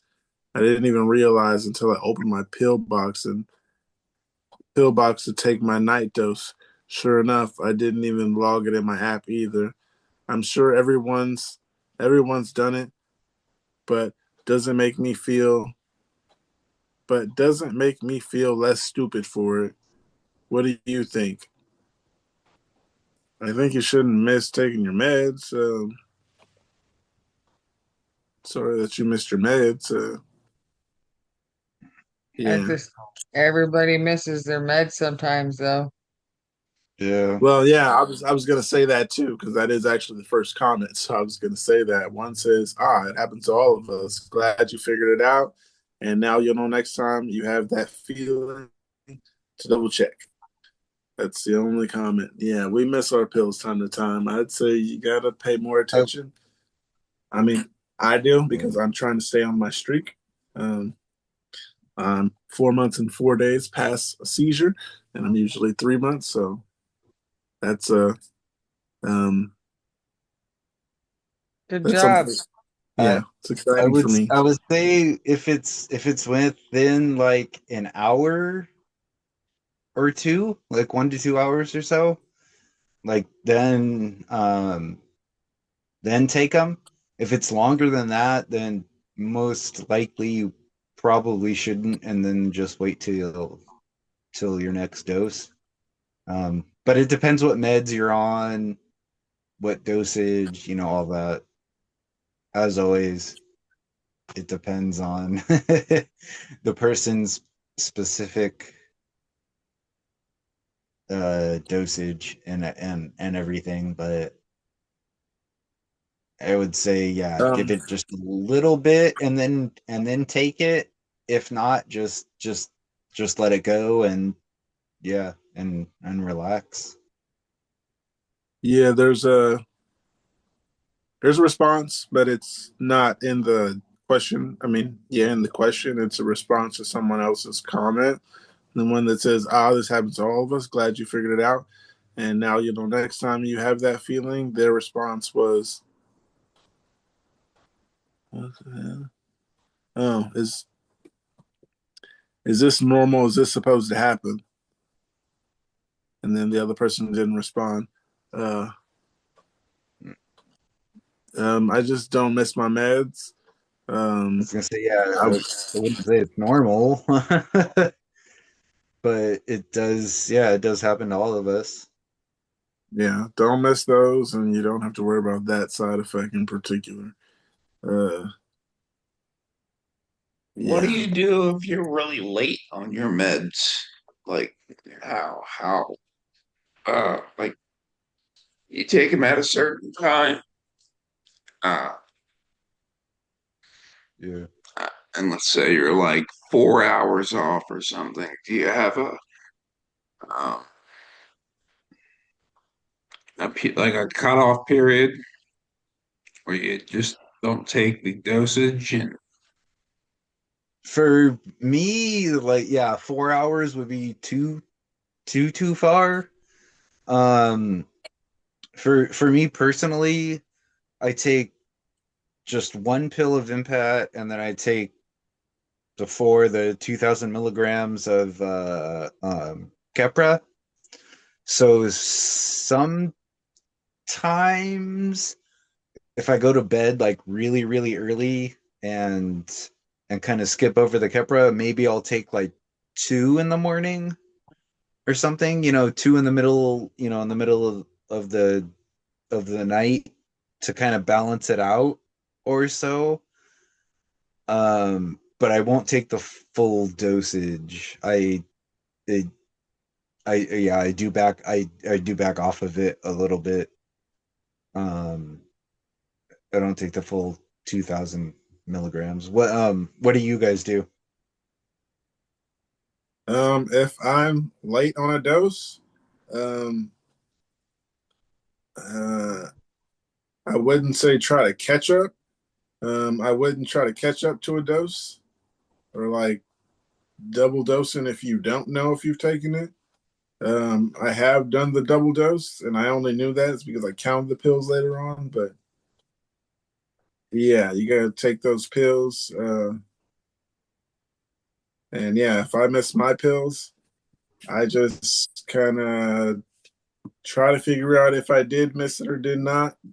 And then when it's later on that day and I finally do it, and I'm like, oh yeah, I did miss a pill. I remember stuff like that. I try to like sit around so I'm not doing too much and in a position to hurt myself if I did have a seizure. But there has been times where I have a seizure. I take my medication at 10 a.m. and 10 p.m. and there's been a seizure at 12 p.m. Forgot I took my pills. Forgot I did not take my pills at 10 a.m. and by 12 I had a seizure. But there has been times where I did not take my pills, and it sounds very bad, so I have to explain the situation. I ran out of pills, and someone was supposed to take me before I ran out. And I end up running out, and they're like, okay, let's go get some today. And I'm like, pharmacy's closed now, so I don't have any for tonight. And they're like, okay, we'll get them tomorrow. So then I waited for tomorrow with that person, and that person didn't get out of work until 5 something. I did not get my pills that night again. Yeah. In the morning, this person was going to do some things, and I'm like, can you still take me to get my pills? And they're like, oh, I forgot. And I'm like, yeah, they're at the pharmacy and they're ready. So I rode around with this person during that day, and like, we're gonna go get my pills, and we're gonna go get my pills. And they're like, okay, yeah, let me stop and do this, stop and do this, and this. This time passed, and it was 7 p.m. When I finally, no, it was 5 p.m. or somewhere around 5, right before the pharmacy closed. I happened to get there, and then I got my pills, and then I was wondering, should I take it now since I've been off of it for 2 days? Being that it's like almost 6 or 7 o'clock, I was thinking that, and then like around 7 o'clock, I wasn't feeling too well, and I think that was just myself thinking about it too much. But I didn't take it because I was like, it's almost 7. I take my pills at 10, just wait for the next time. And like I said, I just wait around and make sure I'm not in a vulnerable position to hurt myself really bad. But yeah, my medicine is it's weird because like I said, I've had a seizure 2 hours after missing it, and I've had a seizure. I mean, I've not had a seizure 2 days with 72 hours. I guess that is 48 hours and some time. So yeah, just don't miss it. There's no other advice. It's just keep a calendar and something. Yeah. Have an alarm go off each time Say it's that pill again. time. I said have an alarm for each pill. I do. Not that I listen every time. I still forget it and snooze it and all that stuff. But yeah, I have the alarm. There were times when, because like one of my pills I'm supposed to take 3 times a day, and there were times where I would be like the whole divorce thing going, so I'm going before the whole she tried to cut me off completely from my daughter. I was going over there to watch my daughter, and she would come home later than what was. I would miss a dose, and I would miss like one of the doses where the middle dose, and I would have to be like, damn, you know. Mm. Yeah. Yeah, I miss those too, but I try not to. It's like if I can schedule, like move it, all right. Well, I'm just gonna take it now, and then the one from that I take 3 times a day, I take it like every 6 hours. Yeah. Um, James, how do you do when you miss a dose? Do you catch up or do you wait for the next dose? If you find out you missed a dose and it's like 3 or 4 hours late. Like like I was saying earlier, it just depends on how, I guess, how long it is after it. Um so yeah, it just depends which med and how long it is after it that I missed it, because we Okay. all take, yeah, different dosages and different meds, and I take two different ones, so it depends which one I've missed, and yeah, all that fun stuff. My one love of Xcopy right now, it's only got to be taken once a day. Yeah, see, Um, with for me, yeah, with the Vimpat, I just take one pill at night and at morning. So if I miss it, then it's just like, okay, I'll just wait till the next one. But my my Kepra, um, it's four of them, at night. So if I do miss it at night, then I'll take like, two in the morning or something, just to kind of balance it out, just get a little bit, in my system. But it does really, mess with my head. Obviously, Kepra, we all know what Kepra does to us, right? So oh I'll yeah. just take, yeah, I'll just take like two instead of the four that I'm usually supposed to take. So just to, still have some in my system, and be able to get through the day and everything like that. And then yeah, once it gets, to the evening, then I'll take my normal prescription. But I don't, maybe if it's if it's a weekend or something and I know I'm already just gonna, chill at home and just watch TV or, whatever, maybe I'll take the full, the full one during the middle of the day, to get it back in my system. But generally, it's just some small amount to kind of get it back going again. Jason, did you have something to say? Oh, uh, pretty not. Pretty not. I was just actually playing my guitar. So, but Um, yeah, but like, what was the question that you said? um, Actually, earlier I said Jason, and then James answered with a great answer.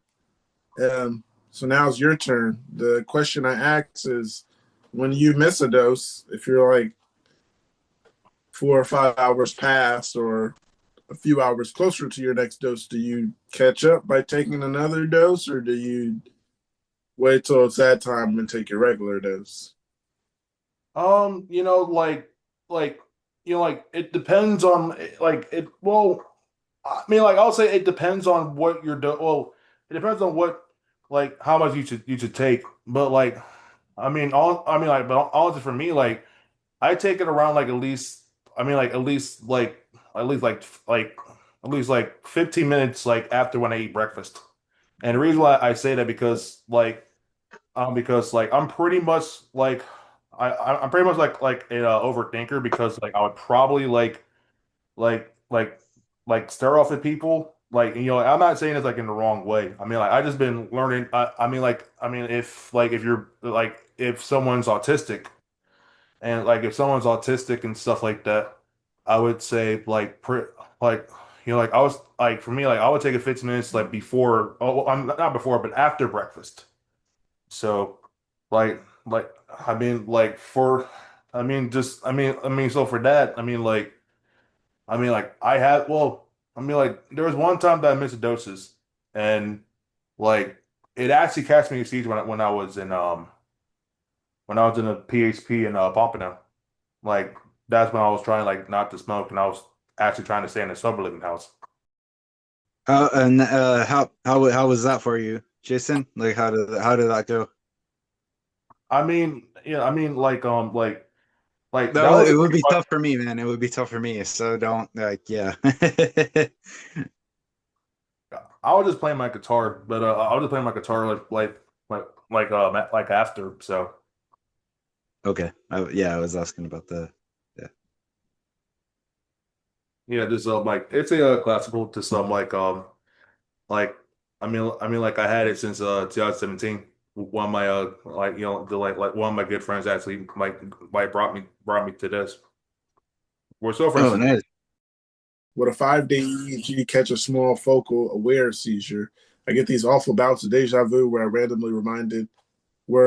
am randomly reminded of a dream I've had in the past. The dreams are super banal, but I always feel upset and scared. Sometimes it's super strong and I have to curl my toes and grab something. Once I passed out from this, in quote, I was alone at I was alone at the time and assumed I had fainted. Sometimes it's more low key, that only lasts around a second or two, and I can't even really see the image from the dream clearly. It just feels familiar. According to the MRI, my left mesial temporal lobe sticks out into the ambient cistern. Cistern. My neurologist says it may be related to deja vu, but they aren't sure. My 24-hour ambulatory EEG didn't catch anything, even though I did have very low key deja vu a couple times. My neuro started me on lamotrigine to see if it helps. I'm only on 25 milligrams so far, but it'll see it'll see once I up. They also want me to do a 5-day EEG. I sometimes get 10 big episodes in a day, and sometimes I only get a couple of smaller ones in a week. I'm nervous that they still won't see anything if I only get a low key kind. I'm in the EEG. If I only get the low key kind when I'm at the EEG. Also, how do I know I'm not just overreacting to have a normal deja vu? Um, a small focal seizure. I'm not sure. I haven't had the EEG with. I haven't had an EEG in so long. I can barely remember it. Um, and I haven't had one for focal seizures. Well, shit, I went to have the EEG for seizures in general, and they didn't catch anything. Um, would a 5-day Yeah, EEG I've catch had small several focal and aware seizures? I Is the haven't. question. Yeah, yeah, like that was on Kepra. Yep, but like that was like in the college days. Like I had a friend that well I mean I had a friend from high school like that I knew for a while, but like we never talked. But like he told me that like I was basically ranting on Snapchat, and I was like and I was just born like it was like hmm like that's weird. So I mean so like that's why I kind of knew like where the Kepler race started. Do you guys think a 5-day EEG would catch a focal aware seizure? I think it would. I haven't taken one to remember if it would or would not. I haven't taken one for focals. That's the confusing thing. Jeff Uh, had several while he was there. oh, well, there you go. Um, Yeah, I've had a couple of EEGs, but they were just like the 1 or 2 hour long ones. It was never, I know some of you guys have mentioned that you've had, like ones that have been for like a couple of days or something. I didn't even know those things. Yeah. I didn't even know that was like a thing that existed. Like, honestly, I've never been, offered that or recommended that or anything. So yeah, when you guys, some of you had said that those were, some of the ones that you've had. I've never had that.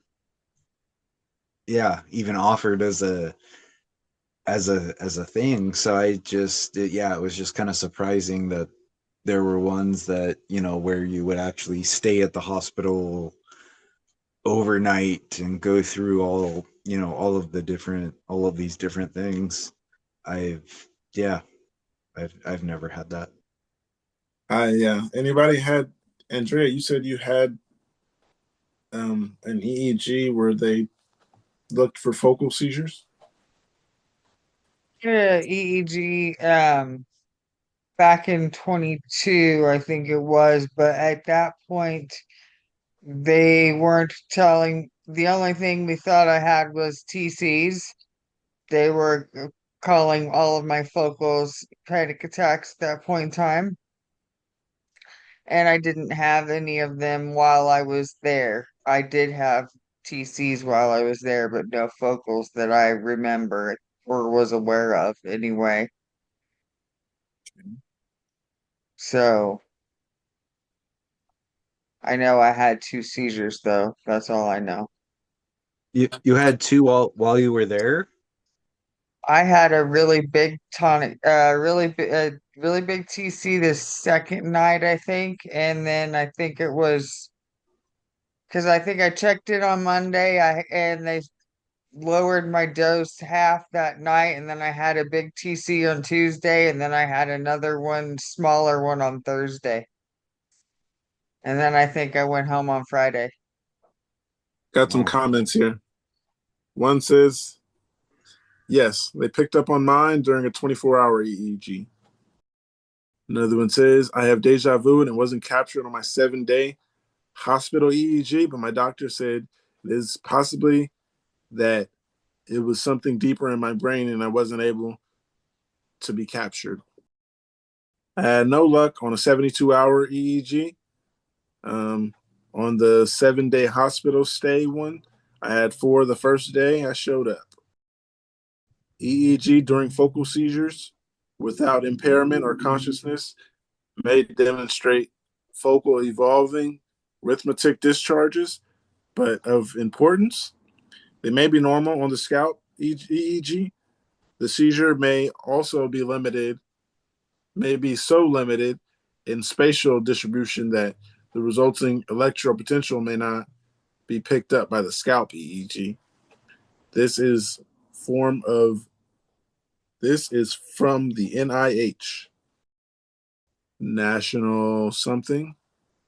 Anybody know what National NIH Institute is? of Health. There you go.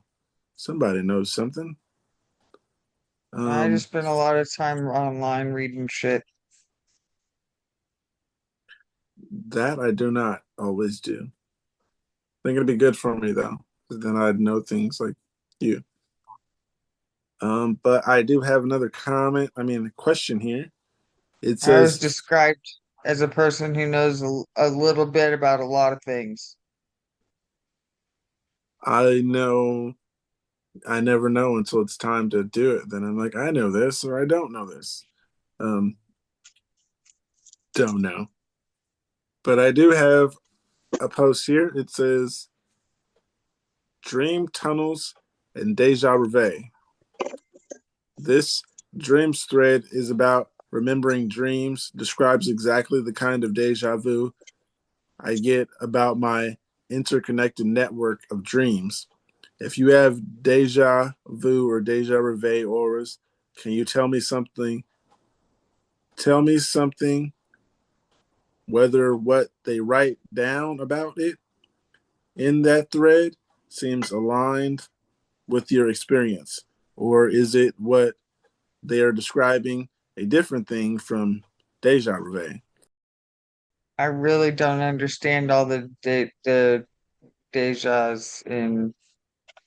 I don't understand all the vu's Yeah. and all of that. I get confused by them all the time. Yeah, me too. That's confusing. Reading it. Oh, Deja vu that and one. deja reveille auras. Anybody know what deja reveille is? I don't. Nine. Um, I got a comment here. This one says, yes, this is also exactly me. Part of me thinks it is actually a dream from years or decades ago popping into my mind. But more That's and what it more, is. what? I think that's what it is. It's the it's the dream thing. All right. Let me go back. It says, part of me thinks it is actually a dream for years and decades popping out of my mind. But more and more, I am thinking it is actually a uh, facsimile. That's what it looks like. It says Facsimile. facsimile. Yeah, there we go. Facsimile. Okay. I think it is actually a what'd you say? Facsimile? Facsimile. Facsimile of a memory of a dream. Some random sputtering of my temporal lobes that is just like dreamlike and memory like, enough to fool the other part of my brain that interprets these things so that they walk away from the experience thinking, in quote, holy shit, a dream from 1989 just popped into my head. When in reality, it's not 1989 that popped into my head. It's just neurological gobbledygook that happens in 2025, in which, for whatever reason, my brain slapped false details into my head. Flip a coin. Yeah, I gotta get somebody here who knows what deja reveille is. And I think All right. Toaster will be best for that. Go ahead, Kevin. Well, the definition online is deja vu is the feeling you've already seen the present situation, while reveille is the feeling that the present situation was a dream you've had before. Let's see if it gives further explanation. Got another post here. It says, I might be able to be, in quote, cured, I think. Hello, fellow epileptics. I was diagnosed with epilepsy at 25, grand mal temporal lobe, and focal seizures. All that. Almost 30 now. I have had a GI problems my whole life. Recently, I got fed up with it again and decided to and see a new doctor again.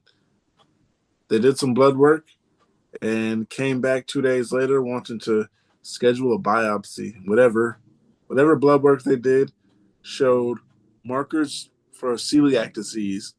So the biopsy will confirm one way or another, but they said the blood work usually is on spot for the celiac.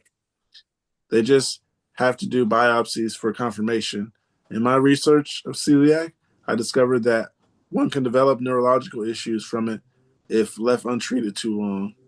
And one of those things it can usually cause is epilepsy. Have any of you ever or know of any that has celiac and gone gluten free, then become cured or in quote cured from epilepsy? No, I haven't done anything that made me cured of epilepsy. I've become cured of no types or kind. Still taking lamotrigine. You guys taken anything and been cured? I think that's an extreme viewpoint that there's a magic bullet out there that will cure you.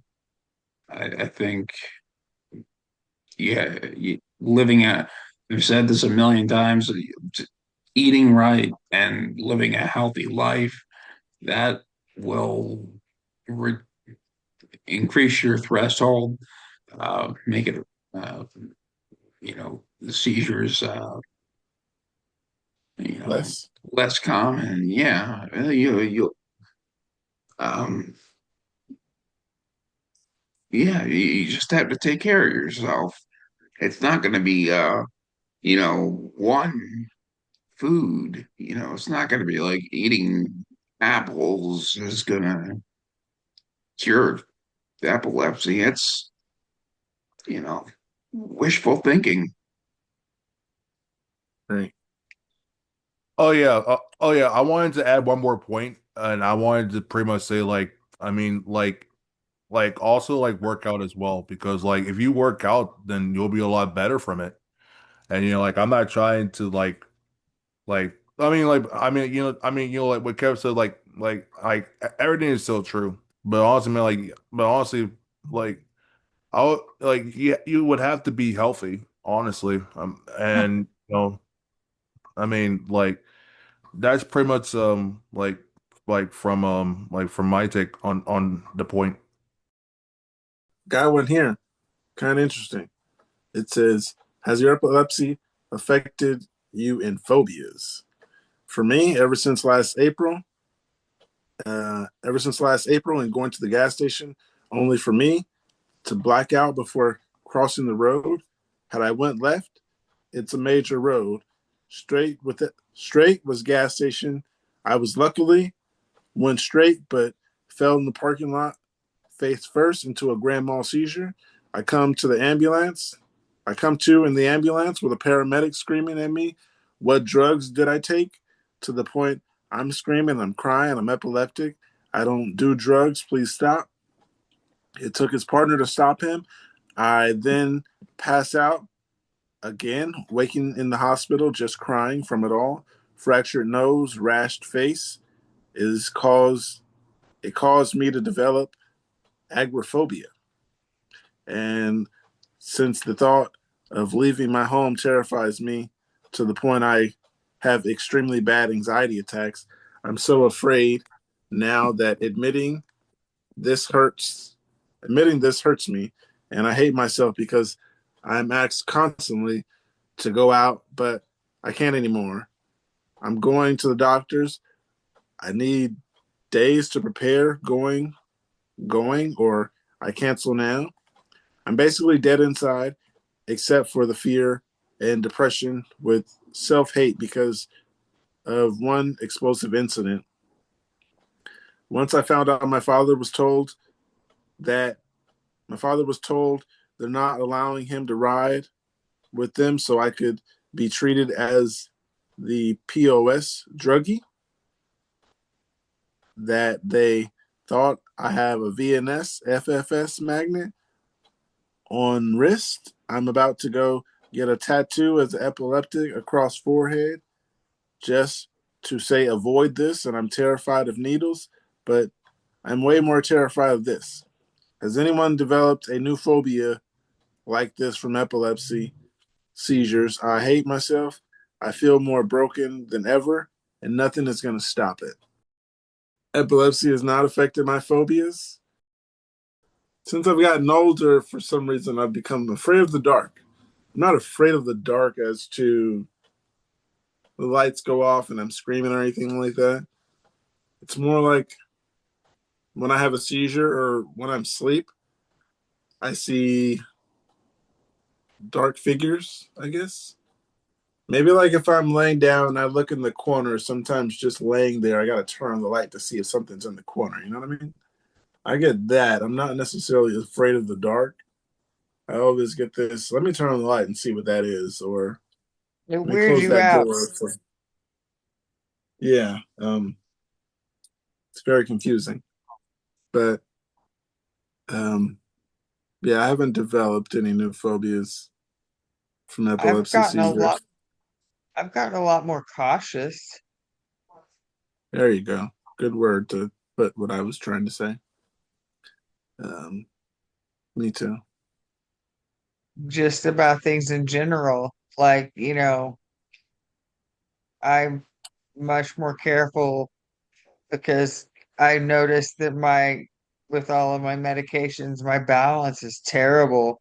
and I'm not as steady as I on my feet as I used to be. So I make sure that I'm like holding on to handrails going up and down stairs, and just things like that. And I don't get on ladders. I call someone else to do that stuff. Just Yeah, I try to. I try not to do things where I'm gonna cause more of a chance of me to fall and crack my face open. It hurt. I don't really You want to said do it hurt again. like, oh, I was gonna say that. You said hurt like it happened before, and then you said it happened Yeah, before. it did. And then Mm. about 3 months later, I fell and hit the coffee table and I broke a tooth out. I don't really want to do all that again. It hurts. Um, when you broke a tooth out, is it still out or you got it replaced? I got it fixed. I did not. Um, Mine's my front tooth. It's chipped, and not many people notice anyway. I'm not sure how you don't notice that. Uh, Well, mine wasn't just chipped. oh yeah, you said George was out. Oh yeah, you'll definitely notice that. It was gone. Yeah, Did you mine's find is it? out. Huh? Did you find it? They sucked it up in a little tube thing because I didn't realize that I broke it. And Mm. like I went in because I was having problems with something else, and he's like trying to messing with it, and he decided to. I was like, well, maybe if you adjust my bite a little bit, then that will stop hurting. And so he went in there with the drill, and he just barely touched it with the drill, and off it went. I didn't feel it. It had a root canal in it. That's rough. I'm sorry you went through that. Um, The bruise on my jaw hurt worse than the tooth did. oh Worst yeah, I can pain of the imagine. tooth was paying for the to get it fixed. One of the comments here says, I had my first seizure over a decade, crashed my car, got manhandled by the cops, and woke up in a full body wrap and chained to a gurney in the back of an ambulance. No memory of anything substantial, but waking up in that state, still barely grasping reality, was pretty spooky. Now I feel my blood pressure and heart rate jump, and my fight or flight response get ready to kick in whenever I see a cop in public. I got pulled over for speeding earlier this year.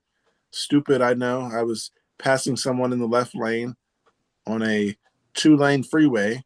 I was on I was on edge the entire time. The cop was super chill and entire time just gave me a warning and knocked my offense down to a minimum ticketable offense and let me go in like 5 minutes. But I was panicking internally from the time I saw flashing lights in my rear view until I got to the destination. I was on my way to the doctor's appointment. I was going like 5 to 10 over. No criminal history, not even a speedy ticket. This one was just my fault. And it was only my first. No warrants, nothing illegal in or on the car or anything, but I was death gripping the steering wheel the entire time, disregarding all other police, LEO, accountability, political issues. This never happened before. I am legitimately afraid of police now. Me too. I mean, I don't think epilepsy gave me the phobia of cops, is what I should say. I think I just got a phobia of cops from being around cops. Cops from cops. I Oh, have honestly not had a lot of bad interactions with police officers, but I'm still not a fan of police officers. I'm not a fan of police officers. been arrested multiple times. Not a fan. Yeah, this like they arrest you, uh, they they put me in jail and they put me in a psych ward. Then on top of that, they put you in a behavioral health center and make you stay pretty much for like at least like a week or two. So no, not a fan. Yeah, Um, and it was It depends on the one cop. time I was young and stupid, and yeah, okay, yeah, you got me. But yeah, no, another time it was not my fault whatsoever. So not a fan. Well, I mean, like, like if you're a musician and like, and for someone who listens to punk rock, this I'm like, I always like I always have this sticker on my guitar guitar case, like called a cab. All cops are bastards. Sorry. It's very interesting. Is who's gonna defend the streets? The punk rock bands? Yeah, No, I mean, yeah, I mean you like can go have back and forth. You can go both I don't have ways. any problem with good cops. Yeah. well, The nah, asshole cops I got a problem with. yeah. Um, Well, like, well, like I live in Florida, so like, so like the Florida cops, because like the cops are rougher there. That's how, like, like how I would feel with that situation. That's why I put like ACAB, all cops are bastards. Like, like there was a sticker on the guitar case. Like, I remember like I got it. I remember that's where I did the show Michigan. And I saw the sticker and I bought it. So that's why. Yeah, yeah, we all have our fun. Like who here does okay, does anybody know of the band the Dead Kennedys? Heard of Yes. them. Yeah, okay, good. So some they have some definite legit punk rock songs from there, obviously. One of them is yeah, Punk Rock Police, Dead Kennedys, some of their other songs. Yeah, you guys know them, but yeah, I mean they're fun, but yeah, sometimes it's just up and down. It just depends on what your mood is at the time and your age at the time and and other stuff, right? Yeah. Got something here. It says twitching and shakes. Does anyone notice if any involuntary twitch and shake really stressed and or anxious? I started to notice this, and I do know stress and heavy emotion is something that can trigger seizures for me. Not entirely sure if it's is an epilepsy thing or a mental health thing. So input would really help. Thank you in advance. Right. Twitches and I get shakes. that. You get twitches and shakes when you see the cops. I mean, I don't know why I said see the cops. I was thinking about the cops. No, it doesn't have anything to do with yeah, it doesn't have anything to do with that. But yeah, once in a while when it's like how do I say it? I don't know. Like if I've missed like a dose or or something, or I'm like later on taking it, but yeah, I do get the twitches and shakes, like if it's something that I've missed my meds, I definitely notice it. there's also a side effect of some medicines, quick, like like shaking a little. I'm not 100% sure on this, but Yeah, for me, it's only been since I've started taking Kepra was when I've had the shake twist things after missing. So obviously it's Uh, different for each person, but yeah, for me personally, it's only been the last I want to say like 4 years or so since I've started taking that. Wait, wait. I wanted to add on to that for about the Kepra. I mean, like for the Kepra, like like there is some side effects, honestly. Like because like I remember like the one day I remember like this morning I was looking at a TikTok and I searched like Kepra raids, and And like I would say, like in my room, I have like at least about at least about like 7 or 8 for Kepra. But like, I mean like but I mean like but like for me with the side effects, like I would personally feel like my whole vision and my whole s- and literally just me being silent in some cases. And like with Kepra, like it has like suicidal thoughts and it has like a lot of rage to it. So like I would say like be careful on that. Yeah, yeah. Yeah, yeah, there's a lot behind that one, man. No, I definitely agree with you, but there's a lot of I don't know, emotions behind that. So yeah, I agree with you. If everybody else yeah, talk. I with the twitching and shakes, I don't exactly get those. Um, but get like those little jerks or whatever. Sometimes I wouldn't call that the shakes. Sometimes just like I get like an elbow or one side of my body might jump. I mean, not jump, like twitch. I um, those are my myoclonic jerks. Sometimes they're bad. Sometimes they aren't. Um, like I said, mine's are more like um, it's like left hand jump, left right hand shoulder. Just get a little nudge somewhere. Sometimes my shoulder will shrug for no reason.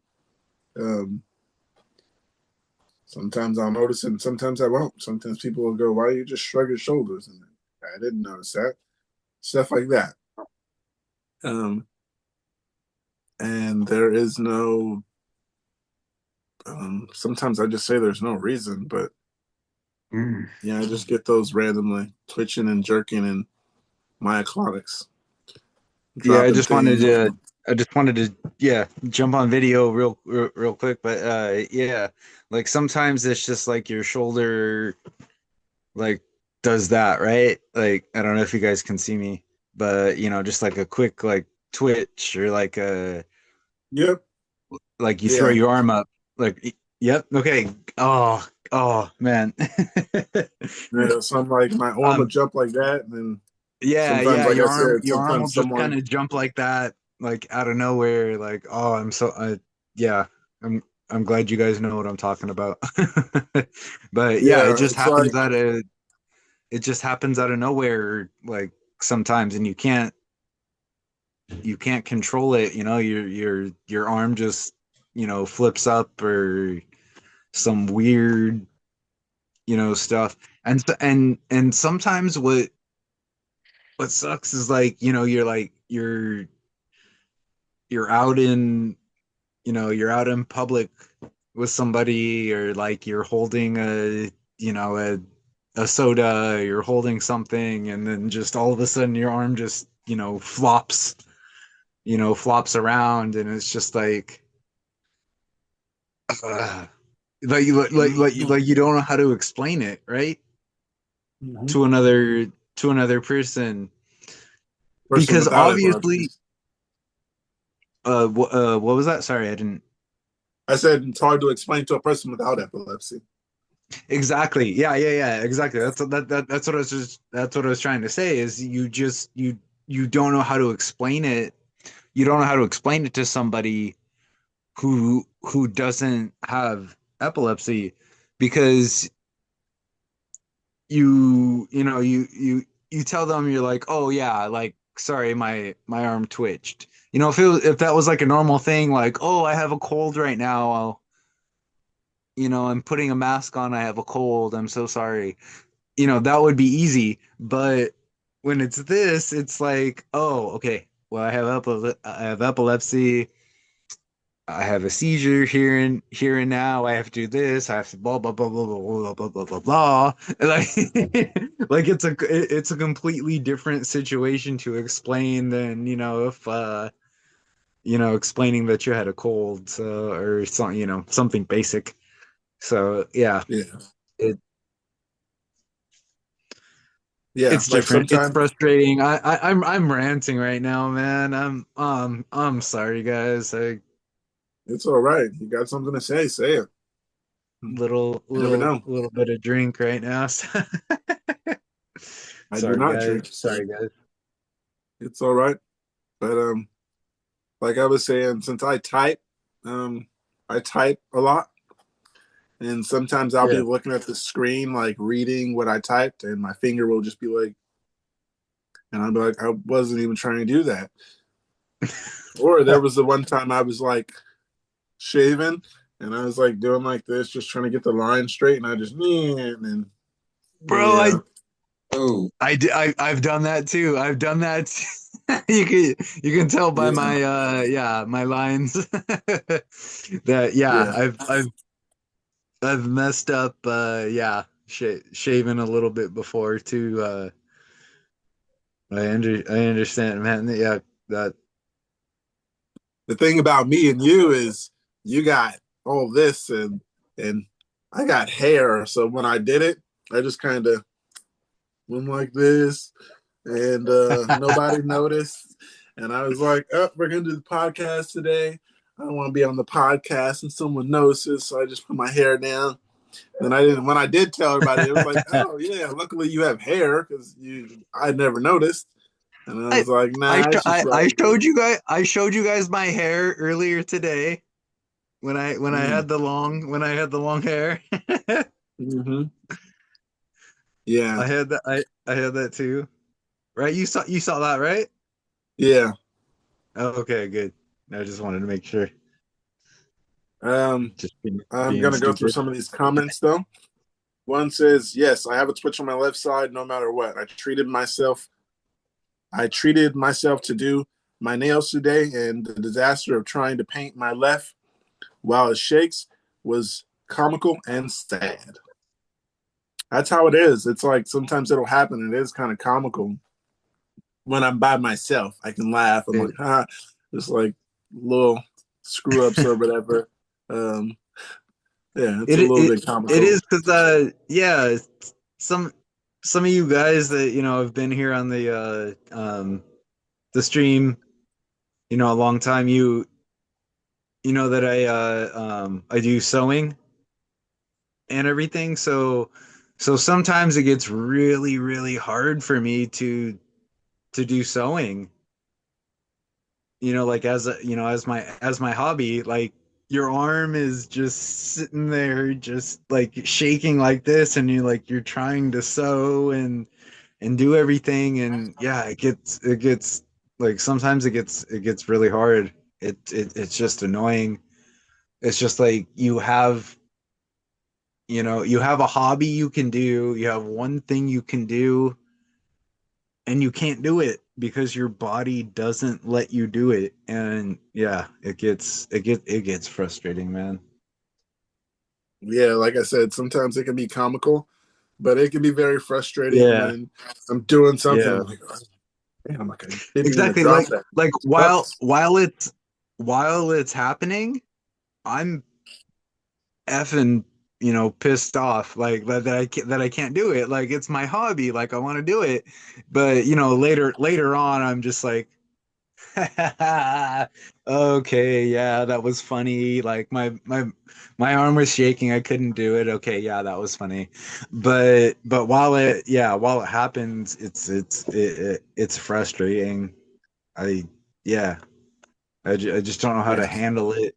Or I wish there was something I could do. Like I wish I could just punch myself in the face and like and make my body stop doing this, all the time. So Yeah. Um, yeah. yeah, like I was saying, sometimes it's hard. It's like dropping stuff sometimes. That's the most frustrating part. It's funny, like maybe like scratching something or over shaving or something like that. But when I No. do like drop something and I wanted it, then I'm like, damn it. Like, what did I do? I was trying to do this and trying to be careful. And Yeah, that's the part where I'm just like, we can't control it. Don't get too mad. Even though I wanted that soup, now it's all over the living room floor. Yeah, for for me too. That's what I do um at the school is just sometimes just trying to hold something or like a water bottle or something small and then you drop it, and then it's kids will the kids will make a joke or the kids will make fun of you or something, real quick, and you realize Have you like, had a oh, seizure? okay, they're sorry, what was that? Have you had a seizure in front of the kids? Oh, once. The school I thing act. Yeah, I did one time while I was trying to get like a volleyball down, like a volleyball that had gotten stuck, like around the pole. Mm-hmm. So I was trying to get it down. So I was like trying to jump up and like get it down, and yeah, I had one, but that was the only time. Um, and then I think I've mentioned it before. My mom works at the school. That's how I got the job and everything. So um, she was there, and everything worked out okay. But yeah, How'd the school feel about that? I I I they were okay. But me personally, I still fully I fully feel like kind of weird about it because I know that the reason that I kind of have the job is because my mom has worked there for so long. So like at the same time, like I'm glad that they accept my health issues and everything, but Affliction. also I feel like the only reason that they accept me being there is because my mom has worked there forever. So I don't know. I have a weird feeling about it, but it is what it is. I don't know.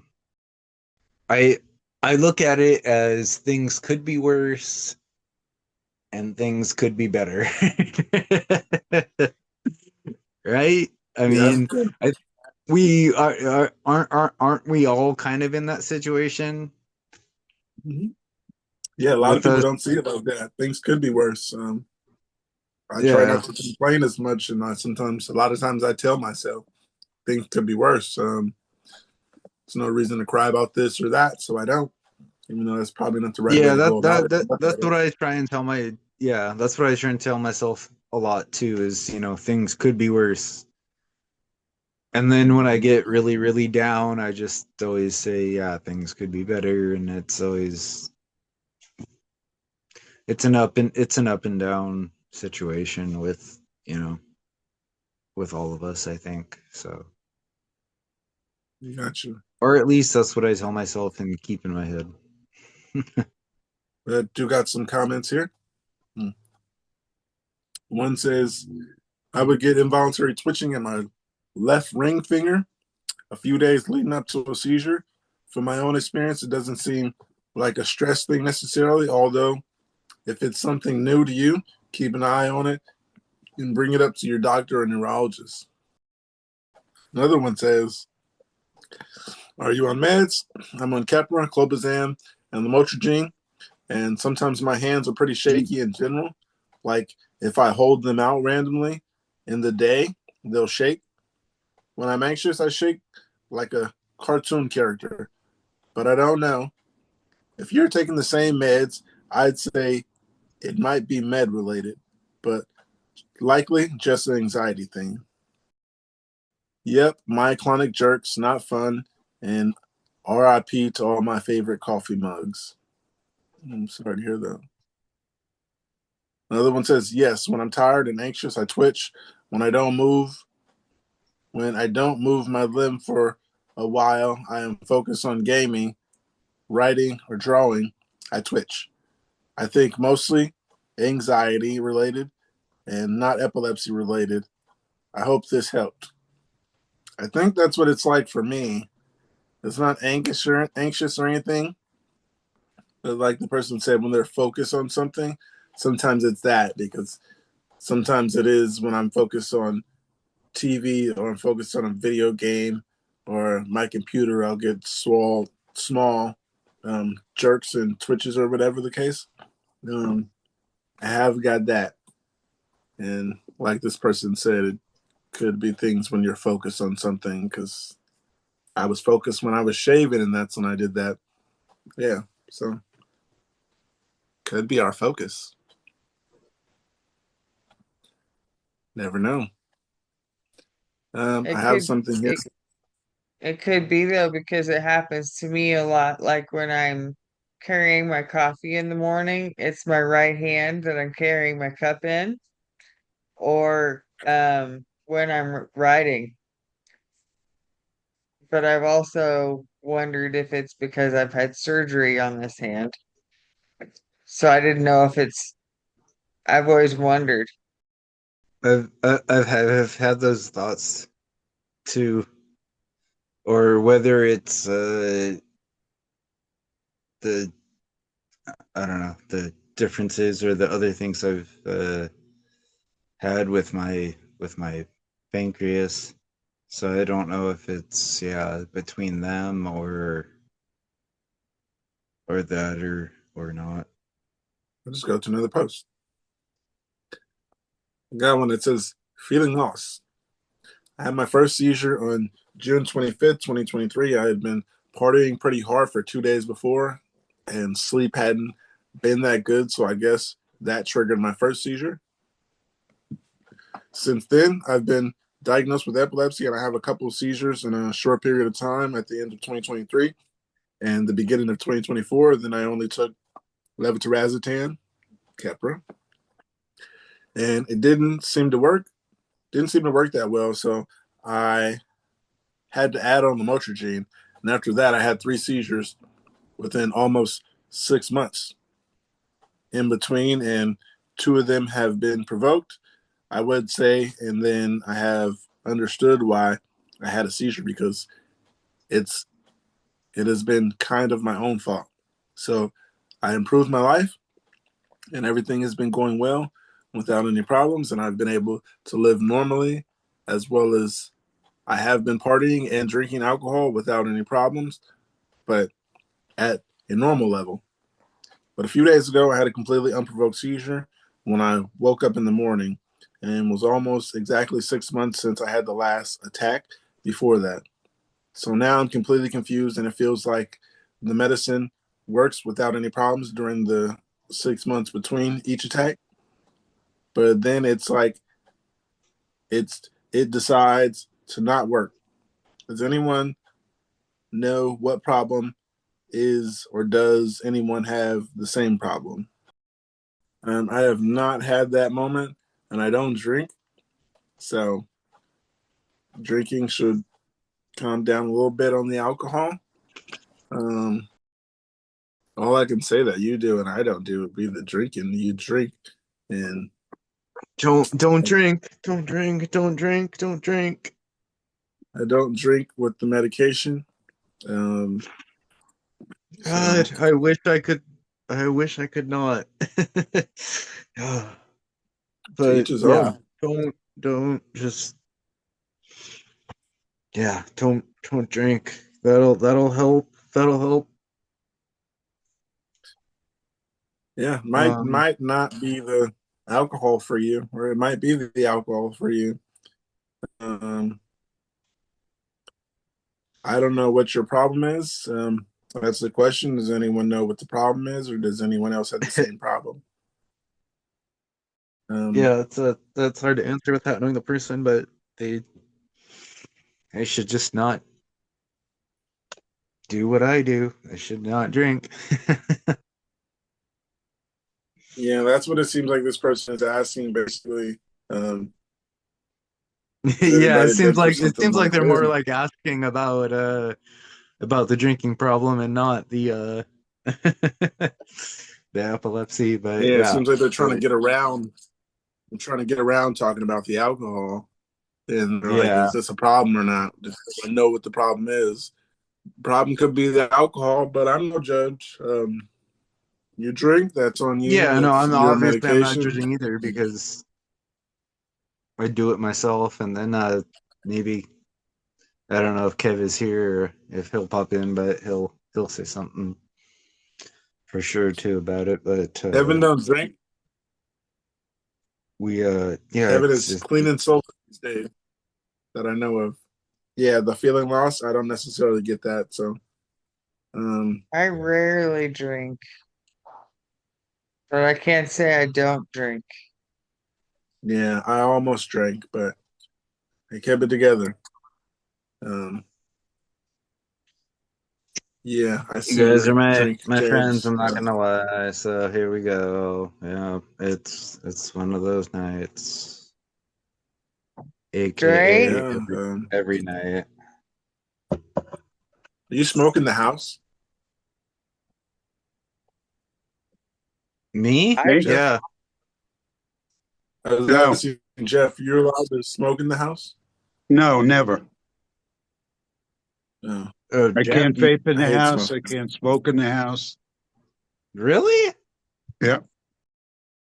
I Is thought that you by did. choice? Okay.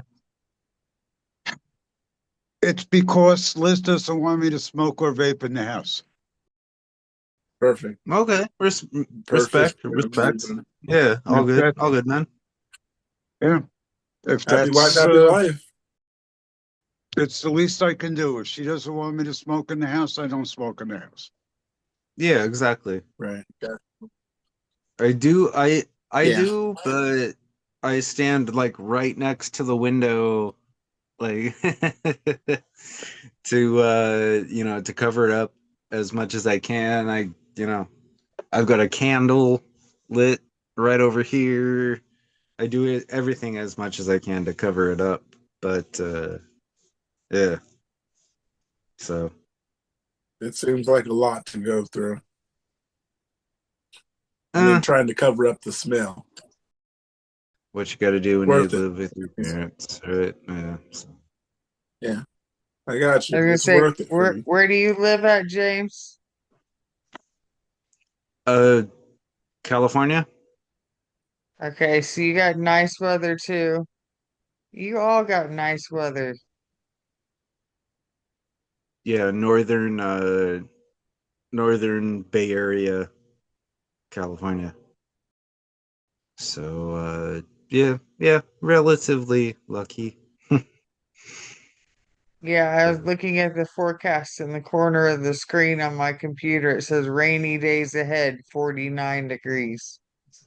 Oh yeah, it's cold as shit up here. Right now. So yeah, it's not the most fun to yeah, be having to ride your bike everywhere, but do what you got to do, right? With our situation. So Yeah, it's getting ready to get really cold here. We're yeah, just like, we had the last, the high is like 58, I think, for today. uh, we had our last nice day today. But I'm sure there's like other states right now that are like they would kill for 58 for be to be the high, right? 58 is Sorry the about high in that. California would be like, yeah, would be insane for other states, but yeah. I was just thinking about having to go outside to smoke in, the middle of winter when it's, 20 degree 20 Yeah, degrees outside exactly. with a 30-mile-an-hour wind and the wind chills, 10 below. No thanks. Exactly. I'll sit in my Yeah, living room. I I'll feel sit in so my Um, living room and burn an incense. I feel so spoiled sometimes. Like, like 58 is the high. Like, okay, great. Like that's like 40 degrees higher than, what it is in like New Hampshire or something. It's crazy all over the place. Yeah, so no worries at all. I realize I'm spoiled. It's all good. Yeah, I hear Where, about people like what state are you in, Andrea? No, I'm in Kansas. It's not like that here now. Oh, It's just okay. it's like in the today it was like 60 or 65, but we're getting ready to get cold. I just Yeah, I know was gonna like say, but last you winter. still get snow. I am such a spoiled California motherfucker that I have never seen snow in my life. I genuinely I have not touched snow in my life. Like I don't even know what to say to that.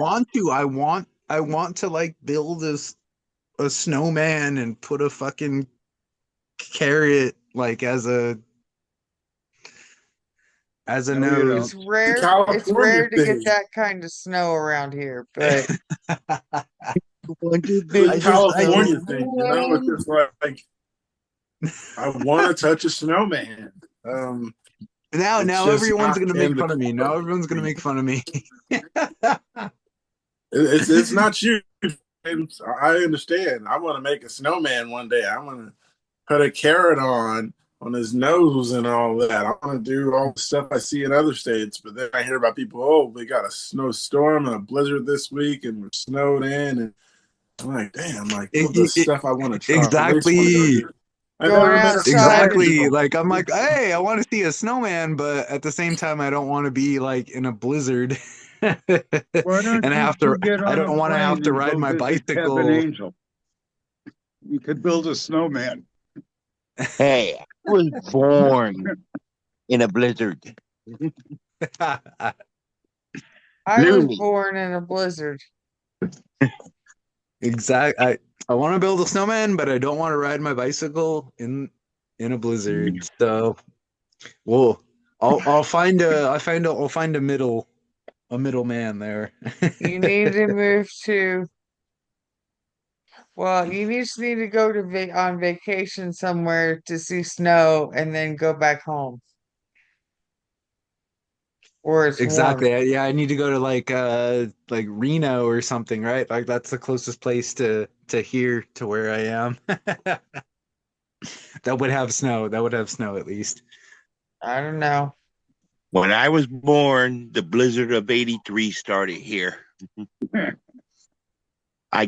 My mom just got into the hospital that day. Like it really just started. There's snow on the mountains around the valley here. The top of the mountains have snow.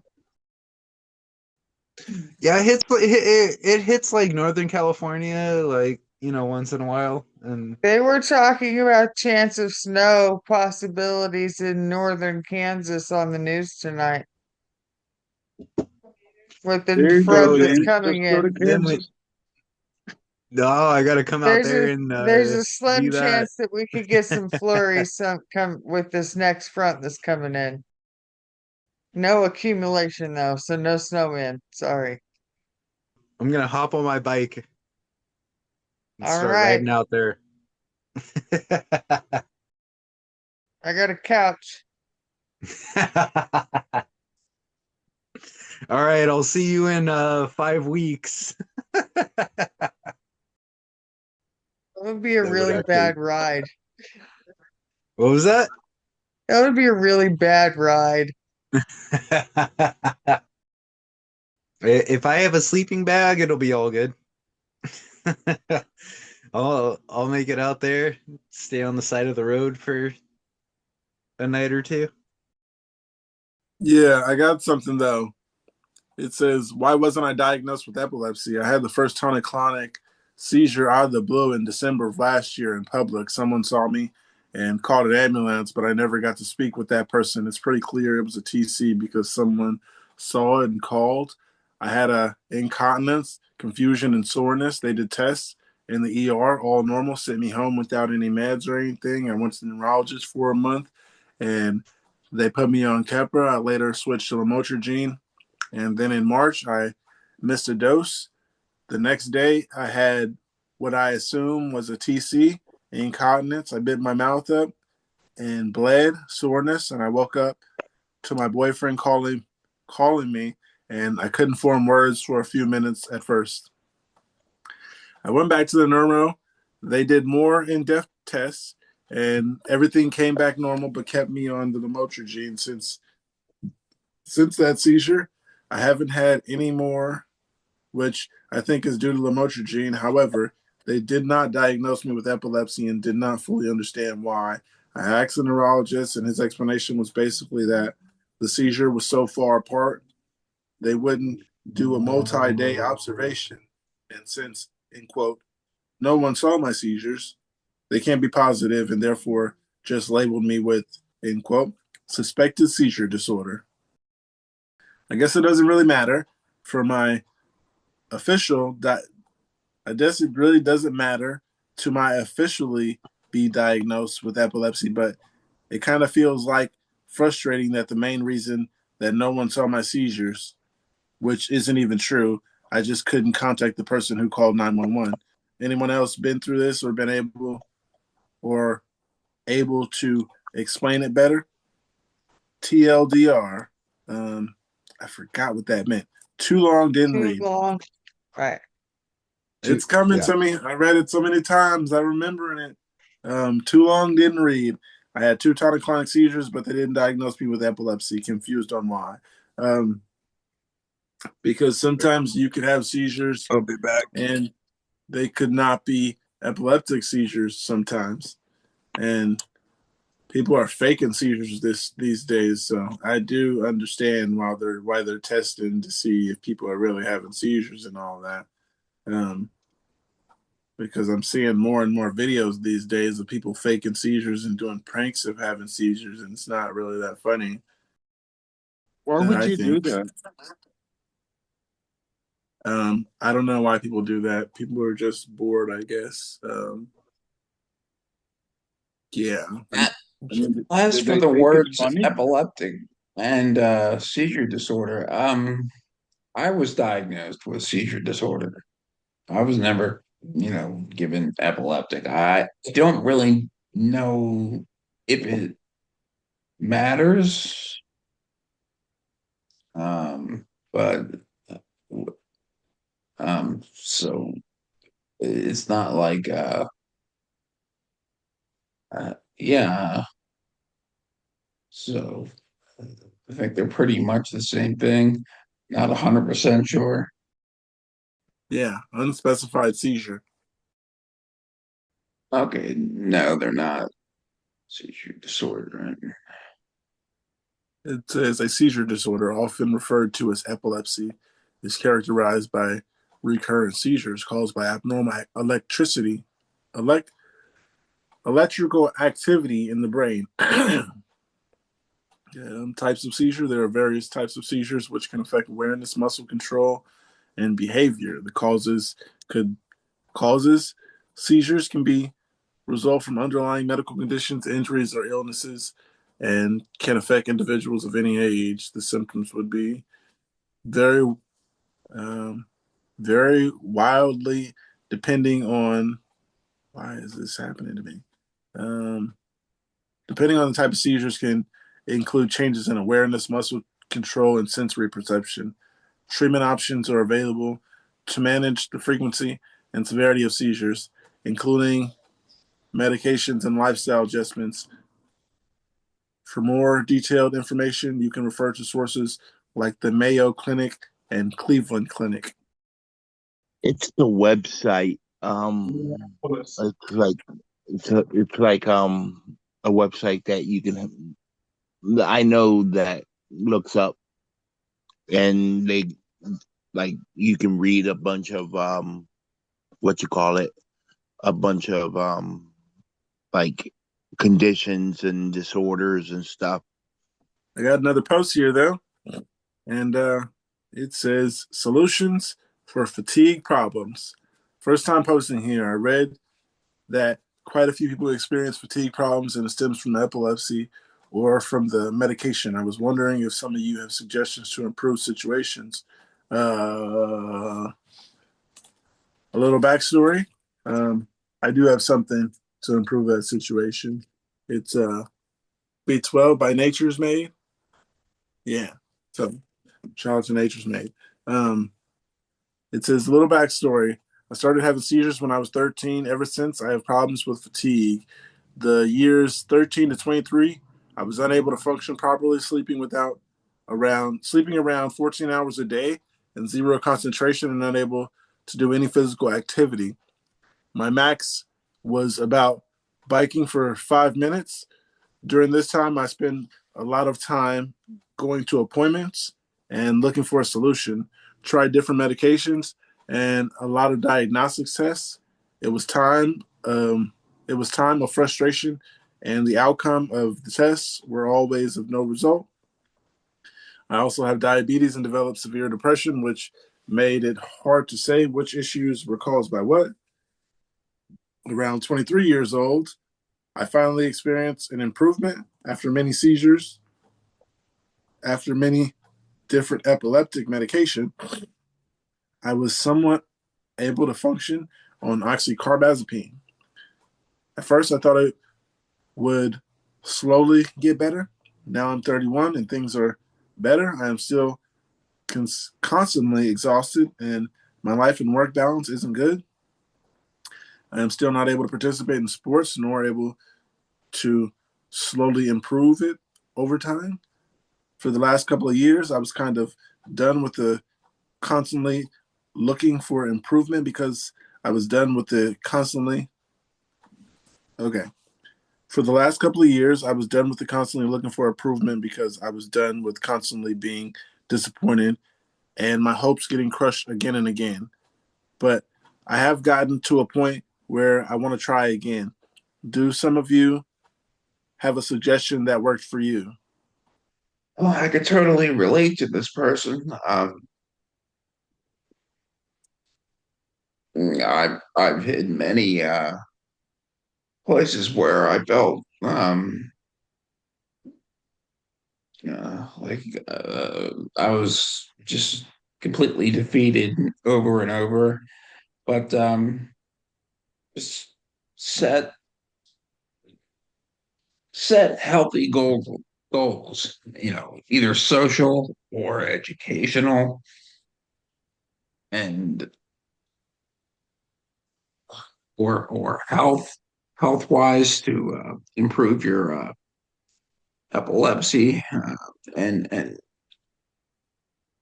you have to keep aiming for something. There's always something you have to aim for to, improve your life. I think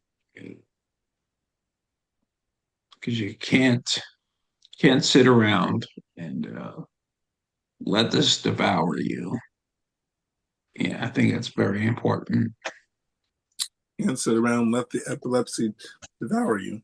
It's a good way to put it. I'm gonna use that. The only one comment here says my psychiatrist prescribed me,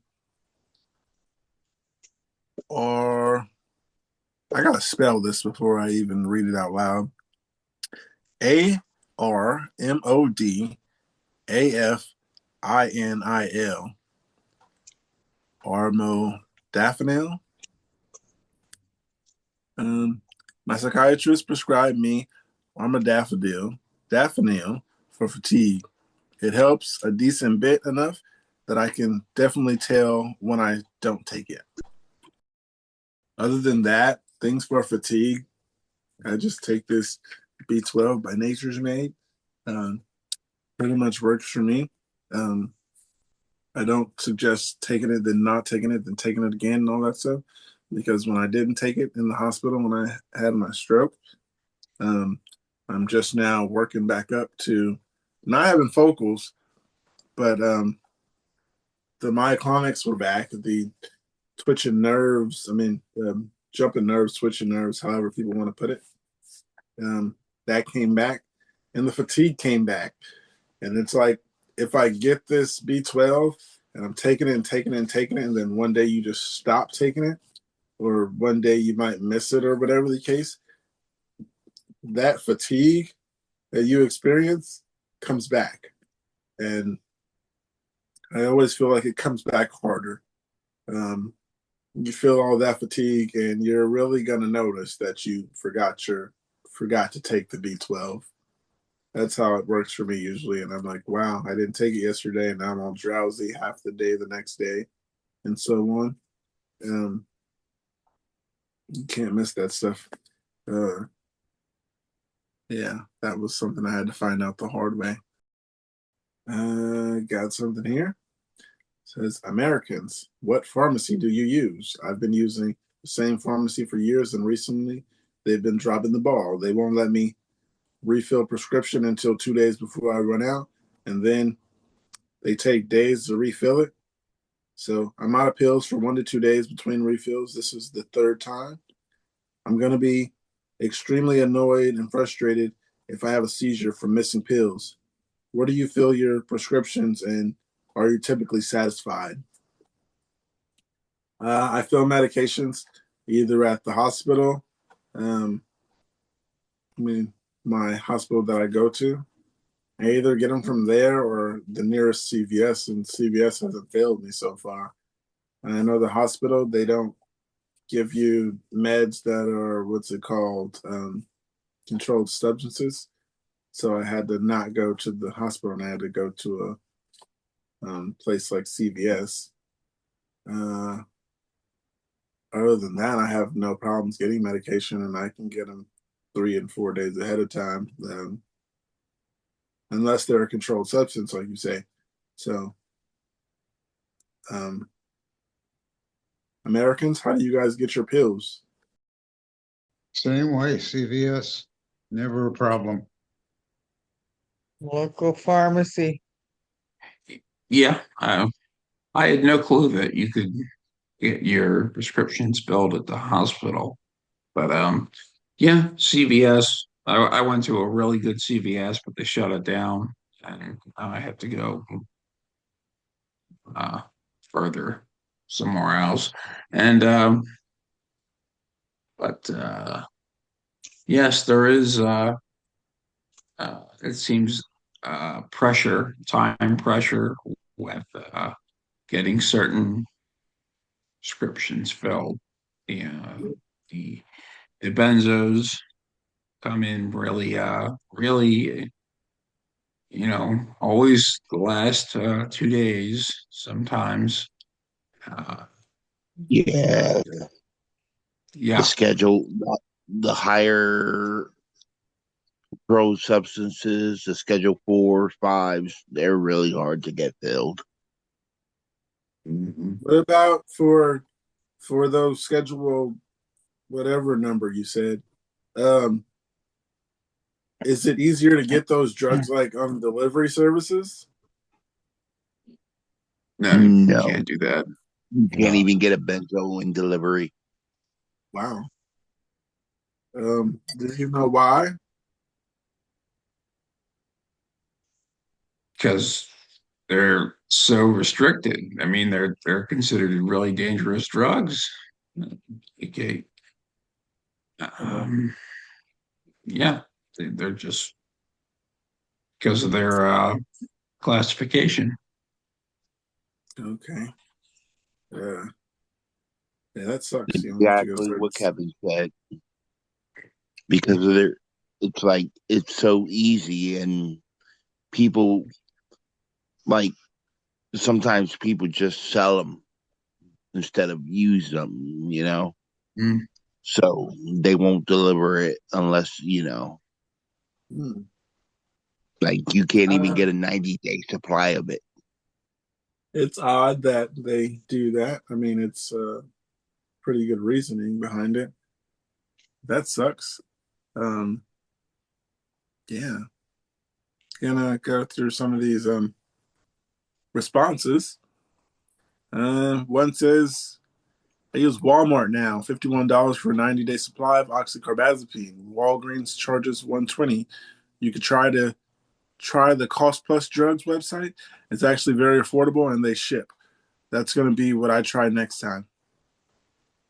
Okay, shipping is. Does it depend on the state or whatever the case for the shipping With thing? benzos, no, it's even Yeah, hard if you that get it from the hospital. No, but I'm saying like you guys said you can't get it delivered. Um, this person says it's actually they're talking about Cost Plus. That actually okay. Cost Plus is actually very affordable and they ship. Um, but Cost okay. yeah, plus they pricing shouldn't can have vary by state. to do that. So I'm seeing that the Another one pricing varies says by state, especially for Medicaid. I know, but I mean like benzos and stuff. Like they're saying you can still get that prescription. Well, that's what I took from this person saying that it says I use Walmart $51 for 90-day supply of oxycarbazepine. Walgreens charges $120. You could try Cost Plus Drugs website. It's actually very affordable and they ship. Oh, okay. So if their insurance is covering it from other pharmacies, then sounds like insurance, Medicaid coverage shouldn't be an issue. Um, would they Maybe it does work. ship you any benzos anywhere you've been? No, I tried Drugs R Us or something. It was like two different websites, and I think it had something to do with the Medicaid Advantage plan, but it might have been more of a Florida thing. And it was something exclusive, either with the coverage or the state, and that they said that's why. Another As far comment as here I know, says, with benzos anywhere, you have a problem. okay, Yeah, another I'm pretty comment sure here. it's a federal thing. Okay, sorry. Oh no, that's interesting to know because I didn't know that.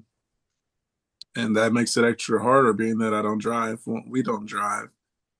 It makes it a little difficult to get medications like that.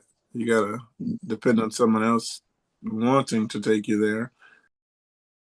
Another comment here says Cost Plus Drugs is Mark Cuban's pharmacy. He made this pharmacy specifically so people could get medication cheaper. They don't have every medicine and can't do controlled substances like benzos, but the ones they do carry have significantly cheaper in any store-based pharmacy. Another one says Walgreens. I really like everyone at mine, but I've heard it really depends on the store. Another comment says I use Walmart Pharmacy. I don't have insurance right now, but thankfully my out-of-pocket cost is only $27. They send me an automated text like 5 days before it's due for a refill and actually let me request the refill by text. Wow. It's super convenient because my stuff is ready within the next day or two. One says local pharmacies, small community pharmacies. One says debating on switching to local CVS. One more says Walgreens and Amazon Pharmacy is actually surprisingly reliable too and used them for a while. We just switched to Walgreens because it's more comfortable with physically picking up medicine and knowing if someone was needed urgently, we'd have the ability to just go get it instead of waiting. Do you guys have someone take you to get your medication or anybody getting it delivered? I walk to get mine. Say that again. I get I Oh, go ahead, walk to Andrea. go get mine. I, you know, I go to a CVS that's not too far, but it's pretty far still. But yeah, I walk to get mine. Andrea, what'd you say? I actually switched to the small local pharmacy that I switched to because they do local delivery. So they bring them to me. Nice. I need to look into something like that because I got a medication waiting on me right now. I got one here. It's a depression that's starting to set in, and I don't know what to do. So it looks like I'm gonna have to go on a leave of absence due to my uptick in seizures.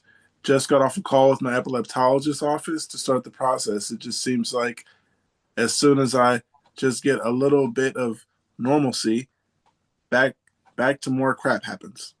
I'm about to start the process to see if I'm a surgical candidate um, now, and that is just adding on more. If I didn't have my girlfriend, I'd probably be on the street. Now I have the guilt of adding on due to her having to foot most of the costs of everything. I'm just at a loss and I don't know what to do. Talk to me. Talk to her about it first. Yeah. How you're feeling about her footing the cost and everything. You know, be open. Don't hold it all in. That could build up and get painful. Give her a little hug. Um, yeah. She doesn't feel like, And then well, actually still have the she's there. conversation about your feelings. Yeah. I'm sorry you have to deal with this. I'm sorry you have to deal with me. How else can you help? You can help out around the house. You can do other things so she doesn't feel like she has to do everything. Um, those are just thoughts. Yeah, I I haven't guess exactly put that. always try to do something to feel productive. I know the guilt is so common and so tremendous with the community, our community. It's very difficult to live with, and uh, I guess try to just be honest and open up a dialogue with your girlfriend, and yeah, and try to keep busy. I think that's good. Yeah. I got a couple comments here. One says, "We're going." Says, "Hell yeah, buddy. For all intents and purposes, I'm trying to make you laugh." Another one says, "I'm so sorry you feel. I'm so sorry. I feel you. Hope things will feel better in a few more days. Seizures going out of our brains of all the happy chemicals. Do your research on surgery. I've read that after 10 years, only half the people are still seizure free. Deep breaths and no major decisions for a few days." Another comment says, "I completely understand the feeling of guilt. That feeling comes in waves for me too with my fiance. Read it again when I say, end quote, you are not a burden, you are human. If you take 2 more steps forward and 1 step back 100 times, guess what? You're still 50 steps ahead.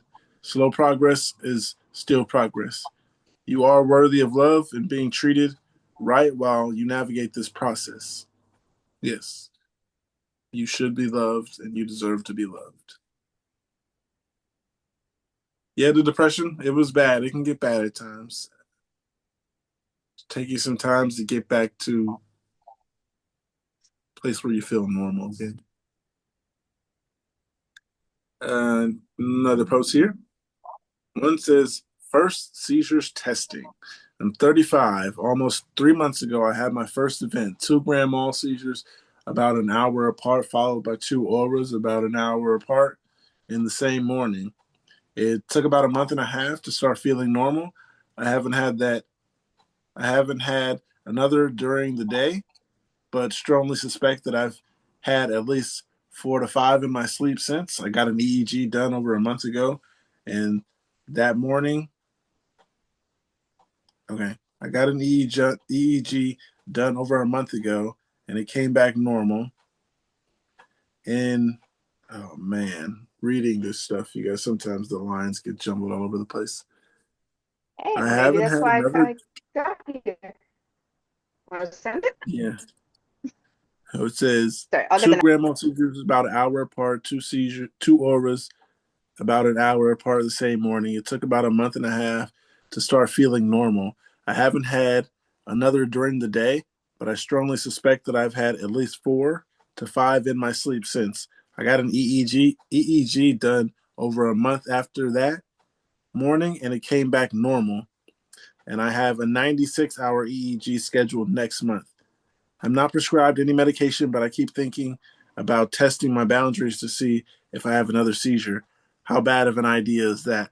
I think I've been, okay. I haven't smoked.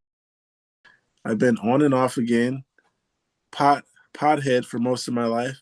I haven't smoked in almost 3 weeks and thinking about doing a dab to see if that'll cause a seizure or mushrooms. Any advice would be appreciated. Smoking, that's up to you. I'm not going to tell you do or don't. I don't think it'll bother you, but I'm no doctor. Yeah, the EEGs are going to be best for you.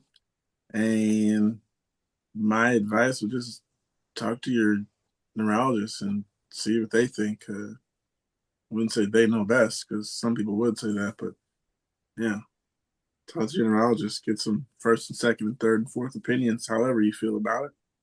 5 opinions if you needed. It seems like he's asking permission. That's what I took from it a little bit too.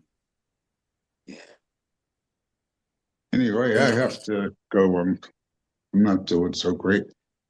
I'll see you all Friday. Feel better. All right. Take care. Talk to you I will tomorrow. check on Feel you. better. All right. Later, young man. One comment here says, with all due respect, that's a horrible idea. There's certain situations in which provoking a seizure is okay. While doing an EEG while doing a long EEG, they may try to sleep deprivation or restricting medication to try and get to reading of your brain during a seizure. I'll warn you, it's rough experience, but please do not do it without medical supervision. I understand that you want closure, but if you mess around with this sort of stuff, you could end up injured or worse, dead. That sounds like the best response. Another I never comment here got that says, curious to try to provoke a seizure. Did you guys ever try to have a seizure just out of curiosity? no, never thought about it. It's never crossed my mind. It's not something fun. Let me test out if I have a seizure. Nah, I'm cool. That's very interesting for someone to try it on themselves. Yeah, I mean, that's just me. between I like don't want to the hurt myself. depression and all the worst ideas just seem like they might come out of people who still haven't, gotten maybe the support system or kind of found their new, I don't know, saying found their new purpose sounds too extreme, but how like when you lost your job and license and everything had to change, so maybe felt like you didn't have the same purpose, like everything on your path or your plans had changed. So maybe, if somebody doesn't kind of get back on track, then that kind of curiosity might take over. Yeah, I did like working. So when it took working from me and everything, it took everything. It's like I just didn't have the money to do anything that I like to do anymore. So it took time to feel like a person again and be able to do anything for myself. That's the part that sucked. Went from being able to do anything I wanted to being able to do nothing I wanted because I either couldn't afford it or couldn't get to it. That's the part that sucked. That's yeah, sorry. No, I'm chiming in out of nowhere, but yeah, that's how it is. For me, I told you guys my job right now is yeah, just at at a school, hour a day, complete BS. But before that, I was working, uh literally 50 plus hours a week. I was more than full time. I was um running a bicycle shop. I was a mechanic. I was full time there, and then I would go from there, and I would um work as a waiter at um a restaurant, and then I would ride all the way back home. I sorry, this is just hard for me to to talk about now. Um, but yeah, I was working, over 10 hours a day, and then I would, ride my bike all the way back home, and it was just a lot of so much more that I know my body could do compared to now, and so it's tough. I'm sorry, guys, but yeah. No apologies, James. You know those 20. those babies have nicknames for you. Even this little bit that you can do, you still get a lot of love for that, and you do still have a full purpose for sure. You are still utilizing all of your body's capabilities. There's no shame in what you can do because they love you for it for sure. It it yeah, on like honestly, like I figure, like, I still go to the restaurant, once in a while and hang out there. I still go to that bike shop because I obviously have to ride my bike everywhere. So, I need, once in a while I need, like, a tire, an inner tube, something like that. But yeah, I mean, I went from being like able and thinking it was nothing whatsoever to work, 50 hours a week to now working like, 1 or 2 hours a week, and it being, just a burden, and it sucks. It sucks, dude. Like, because I know I'm capable of it. I know that my body is capable of it, and everything, and I ugh. And I know it's just something that I'm not physically capable of, and it just pisses me off that, like, I should be able to, go work Yeah. X amount of hours a day or something. And I mean, and I know all of you guys are, feeling the same way too, about not being able to work a certain amount of time per day, but yeah, it's frustrating. Yeah, I could work any time of day, not just, man. I wish I was back in the work field. I know your pain, James. I love work. Yeah, yeah, like, you just want to get back out there and you just want to be a normal human being again. Yeah. Right? Like, I I, feel I, I like, don't know what the word, I mean, I know there's better words for it, yeah, I know what you're talking about. but It's like but doing you know you nothing. know you know what I'm trying to say. You know what I mean, right? Yeah. Yeah. Just feel normal again. Like working, I did everything. You talk to people. I wouldn't say I necessarily had friends because I was working, but you had friends. You had people to talk to, people that wanted to hang out with you. Like, what are you doing after Yeah, work? Doing yeah, this and yeah. that. You, I miss that type of you stuff. you definitely, yeah, yeah, coworkers that are friends, and you hang out with them, and yeah, and things like that. I mean, it's just that, like, the tiny little things on top of not being able to work, You know what I miss the most? for yourself. Yeah, go ahead, I Andrea. miss Sorry. no, I miss being able to go do the grocery store or something like that by myself without calling my mother or my child. All Instacart. I Some, can't afford And paying an Instacart. arm and a leg. Yeah, hey, thank you. if you go grocery shopping, it's worth it. If you're just grabbing one thing and you're paying $6 and $7 tax, then I understand. But I mean, if I'm going grocery shopping for the whole house and I spend like $160 and that Or extra, I could just or I could just wait until I go out next time and I don't really need it that bad. gotcha. Or I can buy it on Amazon and it'll be here tomorrow or the next day. It's just the fact that we all have to plan ahead so much. We can't ever just need something and go get it. You know Right. what a I can't. bitch Oh it shit, I was to don't have go any milk. Yeah. exactly doing all this I house need shopping. I wanted so bad to be able to walk to the corner store. I wanted there to Or be a corner store, and there's or not. for me, the worst thing is you have a seizure, and then the next day, and then for me, because of where I live, it's you're asking your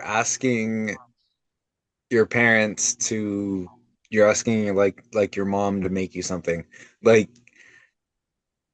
it I don't know, there's not, maybe, I don't know, this one specific word, but there's something just like when you live with your parents and then you're asking you're you're a certain number of years old and you're asking your mom to make you like dinner, like like it's just such a like, I I don't know know what the word is. exactly what you mean. It's that like gut punch. Yeah, Yeah, sometimes exactly. I It's feel just like like this is what my life is. Like, God damn it. Like, I'm asking my, like, It's, dude, like, it's I'm almost 40 years old and I'm asking my mom to make me a grilled cheese sandwich. Like, fuck that. Like I some know days what you it just, is. yeah, and I know you guys all know what I mean. Yeah, I know what it's like. Sometimes I don't want to ask for things. Sometimes it's like I can do that. I feel like I can do that, and still Exactly. Yeah, gotta you ask. just, yeah, you just like either I know I can do it myself, or you just feel like I, yeah, okay, I'm just gonna, I'm just gonna, do like whatever. It's gonna happen. Like, it's not a thing. Like, like it's Yeah, just, yeah, it's just tough to, yeah, it's tough to handle. I know what you mean. Asking for people. Asking people for things. I mean, like to do things, like doing things. Like you said, can you make me a Yeah. sandwich, Mom? Um, I'll make my own sandwich, but I could see how that would be very frustrating having to ask things like that. I ask for things. I try not to ask my mom for things. I try to do what I can until she tells me, don't do that, I'll do it, or something like that. But for Yeah, the most, yeah, the same thing. What I do is just like I try and do as much as I can until I can, and then like once there's the offer, you know, once yeah, there's a once there's question the to offer, then I make throw it a out there, and change. then you're like, all right, if you're gonna throw that out there, then okay, I'll take the response, or I'll take the offer. But yeah, sometimes it's just yeah, it's too much to take, and yeah, I can't do it. Gotcha. Um, I do have another post here. It says epilepsy and hobbies you enjoy. Hi everyone. I don't post much on here. I really want to get into something creative, possibly start my own little business someday and maybe earn some cash. I know I have a really artsy side to me, but one thing I hate about myself is I'll pick it up and drop it, and then next thing I'll be at it again months later. Last year, I was into clay earrings and I loved it, and I love drawing and painting. I'm wondering if any of you have hobbies like crafting or making things. I love to try new things, but want to stick to it instead of losing interest all the time. I picked up knitting after, I don't know if it was COVID or seizures or all of the above, but I started knitting, and it's one of those things that it sits here on the table next to me, and because what I'm working on is I'm just doing small items, just socks. So it's just this little bowl. And if I feel like working on it, I can just pick it up and work on it. And it will sit there for 3 months and I won't touch it. And then I'll pick it up and I'll work on it, work on it, work on it. And then it can sit there for another month and a half and I won't touch it. Mm-hmm. Start Yeah, I promising gotta because be, if I you You have gotta it, be in guys, the right yeah, mood. you're accountable for it. oh, If you know you've got somebody waiting on that little craft or that pair of socks, then you might get to it. It's mine. They're for me. So That was my only idea. it's like I'm in no well, rush. I already know I have yarn picked out and I know who my next pair is for, but I already told them I was like, I don't promise. There's no like destination or You'll get it when delivery you get date.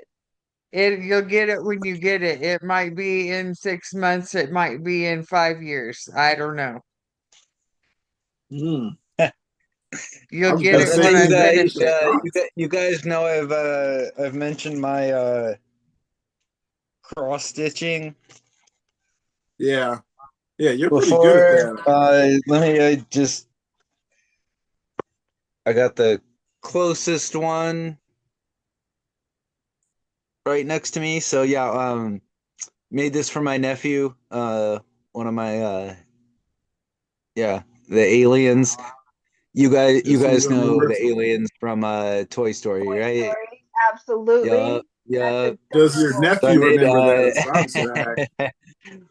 that was yeah, that was my latest one there. And then No, minions don't have shit on them. That was way better. and then right now I'm working on a Christmas, obviously we're coming up Christmas time, so I'm making a Christmas one. Here's a candy cane type one. I'm only halfway through this one. Um I got I got another one that I'm working on right now that I'm halfway through. Uh yeah, I You're love my halfway process. through that one. Or okay, well, like 10%, but Oh, because I was gonna say, what are you making if you're just a li- halfway through that one? just a little bit. This one's Mario, Super Mario. Okay. Related, yeah, it's like 10%. Yeah, it's but anyway, yeah, I got a bunch of ones that I'm going through right now. But yeah, definitely into the sewing thing as well. I'm glad there's others I can talk to that are into it. That's awesome. I need some new hobbies. Andrea, you? Oh no, Kate, you didn't What? say things. You didn't say hobbies. I told you about my knitting. Oh, I was talking about Kate. Oh, Yeah, I would say puzzles. If I had time and space, I would get back into puzzles. This new place, I'm going to get a lawnmower, so I don't know if that counts as a hobby, but it's something else that has to get done. Uh, yeah, I guess hobbies. I don't know. Maybe once they get older, I'll find something to do in between the teacher time. So I do have some responses here. I mean, some comments. Yeah, One they says probably have better coloring ideas. book. Yeah, one says coloring books, my own scribbles and art, online translation, and I'm learning how to crochet if my short-term memory would like to collaborate with me. Uh, Another one says, I swear there's a market out there for drawing while having myoclonic seizures and or tremors from meds. It could be a whole genre. Another one says, I love to crochet when my brain is functioning. And that's the the person thing when responding the to that, brain is functioning. yeah, when my brain Yeah, wants to exactly. Yeah, it's hard to walk with me. cross stitch on certain days. You ever like My been cross problem stitching is yourself? What was that? I'm sorry. Yeah, I was sorry, I asking didn't. James, you ever been cross stitching and you ever like stick yourself? I mean, just like out of like an accident or something, like, I've like poked myself or something like that, but never anything like, yeah, like on purpose I would or hope you whatever. didn't do it on purpose. Yeah, Well, no, maybe if like yeah, our main hobby we can't always do. Okay, the crossword came up or came to mind after, and sometimes that's the kind of thing where if your brain isn't on point, then you can't do it. So maybe that's why people seem more, I don't know, just happier if they find a hobby out of like what they like. There's Some times yeah, I yeah. I mean, can't knit. I do have days where I feel like I don't like stitching is like too much effort. Like it's too much work. Like I do have days where I feel like that, but I mean, yeah, I've never had like where I'm like like I'm stitching and like I just like have a seizure and then like, yeah, poke myself or something. Um, I haven't had that so far. So far, Me and my never know friends what's is gonna cross happen border. in the future, right? But yeah, Well, before I forget, what brought this to mind was that somebody chill out. Okay, okay, okay. Don't joke with me again. Don't tell me you did doo doo if you didn't. Anyway, okay. What came to mind was somebody recently who has a medical chronic condition and said they just kind of like took time of reflection when didn't have a job and whatever and started yeah, doing tarot readings. Apparently discovered that they were way more into that kind of stuff and astrology all over and more intuitive. I don't know how to describe it, but that's what figured out they yeah, were into. And there's a market for that. There's so many hobbies that can be specialized to like whatever you like or whatever you find your strength in. Like what Toaster does yeah, yeah, with her writing, she's really good at that, and she enjoys it. And she found that perfect little like niche, that market of us. So And she makes me cry. exactly, Hmm. exactly. She found the perfect way to spread her talent and joy and succeed at it. So as far as yeah, like yeah. hobbies go, I I know it feels like we don't stick with it long enough, but maybe that's just not the right one. And there's plenty out there. I think it's not so much that it's not the right one. I mean, sometimes it's not the right one, but Or the like timing. you were right. There are days I just can't knit because my brain is not there enough to, I know that if I try, all I'm gonna do is seriously fuck it up, and it'd be better off to just leave it alone because otherwise I'm just gonna make a big mistake and then I'm gonna be mad. So it's better to wait till my brain is in a better functioning position and move on from there. I have Exactly. go play a game on my phone or something. Do some, yeah, yeah. I was gonna say, I was just about to say, like, just do something random for for a little bit. I, I, I, I can't remember if I posted pictures or shown you guys or not, but anyway, I started uh sewing back in 2019. So, I've been doing it for a long time, and it's just, become my hobby. So sometimes I feel in the mood for doing it. Sometimes I just have days where I don't. It's up and down, and it just depends on the day and the mood. And I'm sure you guys all know as well. You can have your days where you feel like doing something, and days where if you don't feel like doing something. So Very yeah, much. just yeah. It's just there. It isn't, and that's kind of how it is for all of us. So Yeah, it's there, it's not. Yeah. Sorry, guys. Oh, no more mountains. So I guess we're back in the south. The most fucked up part about this trip was like the southern hospitality was overwhelming in Tennessee versus anywhere south of there, like Georgia, Florida, whatever. Not everybody talks like that and opens doors and you know makes a point to announce ladies first and stuff like that. It was really weird how they did that in Northeast Tennessee. You guys ever see one of those China shows where they do drones and then do all the pictures and stuff? Just on Yeah. TV. Huh? Just on TV. Yeah, that's And what I I was mean, saying. Like, I was looking at Instagram and they had like, um, it was like a light show, Kate, since you haven't seen it. They use a bunch of drones and they make figures in the sky and all kinds of wild stuff. It's very hard to explain, but it's like when we look Better at the than 4th of fireworks. July and we look at all kinds of fireworks. They have shows where they don't do fireworks and they're just drones and huge figures of things happening in the sky, like a cat doing things, and it'll be like amazing to see.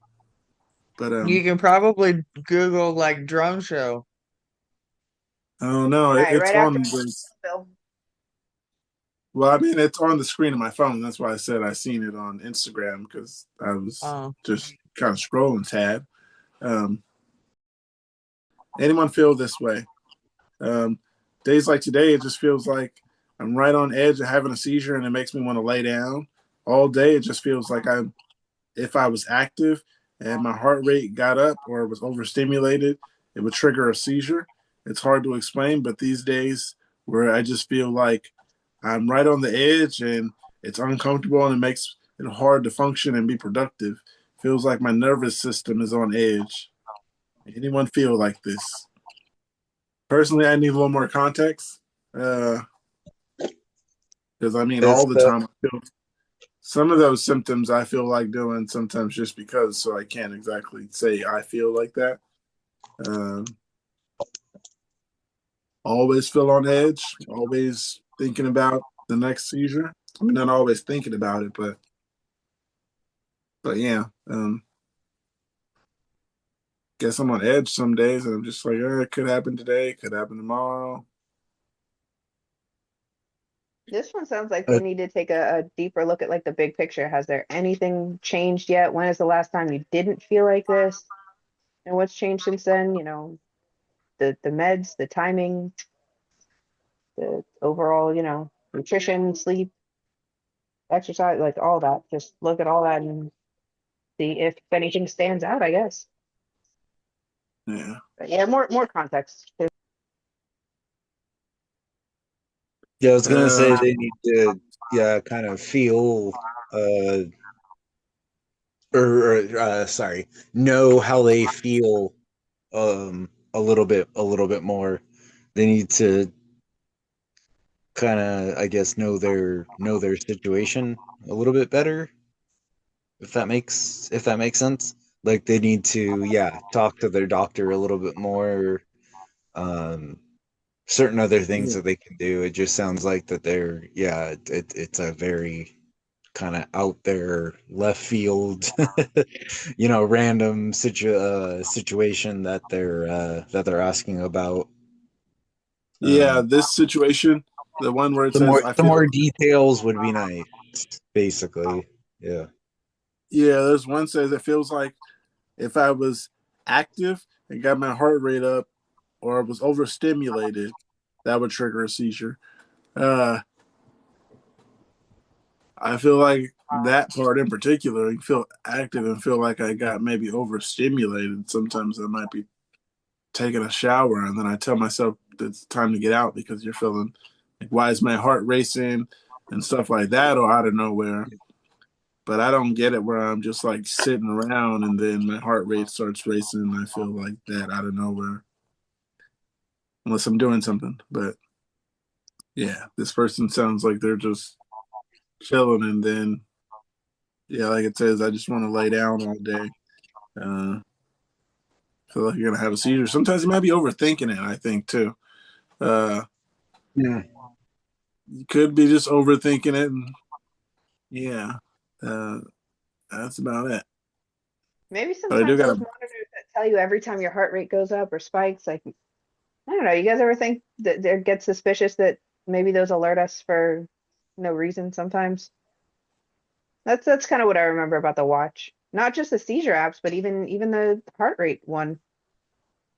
Just like walking to get the mail or something, it would say like, "Is there something wrong with you?" I know that mine, if mine spikes above a certain amount, I know that it's not normal for me. So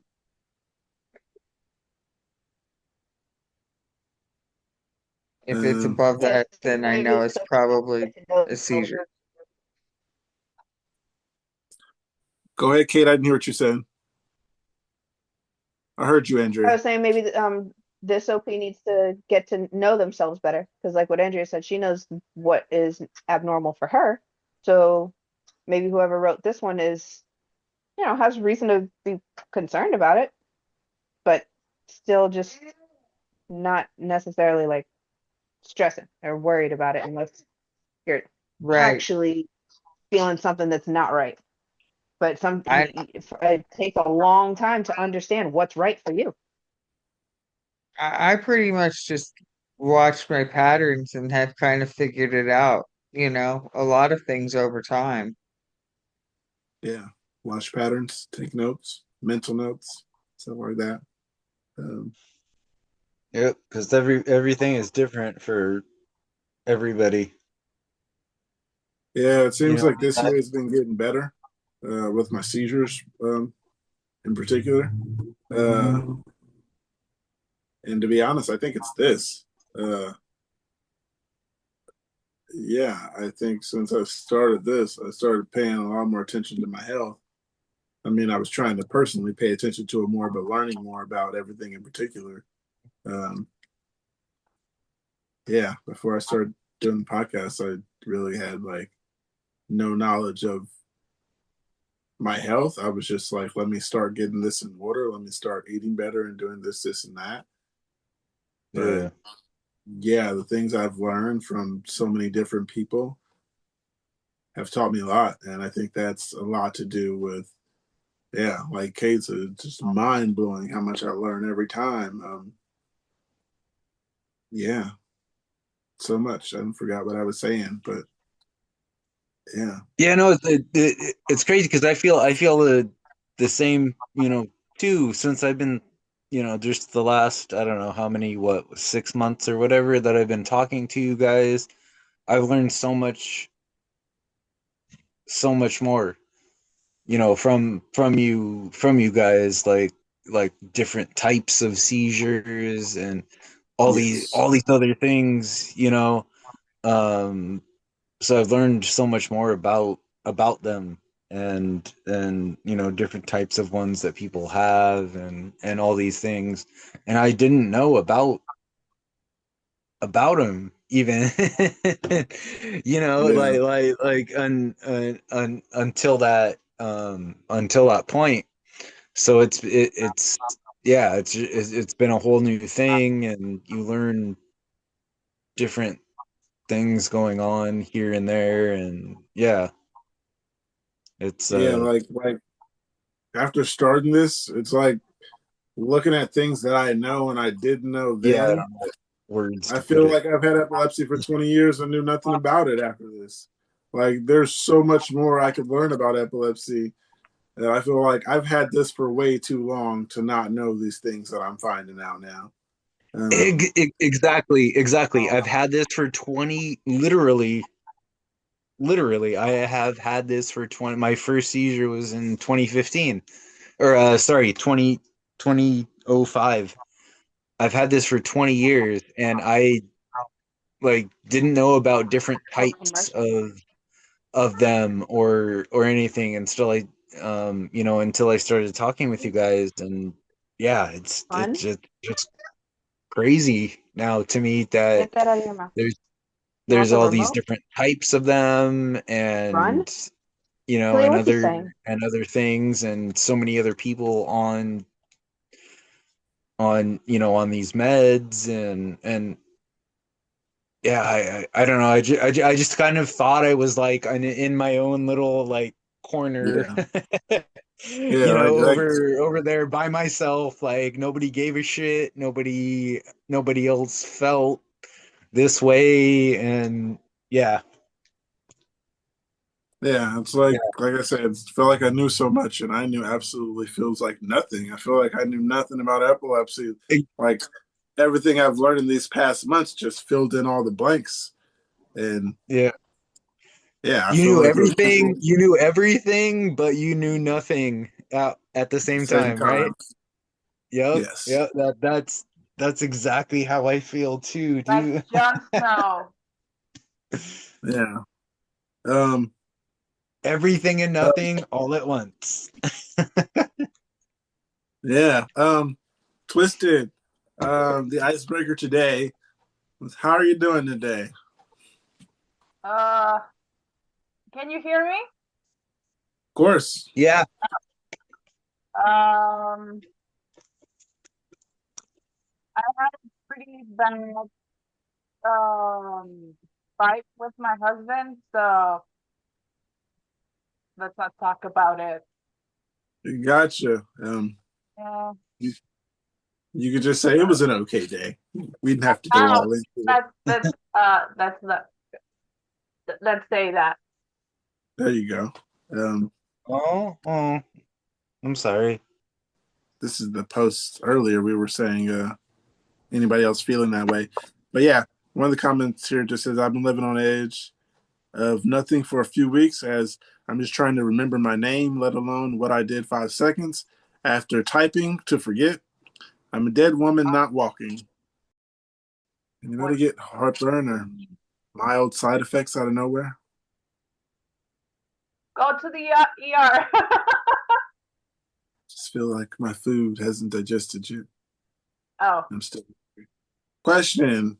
Question is question about when and how long did it take for you to get a diagnosis? I recently started having episodes where I lose time. My PCP referred me to a neurologist.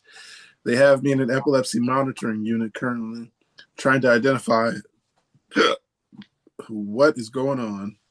How long did it take, and what did it take for you to get your diagnosis? I've been in the EMU for the last 3 days, and I will be leaving tomorrow. We haven't been able to induce one yet, and my EEGs isn't showing anything concrete. I've had 2 CT already and an hour-long EEG just to get here to the EMU and having an MRI done tomorrow. Just wondering how you folks found out what ways of what's going on. For me to get my diagnosis, it was pretty simple. Um, I was in class having seizures in front of students, which isn't acceptable. I mean, at a certain rate. Um, yeah, I had one, and then they were like, "You had a seizure," and then I was like, "Okay," and then I went back to class. A few days later, actually, same class, web design. So they figured it was because you're sitting in front of computers all day. Which, come to find out, I don't have photosensitive seizures.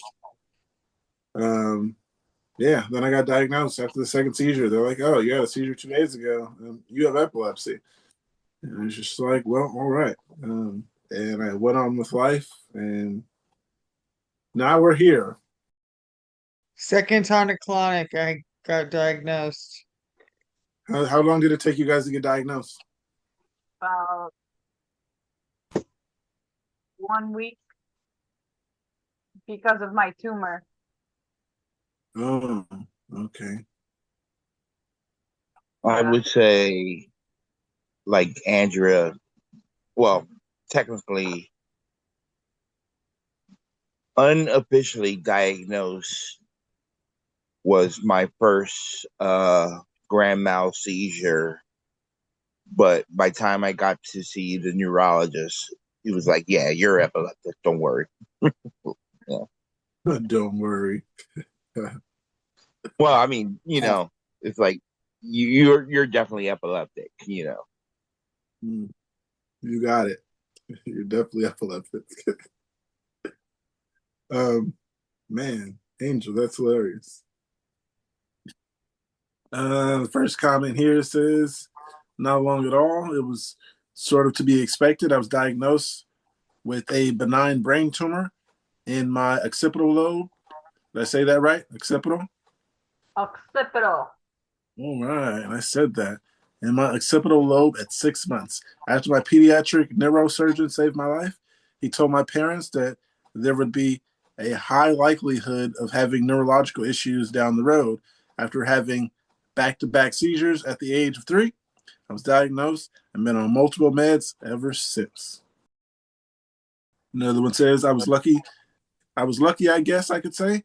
I woke up in multiple times in the same ER and I had seizures while at 2 different jobs. One sending me to the ER, the having seizures with people around helped confirm I have epilepsy and how bad. Another one says, I don't want to say I was in quote lucky because I sure don't feel that in any way. But I didn't even know I had a seizure because I had no memory of it for like 45 minutes, but I was like driving and got in a fender bender. Oh wow. In quote Damn. fender bender. And I had never known a in quote known seizure before. Hindsight is 2020. I was sure I had a TIA because I had a history of a stroke last year because I had an MRI clear and an EEG 5 days later. The EEG abnormal was sharp waves in the left temporal lobe. In other words, TLA. So a seizure confirmed with an EEG is an epilepsy diagnosis.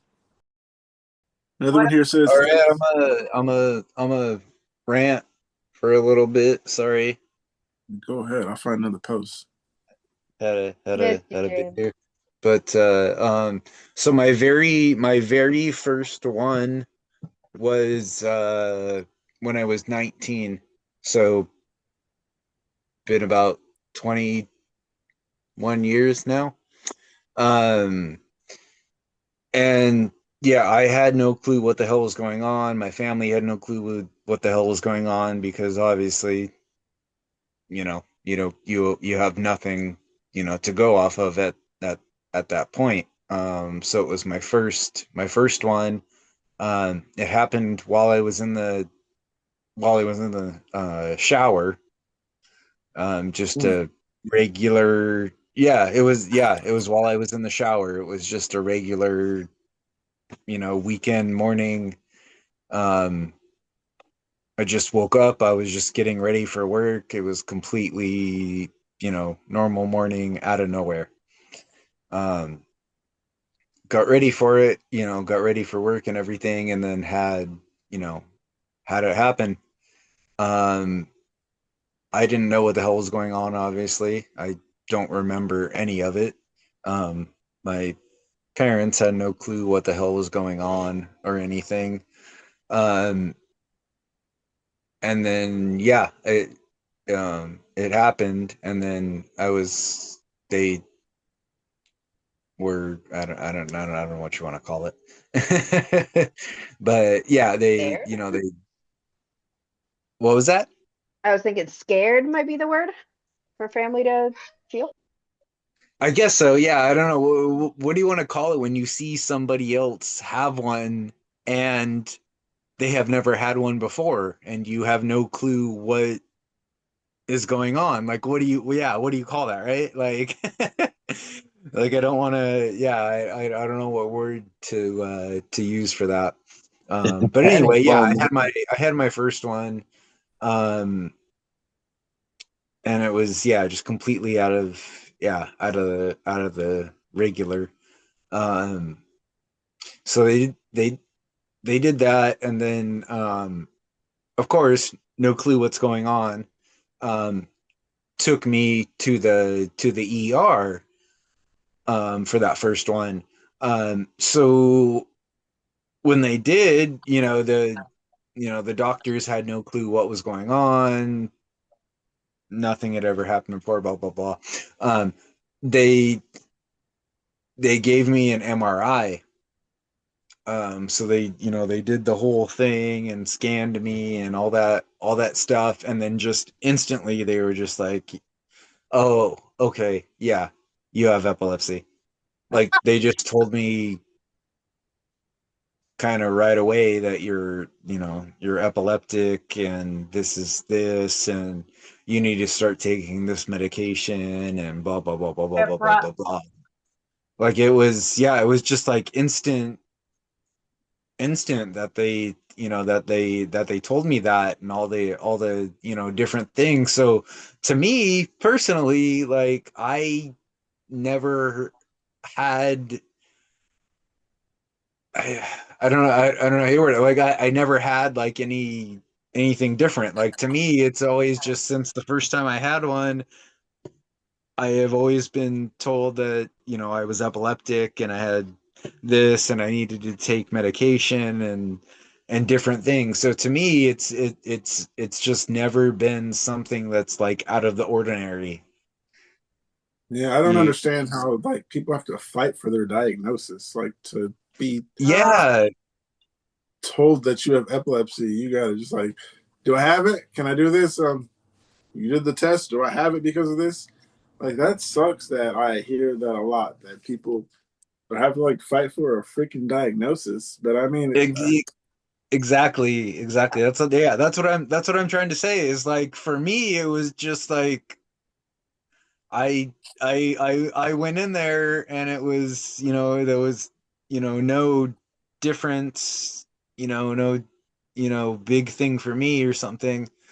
And other people are having to like, fight for their diagnosis and stuff like that. And I just don't get it because like how hard is it to diagnose somebody with that? Like yeah.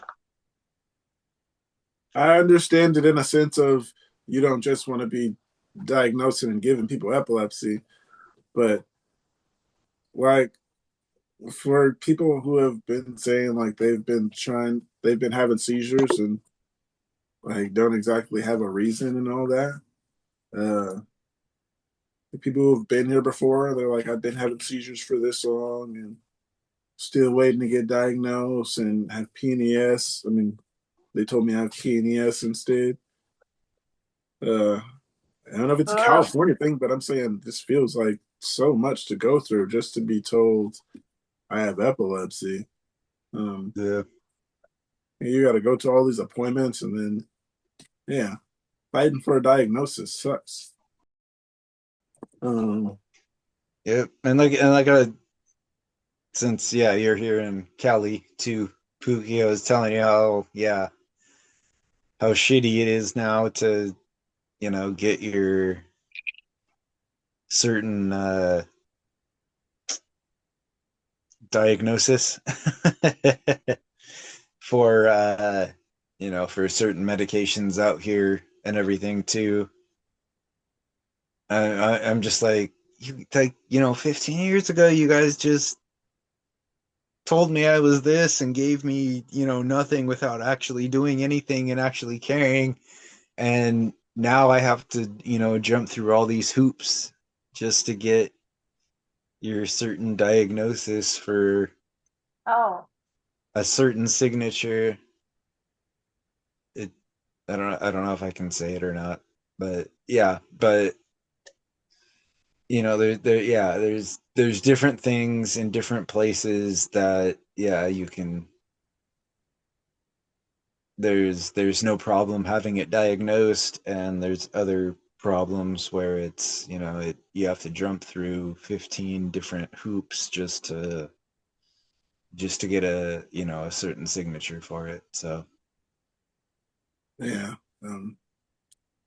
it's ridiculous. I mean, the only way I say I understand the part where they don't just want to be like, because there's people faking it just to get like social security and stuff like that. So I understand that part, but um, yeah, yeah, I get that. I get that part, but when it's somebody like Like I'm not Always in trying the to be like emergency I'm rooms? not trying to be like, well, feel sorry for me. Oh, poor me. But like when somebody has some shit for fucking 15 years and they want their prescription filled, like then Mhm. give it to that person, right? Like they haven't been faking some shit for 15 years just to get a prescription filled, you know? Yeah. Like I haven't been going to the ER for the last 15 years just so I can get a prescription filled. Like come on, at some point we gotta shake hands and and figure out this thing. But So I do have something here, and it says driving. Has anyone ever implied that you should never drive again, even if you get to 12 months or however long for you? Point. oh Implying hell it no. would be irresponsible and putting others at risk. I mean, um, Do not no one's drive. ever really implied that, not around me, but I mean, over the podcast, yeah. People around me is like kind of just my mom, and that's just kind of people I shouldn't drive, is what she had said. She didn't imply it. Um, You drive, Pookie? no, You no, better. I don't. You But better, Don't or else. Yeah, say that don't again. don't drive, don't drive, don't Better drive. or else. I haven't had a license since 2011, and I know you guys haven't had one for Ever. what, like around the same time, right? Like I mean, depending Yeah, on your you age, were. Yeah, depending you on were a your little age and older than me everything. But then. So when you got diagnosed, you were already older than me, and then you were a few years ahead of me. Uh, I yeah, was in yeah. high school when you got diagnosed. Uh, wait. We're, But we're officially diagnosed at high school level with Um, epilepsy. Yep. I think uh, me, Pookie, and Kate me, were me back or then. Pookie? Oh, me, Pookie, Kate, and Angel, and Yeah. James. Yep. We've all so had it that. yeah, yeah, when my first seizure and when I was diagnosed and had my license taken away was 2005. So I was 19 at the time. Okay. I was 16. I was barely 14. I was about 2 months away from being 14.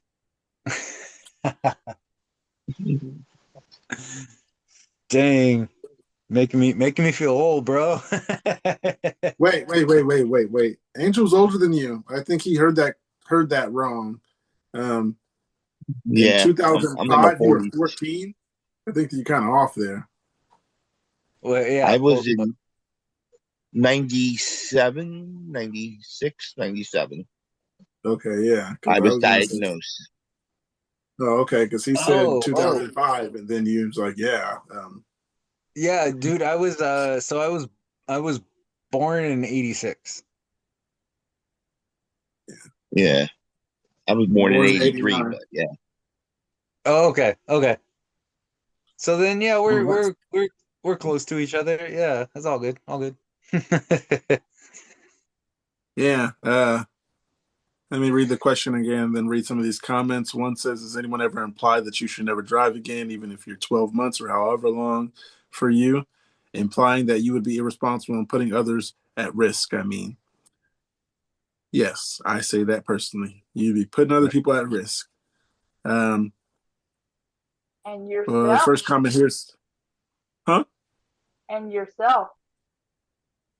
Well, I mean, Yeah. I've told myself that. I haven't. No one else has told me, implied nothing like that. Everybody just assumes I won't. And I mean, honestly, to be, or that's being repetitive. I was gonna say honestly, to be honest, but but um, you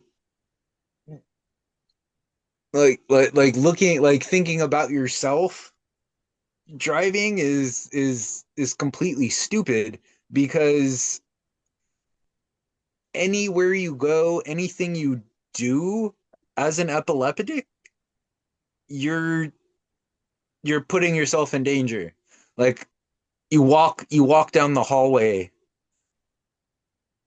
right? And or you take a shower, something like that. Like you're putting yourself in danger. You could have a seizure at any point, and you could fall down and hit your head, and have a bad, reaction to it. So Mhm. that's why me personally, I give no fucks whatsoever about riding my bike everywhere, because Living what your else best life. yeah, what else is gonna happen? I can walk down the hall, I can, go out to my kitchen, I can do anything. At any point I can have a seizure and have something happen. So And I don't follow give a so I don't give a fuck. So that's why it means so much more when you get to the end of that hall and when you get that bowl of cereal out of your kitchen. It means so much more because of that thought process. I could have had a seizure on the way here. I mean, we could it, all have it these like death exactly. moments and where it like and like makes it that other much other better. people other people don't get it. Like I get to work, like, Mhm. I rode my bike, I got to work, and I'm just happy as hell because Because because I made I it. know it sounds so stupid. It's I know what it's you mean. 2.8 miles. Like it's basically it's three it's a 3 mile ride. But like I get there, and like I almost every day, like even as I'm saying it now, like I almost want to cry because it's such like It's a little an success. amazing. It's an Yeah, accomplishment. It's a it just victory yeah, it on feels every level. so good on 20 Well, different, yeah, getting like you said, like some on sense of 20 different independence. levels. Like like I made it there. I left my house. I rode a bike. I, went this far, blah blah blah blah blah blah. Like It's like it's that for such me, James. It's like doing stuff Yeah. like you said, like when I go out or whatever, and I'm like out and I didn't have to tell anybody where I'm going, and I'm on the train and I'm going to another town and all kinds of stuff. It's the little successes that kind of that that's the get my thing. That's the blood thing running. too, Pookie, is not having to tell people that you're going places, like actually having some freedom Yeah, is not having to yeah. tell people I'm going out the door, I'm going here, I'm going there. That was Yep. amazing. It was such a rush out of being a little independent when really, we're not really independent. But that small success of Yo. doing things that I know I'm not supposed to Dude, be doing on my own feels good. I I accidentally left my phone at home today. It was on the charger, and I had left it home, and I got back home and I checked it, and my dad had texted me, and he was just like, "Are, are you are you okay? Is everything going okay?" And I'm just like, "What the fuck?" Like I had left it home for a couple of hours, and it was just instantly like, "Are you doing okay? I have to check on you. I have to do this, blah blah." Like it feels so overwhelming sometimes. It's like that. I I know don't what know you if you mean. guys. What's up? I said it's like that. I know what you mean when it's like you're like, I'm just doing Okay. this or whatever, and they're like, you haven't answered a message in 20 minutes. I'm like, if I didn't have epilepsy, that would not be a problem. But because I didn't answer Yeah, my text, exactly. That's what it feels like. And it's just, dude, it's just so overwhelming and overbearing sometimes. And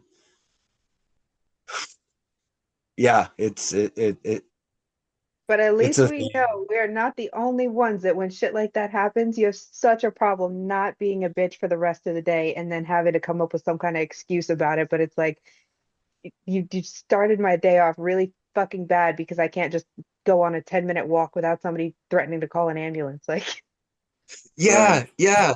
And And then you have, it just sets a horrible tone for like the rest of the day, and then I want to sneak out again. Like twice as bad. yeah. And I want to run my away. my mom said she was about to call the paramedics when I had my seizure. I told you guys I had my seizure last Wednesday. She said she was about to call the paramedics because I was just, so completely, I don't know what you want to call it, just completely, out of Gone. it and everything, Lost. basically in a Kepra rage. So yeah, because after I had it, I do not remember this. I've been on Kepra for about a few years now, and after each one of them, I've been very, very rude. We'll just leave it at that. Very, very Yeah. rude. After each one of after the dozen or so that I've had since I've been on it. And yeah, and she said I was so belligerent that she was going to. I I don't even want to admit this, but I apparently I pushed her, I shoved her, like, yeah, like my own mother, like in our my mother in our house. In I her pushed her. house. Well, I mean, I don't know. I just want to like make it more like, Yeah, sure. more like fuck Like, me, like more like screw myself type of, type of mood. But yeah, I apparently I did. I like. Do you guys know what I'm like yeah, trying to Yeah. convey? Like, yeah. would you do that to your own In mother? her Like, house. Well, hear me out on this. Did she actually press charges? no, no, no, no. I mean, Well, first time I was on Kepra, yeah. apparently I gathered a juvenile record. Wait, say And that didn't again? find the first time I was on Kepra, apparently I gathered a juvenile record and didn't find that out until a job did. Okay, now I need to hear your story about this. I mean, it's Yeah. just facts. Of course, I don't have memory of any of this. She Oh, didn't okay. tell me about it. I didn't get around to asking my father any of this stuff before we lost touch. So I was going for a job at I don't know if it was a government office or the courthouse. Like it was one of those like level facilities that had to do like that get access to your juvenile record. Yeah. And apparently on that background check that came back, and I Ooh. found out about that and cultivation.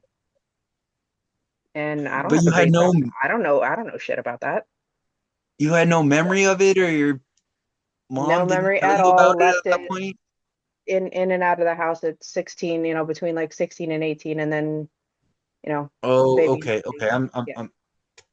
I'm sorry I brought it up. No, I mean it's you never know. Sometimes if I hear a song, memories come back. So maybe Okay, recounting the facts might bring something up. I don't know.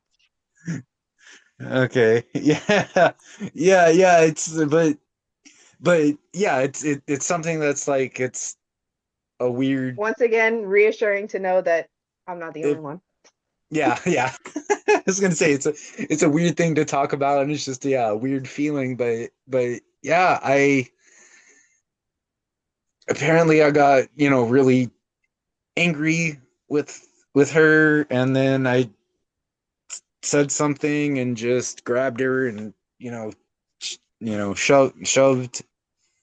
shoved her, and Pushed her aside. I mean there's no way there's no way it would even like that thought would even cross my mind normally.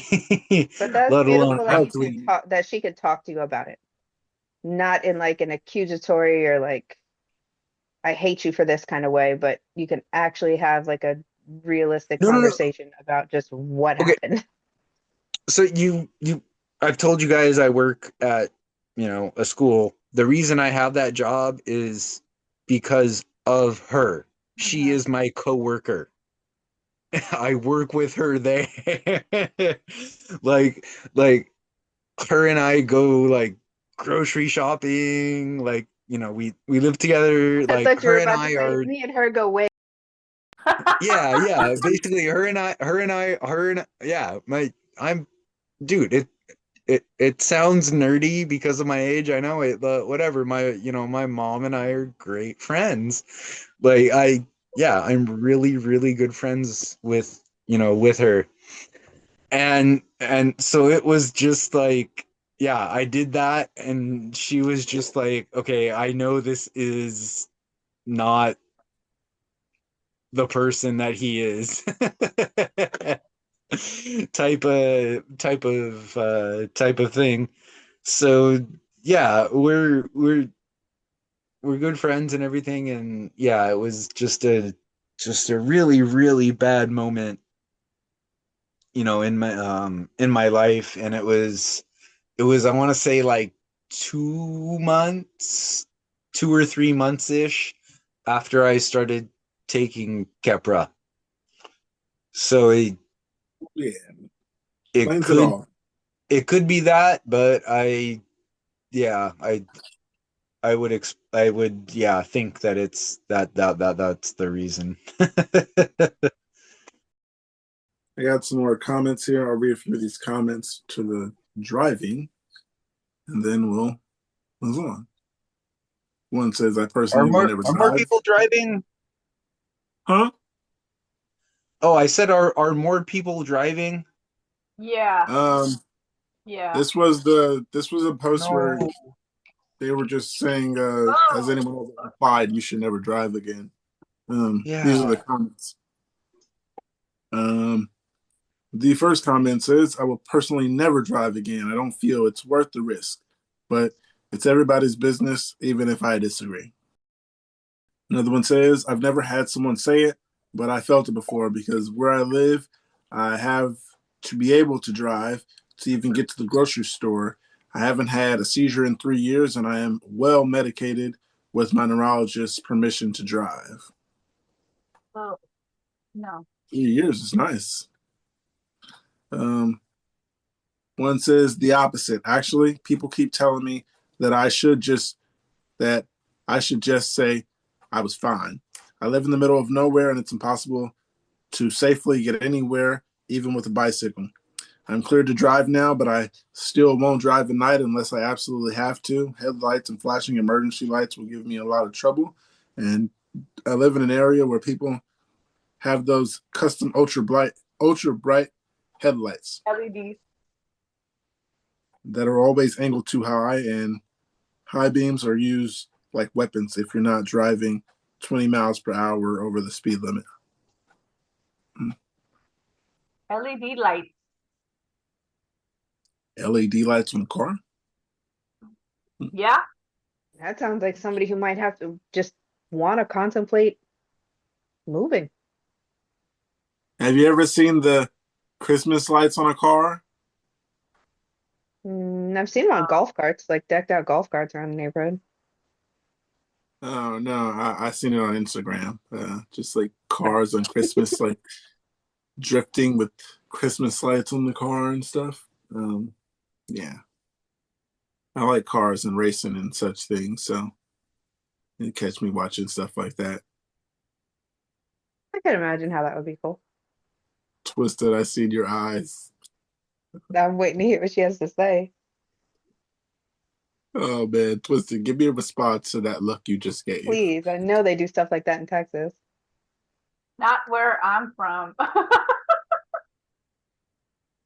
You gotta see some street racers in Texas. Right? No car shows out there?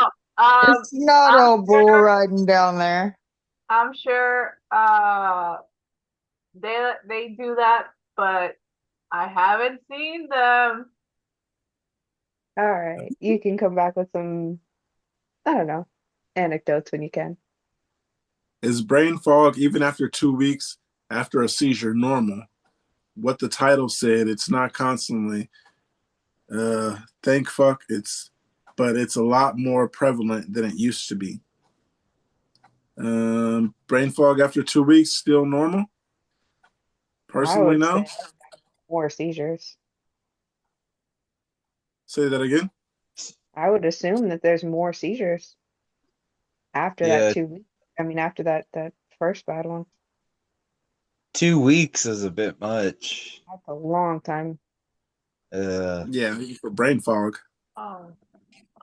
Usually, yeah, like for example, the one I had last Wednesday, I I skipped work for um the Wednesday, Thursday, Friday, 3 days, and even I felt like that was a long time. I felt like the Friday was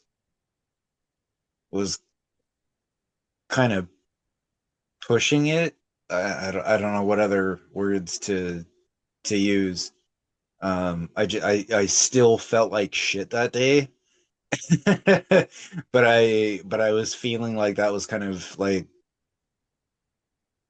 yeah, well, not, I don't want to say an excuse. I don't want to say I was, 'cause I definitely wasn't dragging it on. I definitely felt, how we all feel after one, but I felt really bad that day, and yeah, I still didn't make it to work.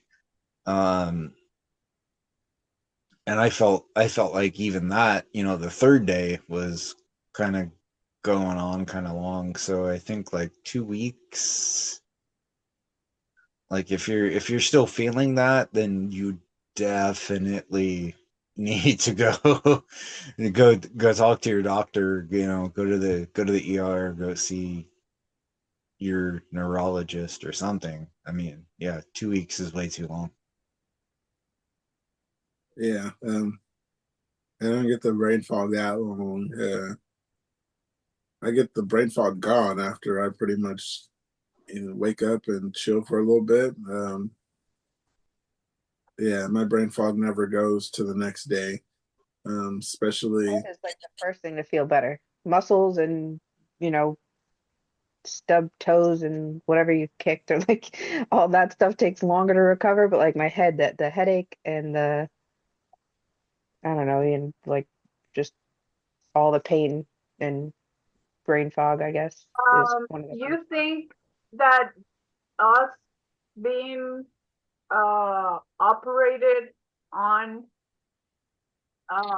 has to do with the migraines and such? I haven't been diagnosed with migraines, and anytime my head hurts, there's always some kind of explanation. Whether it's and it's not regular. It doesn't occur enough for me to really be concerned about it. But I mean, being operated on, yeah, I mean, we have some equipment in there, and if there's pain anywhere near that stuff, that's going to be more concerning, especially if it's like a different kind of headache. Because I get migraines and aura and What do you have again? Are you RNS or VNS? no, I had a tumor, Oh, that's right. That's right. cranioplasty. Oh, okay, yeah. So you might even have like scar tissue and stuff like that. How Yeah. long ago was that? 2018, and the cranioplasty was done after COVID. Are they still doing regular MRIs, imaging? What? Are they still doing regular like MRIs and imaging like Oh, every year? I'm having it done on February. So that could be what they use to see if I don't know how detailed those things get, but do they show things like scar tissue or like what Yes, just what does it look like? a mass. Especially if you could compare it to an old one. I mean, Yeah, they usually do. Yeah, you guys, I live with my mother now. How awesome is that? Yay! Oh man, the walking in the room thing. We're working on that. Yeah, It's awesome. I was just telling you that's the situation I'm in too, man. yeah. Same with Yeah. me and Kate. Yup. Hey, Mom always walking in your room. honestly, like, yeah, it took me a little bit to kind of get used to it, but you just gotta live with, like, deal with it, man. Like, I mean, we Ooh, bite down and honestly, live with it. it's safer for us, right? Yeah. yeah. Yeah, I Even mean, if you Yeah. get put to bed by it your own children. it it sucks. Speaking of, I just got told I'm being too loud. Oh So, shit. sweet like, dreams, I night mean, night. I guess I can get away with texting. it does it does suck I don't know. Maybe as, I'll try back for like, Insomniacs after he goes to sleep.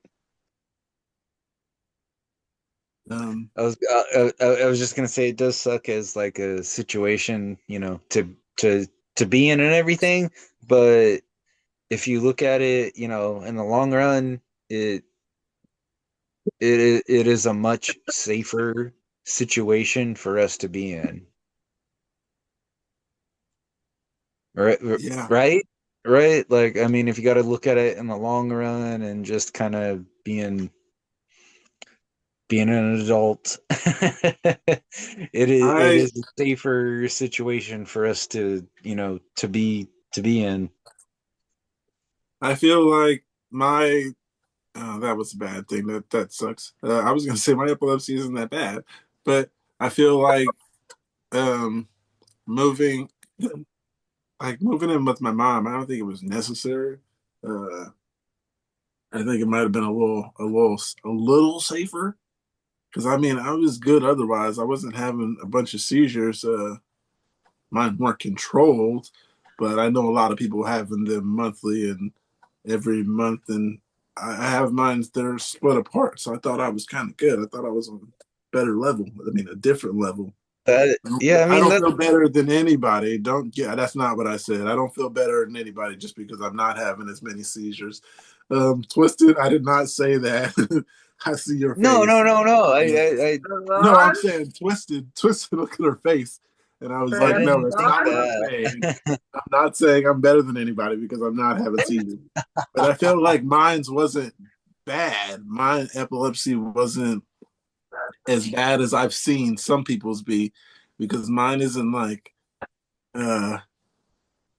mine wasn't something that everybody had to worry about, like me having once a month or even once every other month.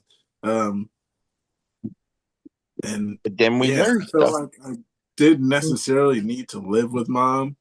I did it for without. I did it for for more than 10 years. So I was like, I did that. I've been out of there. Felt No, but good. I mean, just to be like legit and like real with you, like Pookie, I mean, you just had your stroke. I mean, you Okay, yeah, that part I'm glad I'm back with my mom. But for my yeah, seizures, like you I don't want to say need, but you need somebody to be with, dude. Like, dude, like just don't I feel you. yeah, I do need don't someone there, but I felt don't amazing. It yeah, felt great. don't discount it. Don't chop it down. I Don't actually, nothing, man. I It doesn't. actually, oh, go ahead. Oh no, I was just gonna say like it doesn't matter. I I I used to be married. So you just you need a person to live with. It Yeah, doesn't matter. It doesn't matter if it's a husband, a wife, a spouse, Friend. mom, a dad, or whatever. Just you need somebody there. It doesn't matter who it is. It like yeah, there's no reason to be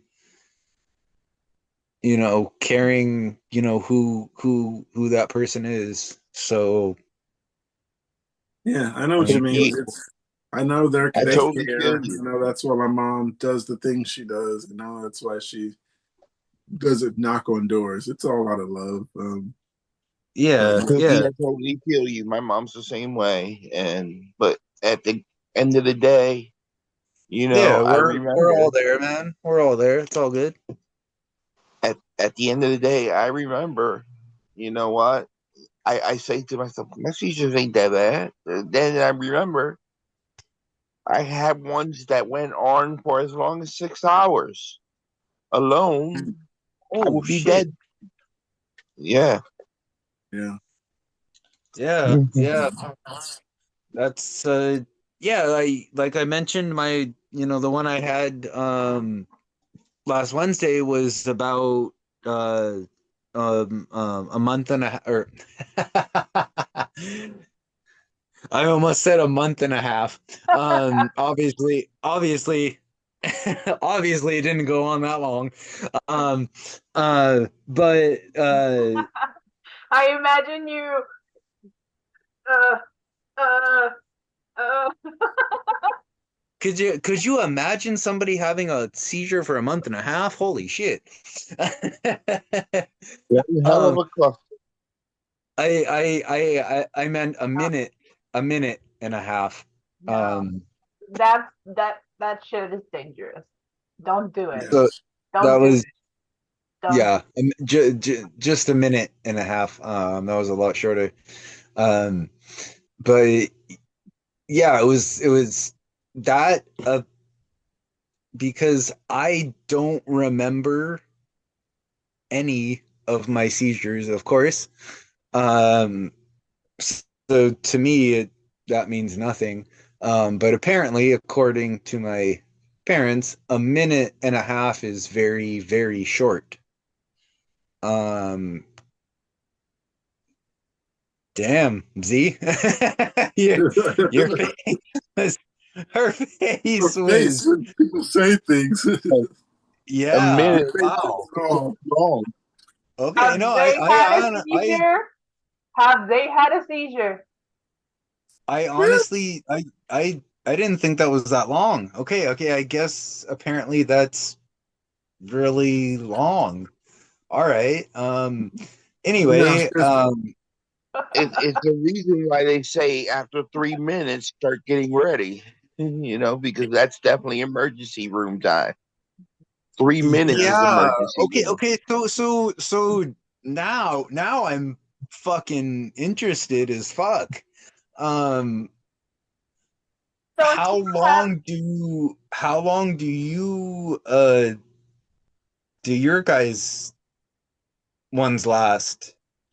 30 Mine are all Grand Mall. So yeah, I guess how long do your guys's last then? Mine are normally around 7 to 15 seconds, somewhere around there. But then they'll Wait. You said seconds? 7 to 15 seconds. Second. Okay. Wow. I don't think I've had anyone that was okay. Let me stop. I've had clusters that went on for more than 15 minutes, but the shaking for the full longer than minute, I think I've seen a video of one going a little over 30 seconds, and which is really long time. Not just for me, but to be shaking. Watching that video was a little bit, and I was like, I could have killed myself. I felt like I put myself in a bad position at that point in time. But yeah, to watch that video of me shaking for like 30 to 40 seconds, it was a game changer in my mind. I was like, wow. I was like, still going. When is it going to stop? And yeah. Wow. And then you to get my mom, she seems like, a minute and a half seems short now. What is But long? That's So, a minute. I guess something needs to change. I don't have any idea how long mine are. Yeah. Well, Man, That's a you minute and a half. guys are really fucking hit me tonight. Damn, dude. That's a minute and a Wow. half that your brain is not getting oxygen. Well, it's not that it's not getting oxygen. But that's if you compare it to somebody drowning, that's basically it could be the same amount of time. It doesn't take that long. Yeah, you could compare it to that, I guess, but is that the same thing? Is that the same thing? rule. The 30-second rule. Yep. Yeah. Where'd they come up with that? 30-second rule. And that's why our memory starts to go, because those TCs, when they last over so long, they're they're killing off stuff that are becoming harder to repair. Oh, they're killing it. Yeah. That's why I take B12. Shout out to Nature's Made. Nature's Made B12. Shout out to Nature's Made. Got a new bottle right here. And I didn't just get this. I got two. Oh. I'm gonna go to Pookie's house and take half of it. I'm gonna check your pockets on the way out. Gotta pat you down. Is it because I'm Hispanic? Yeah. Oh man. Well, we stopped on the brain fog after 2 weeks. Normal. And my neurologist said that B2 and riboflavin helps. Riboflavin? Yeah. I don't even know if that's how you say it. I just said it. Riboflavin. Riboflavin. To each his own. Tomato. Tomato. Potato. Tomato. Oh man. I want tacos. Mm. Oh, then you Oh, want I've some been Tavante. trying to. It's Come on, Tuesday. Yeah. my mom brought me a Taco pizza. Tuesday. Another comment here says, yes, the worst is on short term, in quote, immediate memory. I don't have a good memory thanks to my seizures, but my immediate memory is non existent. 2 to 3 weeks, then I start worrying about another seizure coming on. 2, 3 weeks is about the normal That's a time. little much for me. I got one here. It says auras that never manifest into something. I have been having what I think are auras for 7+ years, usually 2 to 3 a month. And while working out, I get nauseous feeling like on a roller coaster. A song pops into my head, usually a smell and a little deja vu. Usually lasts about a minute. I've seen multiple doctors and they all have told me anxiety. I know auras are known for being precursor to a larger seizure, but I'm wondering if anyone else just has auras. And thanks. An aura is a seizure. Am I right? Am I the only one saying this? Because I keep hearing that. So I say an aura is No, a seizure. it's been medically proven that it is. There you go. We got Angel. Um, See? yeah. So auras manifest into something else. I believe you're already having a seizure when you get that aura. No, And precursors. I don't have any precursors that I know is a precursor. What I thought was a precursor was actually a seizure. I was having focals and I thought that was a precursor. And then I thought the nerve jumping and my elbow moving and all that stuff and right arm moving, stuff tingling. I thought that those were precursors, but those are actually seizures. Like I'm getting clammy. Myoclonic seizures or jerk. Yeah, but oh no, I wasn't getting that in particular. But yeah, I thought every other thing, like the little like nerve twitches, and yeah, for some reason I thought those were precursors. And then once I told my neurologist that I started a podcast, and I met a bunch of people who told me that I've been having myoclonics and focal. He was um, angry, I guess, or for lack of a better word, disappointed. Um, Why? because I'd been having them for 10 years and didn't know what it was enough to even tell him what I was having. I didn't even know if that was something I should report. I thought maybe I'm just blacking out. Maybe I didn't know Report what was everything. um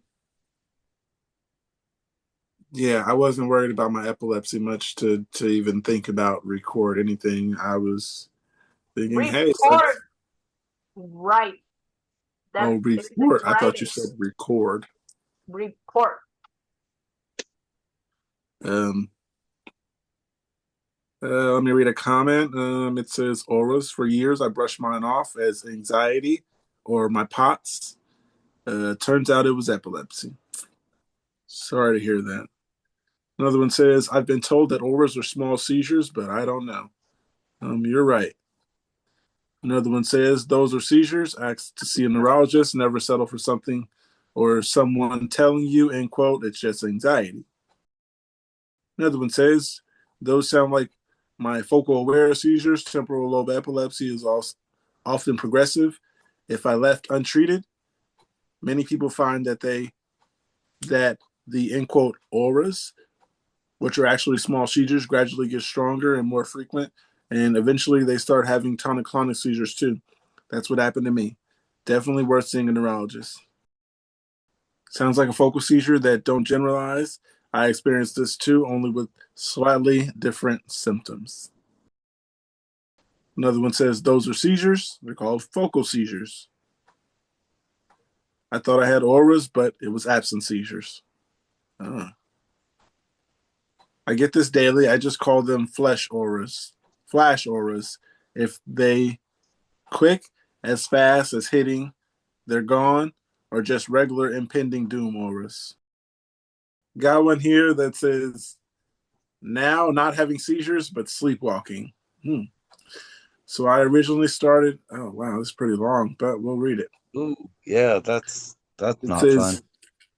now not having seizures, but sleepwalking. So I originally started with epilepsy with full tonic-clonic seizures, started a few years back. And what happened after a weekend of drinking, thinking that's what adults did. After my only local neurologist tried different medications, Keppra, lamotrigine, Topamax, and nothing worked. They did an at-home EEG test and really couldn't figure out what was causing them. Had a big tonic-clonic seizure and spent New Year's 2024 in the hospital where the primary doctor there asked if I had drank at all. My neurologist had never brought this up. I told him yes on the weekends. That's thinking that's what normal adults did. He told me he thought my brain wasn't liking it anymore and to try quitting drinking. So I did amazingly. The almost daily tonic-clonic seizures stopped, but then started with focal impaired aware seizures. And I would literally disconnect from my brain and walk around my house unknowingly for a few minutes and pop back with no memory of what I did. I was smoking medical grade cannabis, had smoked most of my life, starting with in my teens, and I'm now almost 39, and was hoping it was helping, as the only other medication I was on was diazepam, 10 milligrams 3 times a day. Sadly, the focal impaired seizures continued along with even sleepwalking, but I'm thankfully wasn't getting full tonic-clonic seizures anymore. Then it happened, started getting chronic tonic seizures again and got worse and worse till finally my doctor said, you might want to try this and quit smoking cannabis too. So I did, and I'm going on 19 days cannabis free. And amazingly, my tonic-clonic focal impaired aware seizures have stopped. However, I'm still sleepwalking episodes. Today I woke up with different clothes on than I originally had when I went to bed in my bedroom. AC turned up with no recollection of changing them. Has anyone else dealt with sleepwalking?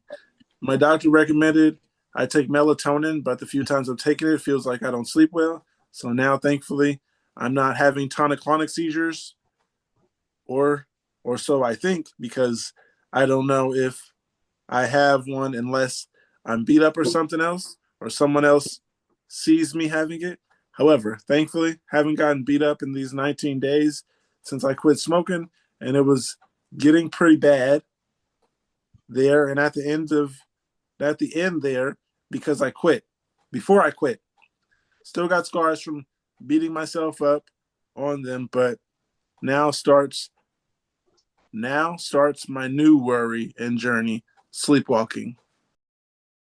There's a Yeah, and that was question mark. There's a question mark here, but there's not really a big question like it just pops out. There's no question mark in the description, but there it says, now not having seizures but sleepwalking, question mark. Not me personally. I sleepwalking, day walking, awake walking, a lot of stuff going on. The first one says, I'm sorry I don't have any info on sleepwalking. I wonder if you could see a sleep medicine specialist for that. I'm commenting because I want to say that melatonin is actually more effective in doses of like 1 to 2 milligrams. In case you were taking more than that, a lot of companies sell it in 10 milligram tablets because people think it is more better. But after a certain dosage, melatonin starts to have the opposite effect desired, end quote, sleepy effect, and can disrupt your sleep. I'm so happy for you that seizures are chilling out a bit. I hope you can find some relief for the sleep issues soon. This one says sleepwalking isn't abnormal for those of us with neurological conditions. My seizures have caused memory loss, sleepwalking, deja vu, and talking to and hearing people who aren't there. Please take your medication as prescribed or whatever works for you. We're not doctors.